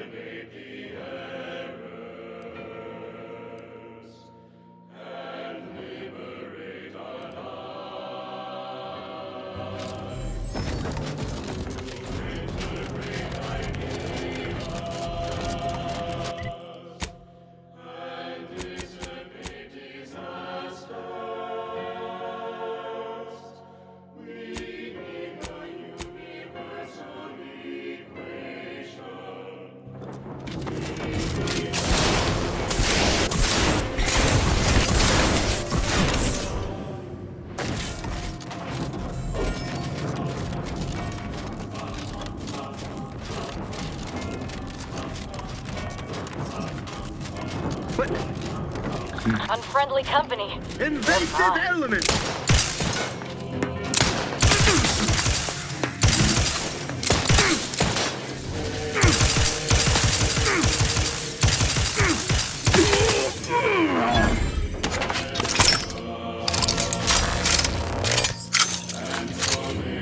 Health benefits available at your request.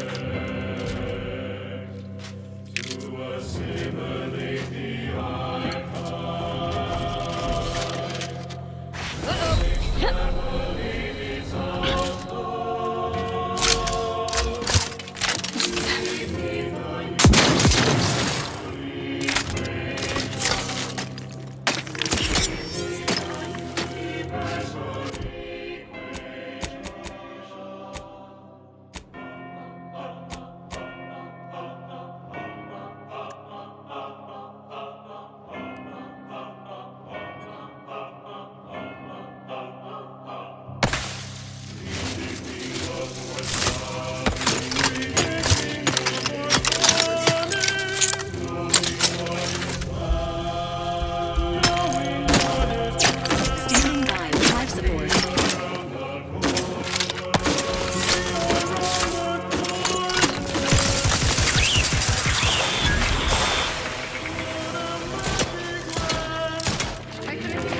Enemy here. Statistical chance of violence increasing.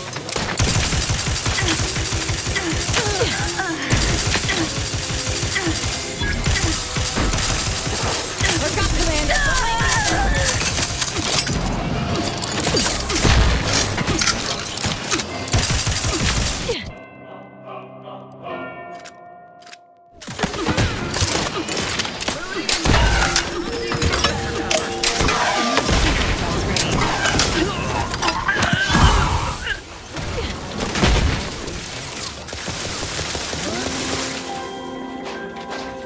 Ostensibly, I must reload! Alert.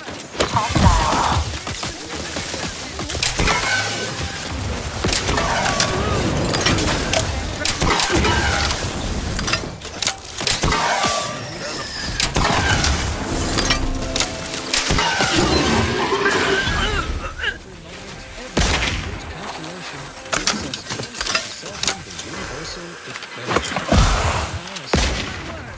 Emergency protocol surrender.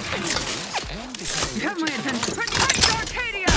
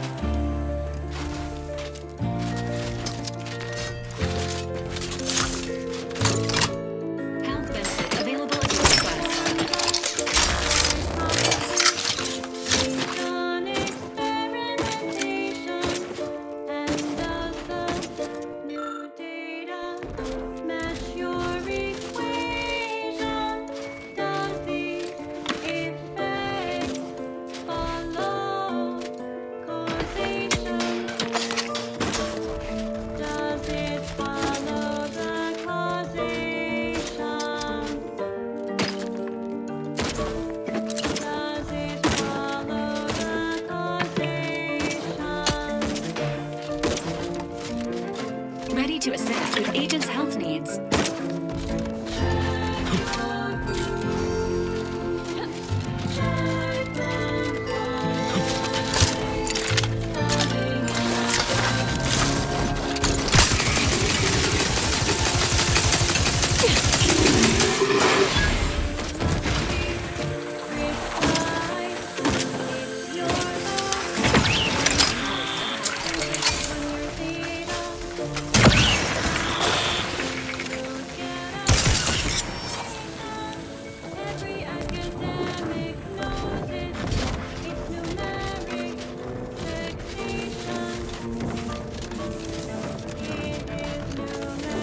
You there!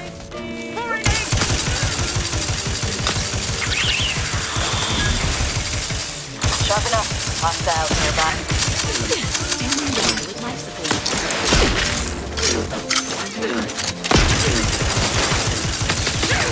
Danger. Stranger ahead.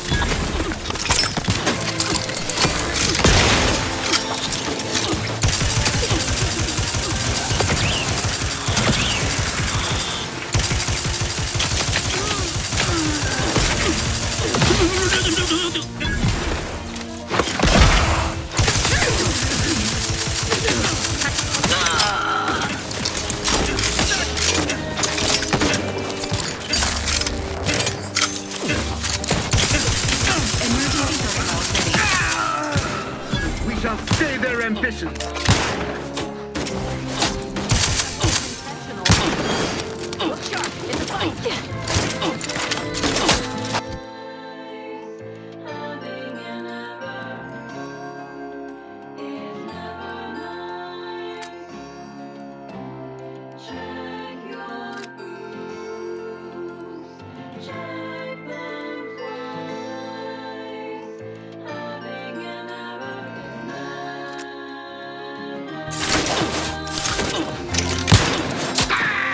Restoring the balance.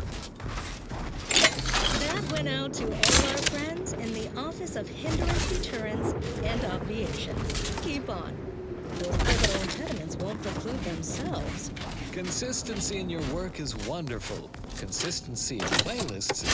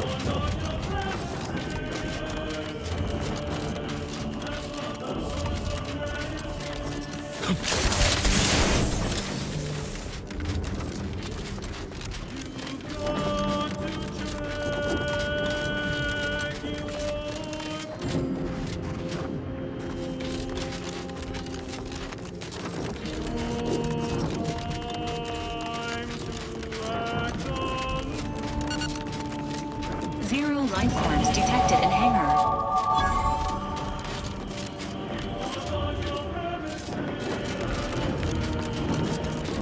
Attention, IRC.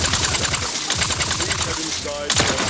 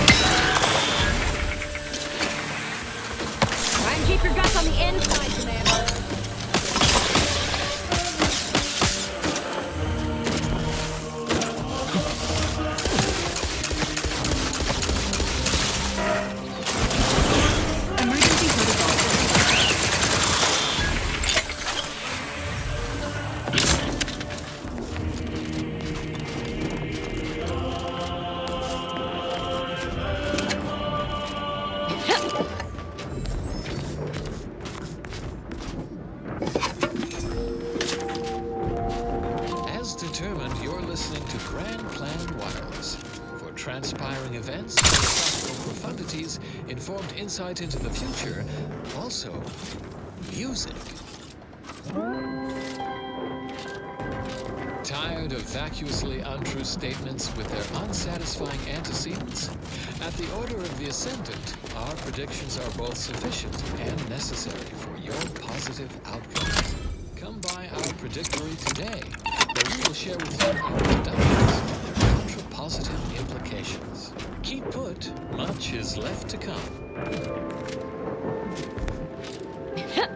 Warning, the following song mentions some actions that are improper, something your fractions should never be.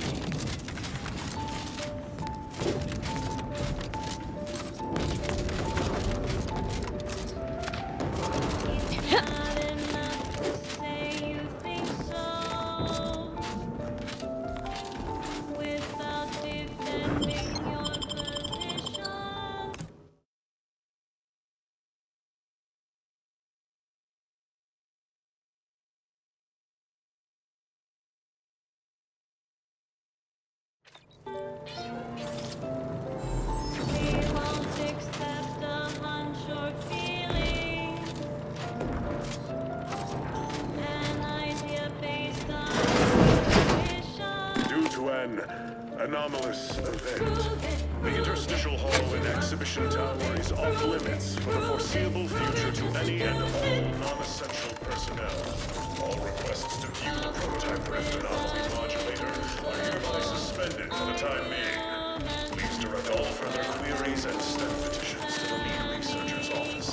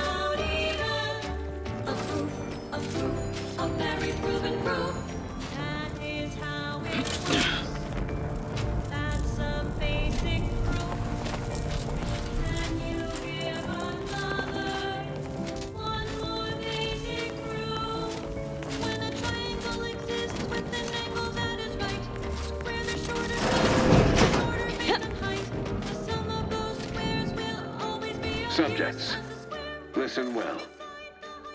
Days ago, our beloved sovereign, in his infinite wisdom, submitted himself to mental refreshment to strengthen his resolve for the good of all.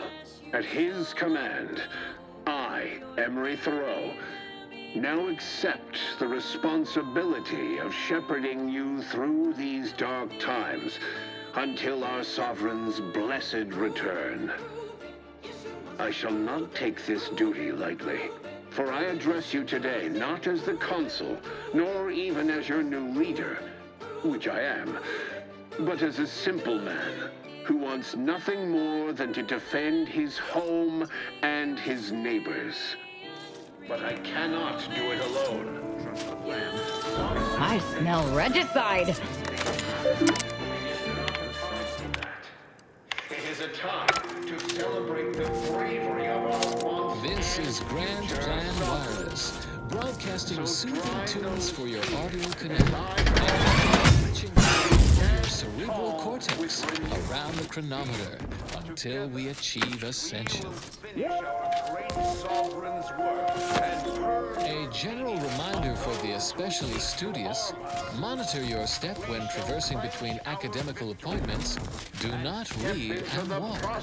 If you must operate near or adjacent to said conspicuous dimensional disturbances, care. Eyes forward, noses out of academic journals. End message with an emphatic sign-off such as, "You'll never be sad when you have solutions." Oh, that apparently was a note to self, not to be read aloud. Further beneficial content soon follows. And now, more music to perform advanced calculations by.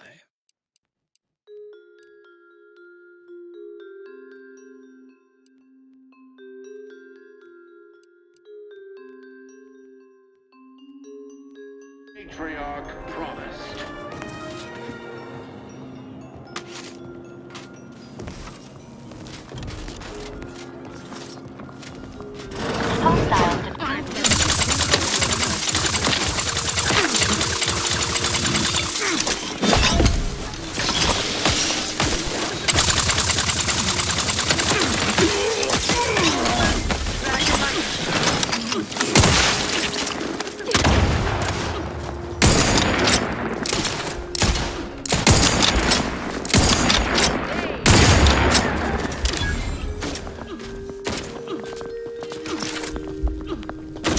One thing that you have to know.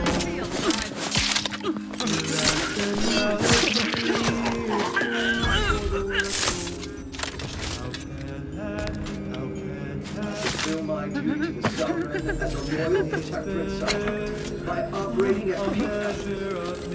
Recommencing hostility!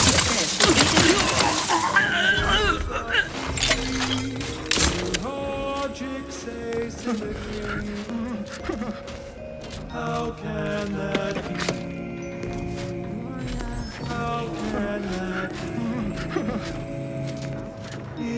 Contact lost!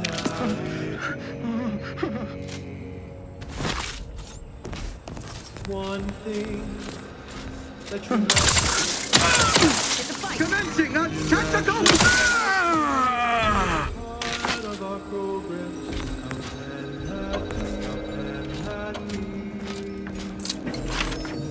Using part, another without the books are resolved. We're acting not dividend. Accept it, and you can plainly see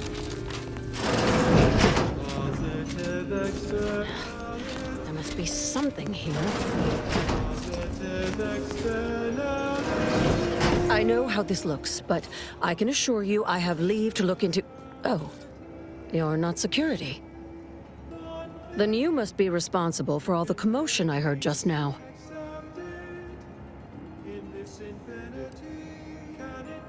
As long as you do the same. I see Valancourt has still failed to apprehend you. And so the clock continues to tick, counting down to his well-deserved comeuppance. For both our sakes, I think it best if we continue as we were. I will forget I saw you as long as you extend me the same courtesy. I was looking for proof, if you must know. There was an incident recently, and I believe our head of security is neglecting his duty to investigate. Albin Valancourt is the sentinel charged with supervising this facility and all its researchers. Unfortunately, he's a punitive man who delights in the wretchedness of others. I'd grasp a live rod if I could pass its current to him. Although, unless you have unusual license to be here, his odds of keeping head and body united diminish by the second. I'd be more than happy to accelerate that timeline. I am quite handy with sharp instruments, if you prefer it done quiet-like. Or I can just improvise. Always more fun that way. The next time you tell me to be quiet will be the last time you have lips to do so. Do I know you? Your voice sounds strikingly familiar. I don't think... I mean, definitely not. You must be mistaken. Well, your assistant seems spirited. But do not mistake me. I only want the appropriate measures to be taken in response to what appears to be a significant security breach. Unless your lamps have oxidized, you must have noticed my arm. I lost it saving the Sovereign from a rift experiment gone wrong. An experiment I was in charge of, naturally. Valancourt supplied my name for the reports, incriminating me in the eyes of my colleagues. And since he's closed off that wing of the lab, I can't prove my innocence. I couldn't possibly rely on an outsider to help me conduct an investigation, could I? No, that would be outrageous, unthinkable. Except, whatever the cause of the incident, it is my duty as a law-abiding Protectorate subject to gather proof and uncover its cause. Really, Valancourt is forcing my hand here. That is privileged information. Might as well. If that's the most compelling argument you can conjure, then my answer remains the same. No. Back to the topic at hand. Do we have an accord? Or do you intend to make further errors in judgment by rejecting my help? The prototype rift modulator is currently in Interstitial Hall at the top of Exhibition Tower. There's a lift in the next room over that can take you directly there.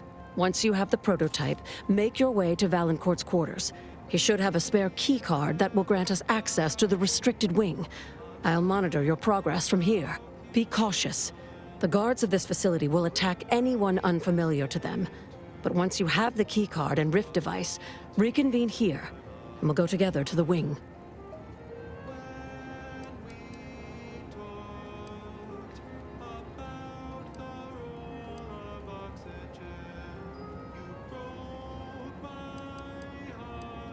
That is what we've agreed upon, is it not? Valancourt keeps all of the items he confiscates from the staff in a locked closet in his quarters. There may be something pertaining to the investigation within.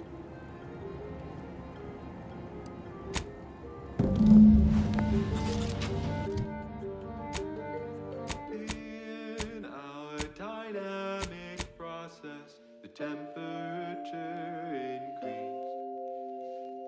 It never remained constant.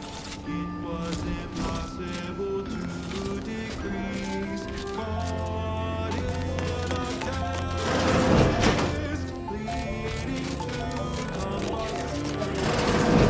Stuck in entropy from chaos to decomposition.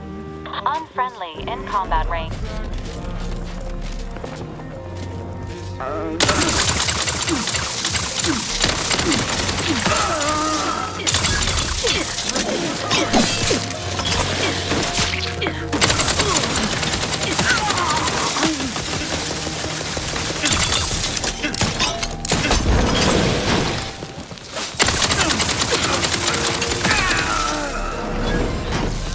Constructually compelling yet gracious statements regarding research and focus. We have invented a method using reverse osmosis to extract the flavor essence from crappy meat. This extract goes into our tea, while the flavorless sediment is used to increase the protein content of our ultra-fine products, such as our acid-denatured protein slabs. Let's see Auntie's choice top that one, only from the Order of the Ascendant. Humorous hot beverage text research. Prototype rift anomaly modulator located.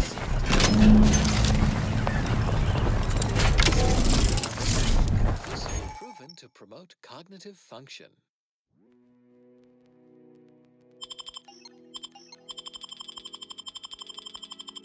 The spread, illnesses, and eventual control of parasites. OA archive transcription number 391-4 begins here. Hello. Record, my name is Marie de Rothschild, Junior Archivist, Class 4 of the Archive. Today I would like to talk about irresponsible spread of the purple berry parasite by Auntie's Choice and its numerous subsidiaries, and former supernumerary, although that's a different lecture. The spread of this parasite included a corresponding rise in gastrointestinal illnesses and deaths. Use the modulator to open the rift. It may provide your only avenue for escape. Costs exceeded corporate profits. As is usual for Anti's choice. The purple-berry parasite infects nearly 100% of all purple berries, both in the wild, on corporate farms, and even in our hydroponic collectives.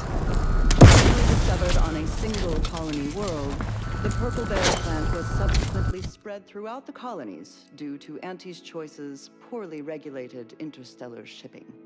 Well, actually, it was due to Spacer's Choice, which somehow merged with another company to become Anti's Choice. Honestly, these corporate interactions make little sense to me, as they mostly amount to relabeling assets and changing letterhead and mascot cartoons. So I will just refer to them as Anti's Choice going forward, even though that may offend some of my more literal-minded colleagues. But I digress.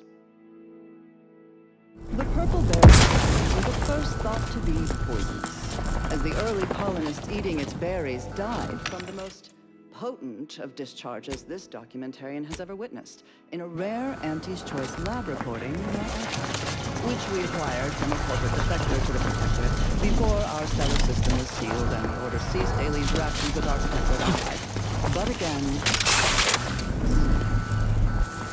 belated testing by Anti's Choice's unlettered scientists showed that the berries were not poisonous at all.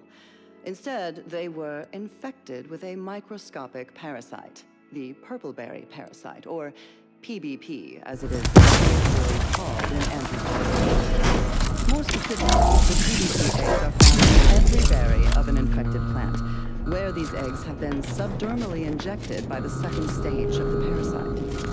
I am getting ahead of myself. Let's examine the PBP life cycle in detail.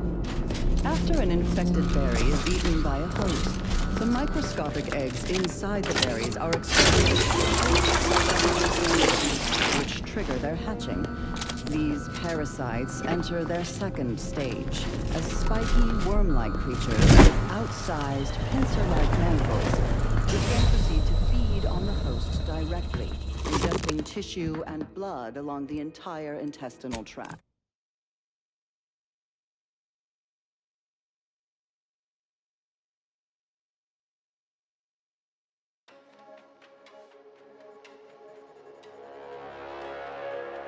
Usual for Anti's Choice. The purple-berry parasite infects nearly 100% of all purple-berry dishes, both in the wild, on corporate farms, and even in our hydroponic collectives. Originally discovered on a single colony world, the purple-berry plant was subsequently spread throughout the colonies due to Anti's Choice's poorly regulated interstellar shipping. Well, actually, it was due to Spacer's Choice, which... Honestly, these corporate interactions make little sense to me, as they mostly amount to relabeling assets and changing letterhead and mascot cartoons. So I will just refer to them as Anti's Choice going forward. That may offend some of my more literal-minded colleagues. I digress. The purple-berry plant was at first thought to be the early colonists eating its berries died from the most potent of discharges in a rare Anti's Choice. To the unsubtle thief. Yes, you with the rift modulator. I've made the intercom available. It's not every day that someone is fool enough to break into the Interstitial Reconfiguration Center. I'd be obliged if you would regale me with the tale of how you managed to get this far. Prototype modulator. The first of many such devices we've created here at the center. And regardless, that one won't remain in your keeping long. I suspect you did not reach here unaided. So who was it? Which one of my undutiful brain boxes helped sponsor this little pilferage? Act glib if you like. All you've done is illustrate the need for more invasive auditing of my personnel. I'll be sure to inform them of your role in that unpleasantness. Well, There will be time to scrutinize every angle of this breach at a later date, once I have dealt with you. Parasites enter their second stage, as spiky worm-like. Does such bravado normally advance your agenda? So be it. We can forgo civilities. I will await you in the hangar. There, bullets may fly more freely than words. Worms are eventually expelled when they reach a size of approximately 2 centimeters in length, and they then seek out nearby purpleberry plants to lay their eggs in the ripening purpleberries. And I should add that the plants are well fertilized in this Emergency environment. primed. Undigested purpleberry seeds, the distribution of the plants is increased, helping infected purpleberry plants to spread farther and grow better than uninfected ones. Perhaps unsurprisingly, careless Auntie's Choice scientists mislabeled Enemy spotted. better take a gander. Symbiosis.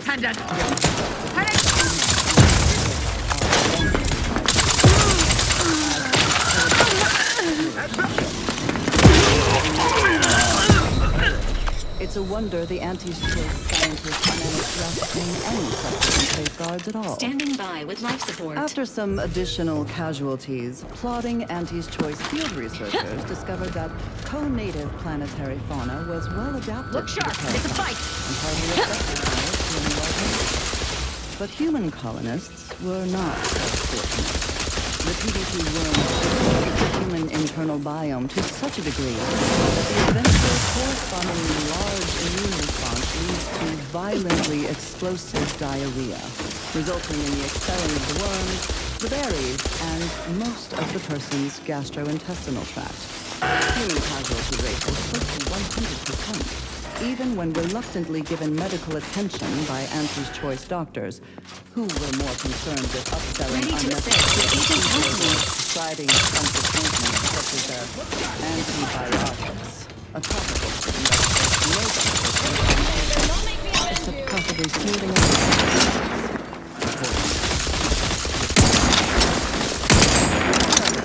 Given the purpleberry's non-zero nutritional value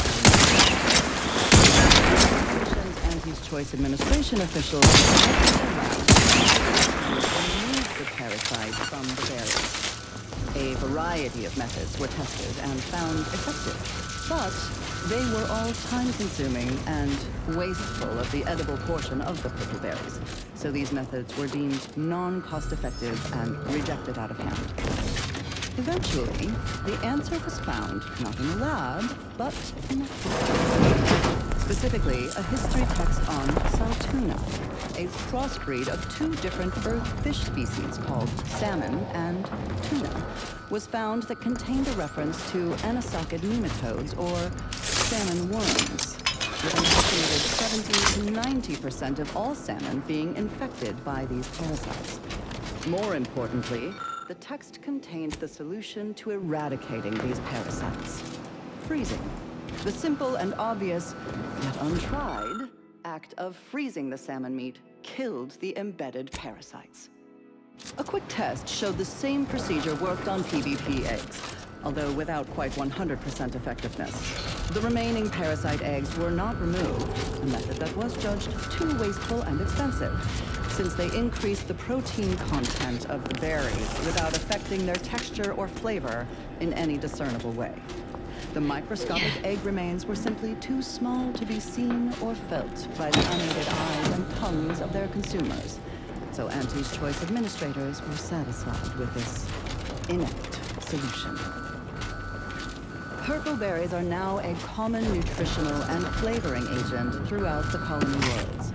Mindless Auntie's Choice consumers especially purchase a large variety of purpleberry-themed foods and beverages, all of them mislabeled parasite-free. More accurately, the label should read live parasite-free. But in any case, Auntie's Choice once again demonstrated their contempt for their customers, for nature, and for any pretense of safety. Another reason this documentarian is grateful for our order's fabricated nutrition. OA Archive transcription number 3918-4. Look sharp! Defensive line!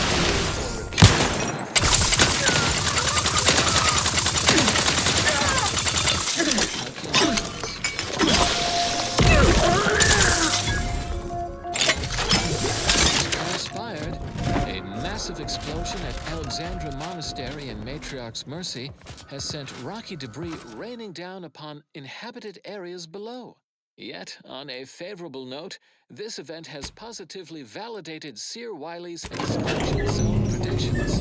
The aforesaid debris landed in the forewarned areas with 89.3% accuracy. Regrettably, due to lackadaisical inaction on the part of Aggressor at hand.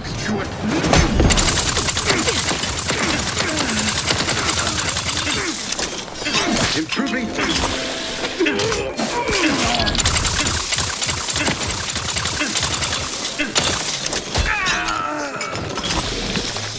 constructive rumination.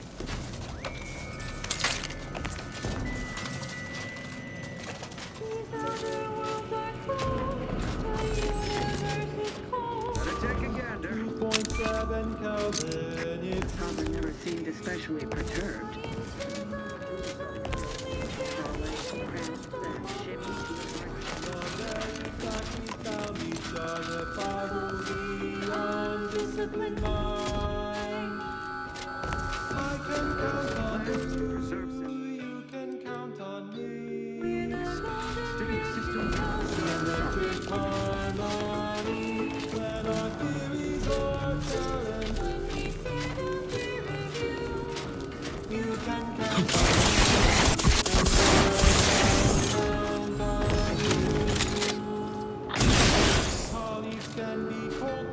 Console provides the system. Quick once over.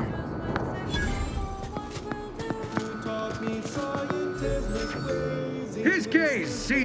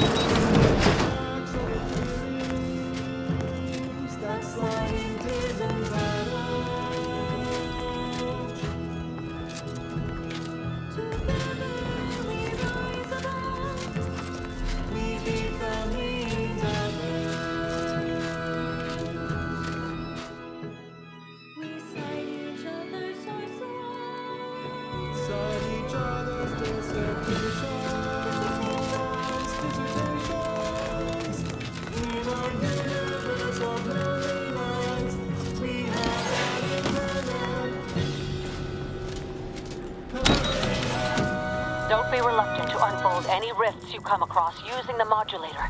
They may eject something useful to you.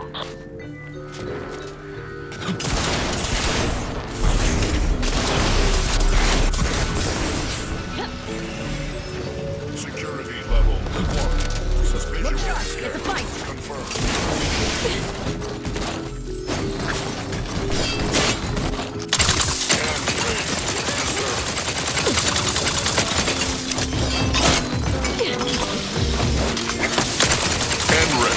Exposure. Undermining. Functioning.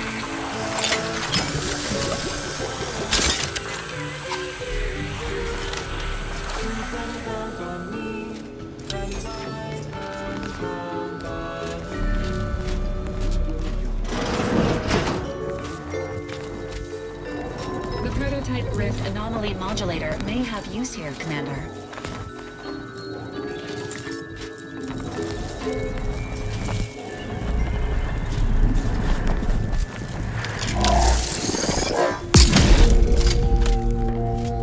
This is Grand Wireless, broadcasting soothing tunes for your audio canal and enriching content for your cerebral cortex around the chronometer until we destination.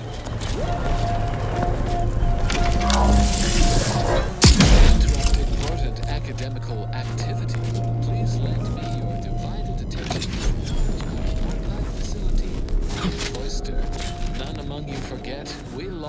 computational control of the archive to those unsophisticated Anti's choice laypeople, who in turn lost it to our foes in the Protectorate.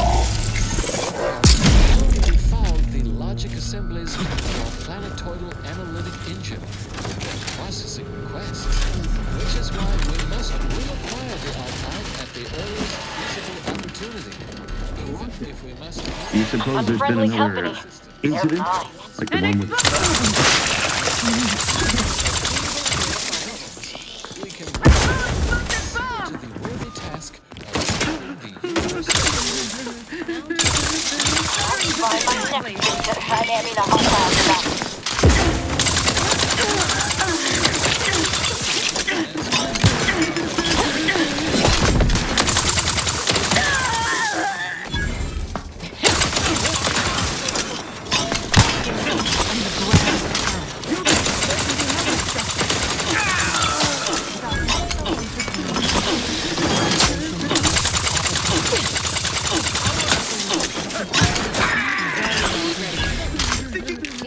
Fundamentally rooted in statistical mathematics. It's a fight. Statistics. These fools still linger. They hate our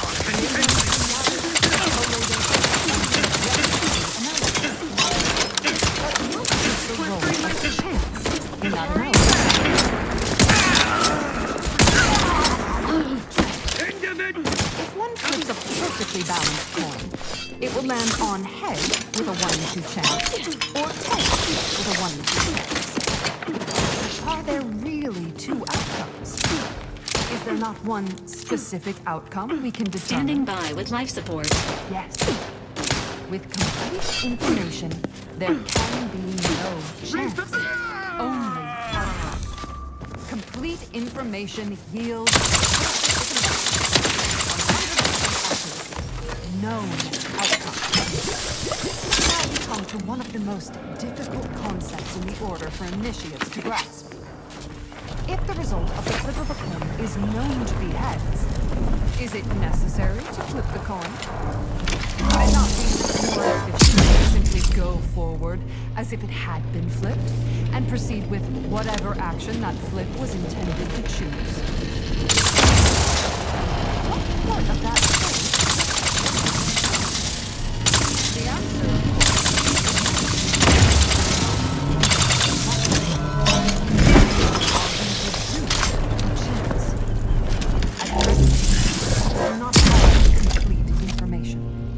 instead, we are still forced to deal in probabilities, expected values, and standard deviations, which lead to the dreaded system of probability distributions. Estimate outcomes of sample population. Travesty, tragedy, a horror.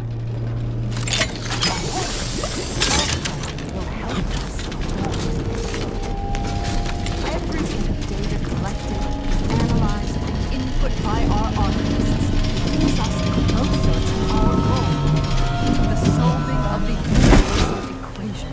Probability is not enough. Guesses are not enough. Incomplete information leads to inaccurate predictions, which lead to tragedies. We must not guess.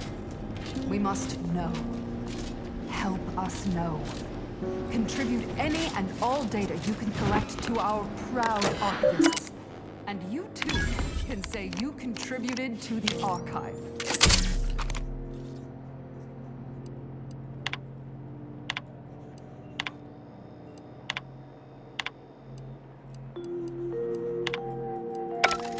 As determined, you're listening to Grand Plan Wireless. For transpiring events, philosophical profundities, informed insight into the future, also music.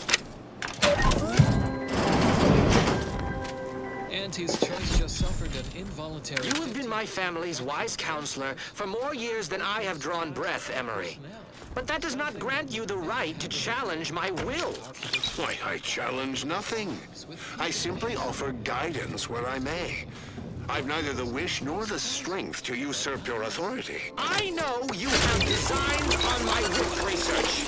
What I cannot understand is what you intend to do with it. What exactly are you plotting? Suspicion is unbecoming, Henry. And restoring Arcadia to resplendence is my sole aim, as it should be yours. Yet you remain intent to use the rift for the most tenuous of means. You forget yourself, Consul. Pray, I do not forget all the loyal service you have given me, or you might lose more than just your standing in my affections. Today's lecture will focus on the generation of prime numbers, techniques, and uses thereof. I know. Prime numbers? Why so simplistic? Well, consider this a basic refresher course in remedial mnemonistics for those new to the Order. I will start by explaining what a prime number is, despite the fact that you should have learned that definition decades ago, while still in diapers. But no matter. I have been called many things in recent I have also been called redundant several times, and once I was called reiterative. So, prime numbers. What are they? The simplest definition is this. Given the set of natural Having that numbers device nabbed on his watch nigh guarantees Valancourt a long stay and mental refreshment, if he is not subjected to swift and fitting arbitration first. It's sure to be in Valancourt's quarters. While you're there, remember to check his confiscation closet for anything of relevance to our investigation. I am frequently asked, why isn't one a prime number, since nothing can divide it other than itself? And the answer is simple, you silly lay person. Because with such an inclusion to the definition of a prime number, then nothing else would be a prime number. And then what good are prime numbers? Wait, you ask, what good are prime numbers? Why would we want to find and use prime numbers? There are all kinds of abstract number theory applications, and that should and would be sufficient reason to want them. But there are also, how should I say, practical applications, such as maintaining the security of numbers. In fact, our archive uses primes for that reason, and many more. The archive incorporates prime numbers for storage and retrieval in an ultra-efficient system of data bricks, as well as using prime numbers in the process of checking its memory stores for corruption, lest its calculations be tainted by such.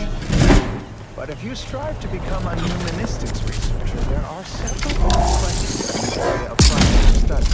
One such question is this. Is every even member of the set n2 besides 2 a sum of 2 primes? It seems to be so. But no one has ever proven this conjecture. Similarly, are there an infinite number of prime pairs that differ by only 2 in their value? That seems unlikely, but we have been unable to find an upper limit. Perhaps you could discover one of these proofs and become the next senior tenured laureate of the Tertiary Adjunct School of Mnemonistics for the Order of the Ascendant. Such a lofty, and dare I say, elegant goal. Good disquisitions to you all, and good day. That wasn't the song I was supposed to play. Oh, I forgot to carry the one. And now a song from a composer predicted to have 3 well-loved melodies and become allergic to water this year.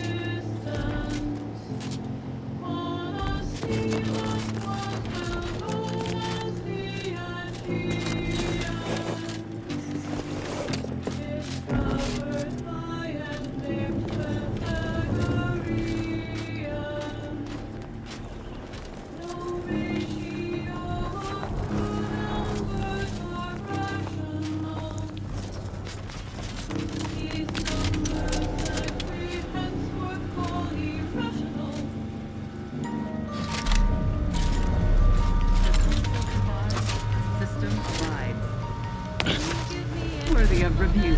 Protect us! Sharpen up. That Johnny Brookin'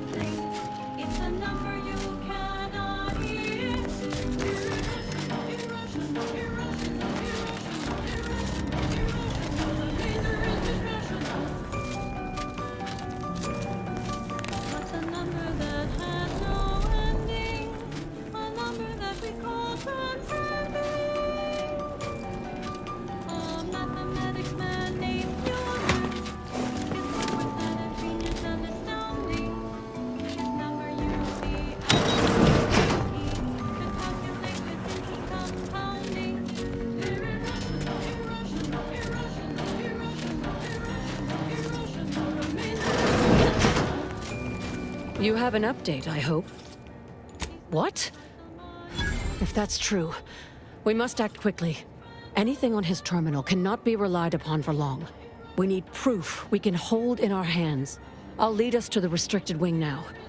Once there, reopen the rift using the modulator so we can begin searching for more irrefutable proof.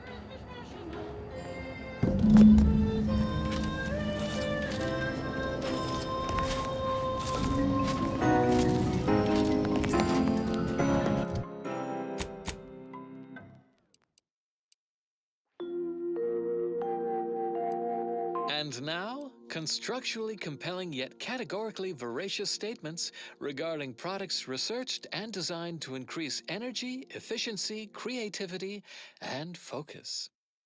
You can reach the pinnacle of refreshment with Omega Point Tea. Available in standard and recaffeinated versions. A taste this transcendent can only be formulated by the Order of the Ascendant. Always remember, every moment of calculation brings us closer. There's the sorry excuse of interstitial reconfigurating matter that can't be on. So rifts reconstitute matter in an imprecise manner. But use your imagination to conjure the original scene that could lead us to the evidence we need.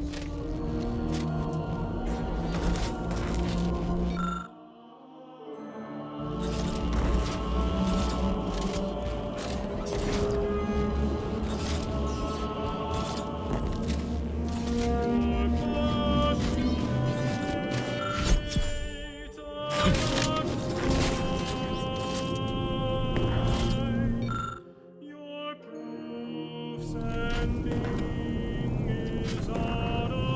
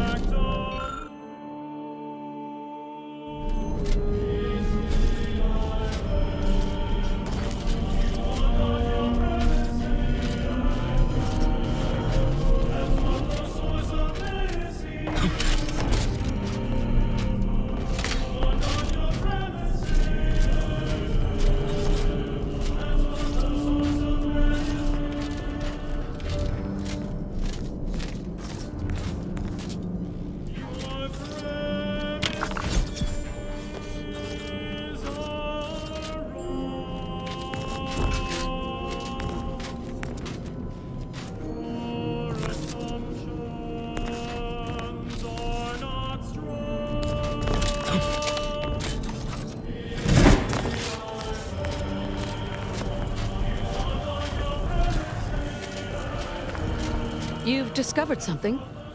I knew it. I am absolved. And yet, I cannot possibly imagine what would have possessed him to deliberately endanger the Sovereign's life. It's unconscionable. I would characterize Valancourt as many vile and unmentionable things, but a traitor? No. A man cannot defecate without humming a protectorate anthem. For all the time I've spent trying to unsnarl Valancourt's mercurial behavior, it seems there was yet more I did not know about him. Did you uncover anything else? I had heard rumors of the Sovereign's diminished popularity since the war began, but I scarcely trusted their veracity. That any subject should commit such an abominable offense against the Matriarch's own blood? It is nigh impossible to fathom. I think I'm beginning to understand exactly what happened here. But if you have any additional points of data, please share them. I think I can formulate my own conclusion from here. Our dear head of security has much to answer for. We need to go and confront Valancourt, now. I'm no longer willing to wait for the arc of justice to bend in my favor. Valancourt needs to die for what he's done. If I distract him, can I count on you to do the rest? I'll go first, follow behind, but not too closely. We don't want him to see you. You should try to seal off the hangar, cutting him off from any reinforcements. There's a panel on the right side of the room. Activate it and it should close the doors. Or, if you're stealthy enough to reach the back of the hangar, there's a ladder up to some turrets, which you can deploy against Valancourt. Careful not to turn them on me too. I'll keep Valancourt talking so that you can get a good angle on him. But his patience isn't limitless, so be swift. Attack when ready. No need to wait for a signal from me. Oh, and there's also a rift in the hangar. An experimental byproduct, as it were. I would avoid interacting with it, lest you alert Valancourt to our ploy. You'll never be seen when you have solutions. That apparently was a note to self, not to be read aloud. And now, and or music, determined to facilitate Dr. Hurley. Pleasant as I find your here's our little sprat now. Be assured, after I deal with my traitorous subordinate guard, see to this intruder with extreme prejudice. Guard! Look around you, lock it on the I will deal with you myself. Till the aim of the order gave us no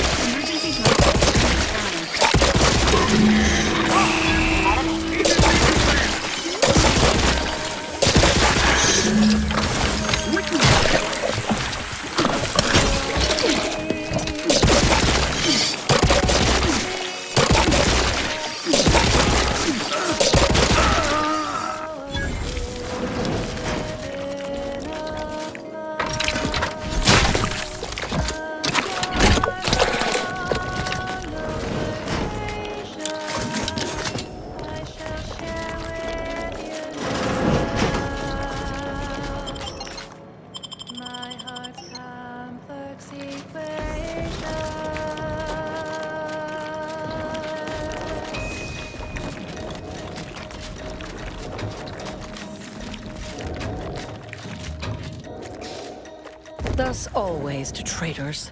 Morale will certainly improve in the lab now, I should think, provided Valancourt's replacement is not also an absolute pilgarlic. I had prepared this trauma kit, but obviously that turned out to be an unnecessary precaution. Please, take it with my gratitude. Have no fear. No evidence of our little collaboration will survive. I'll see to it.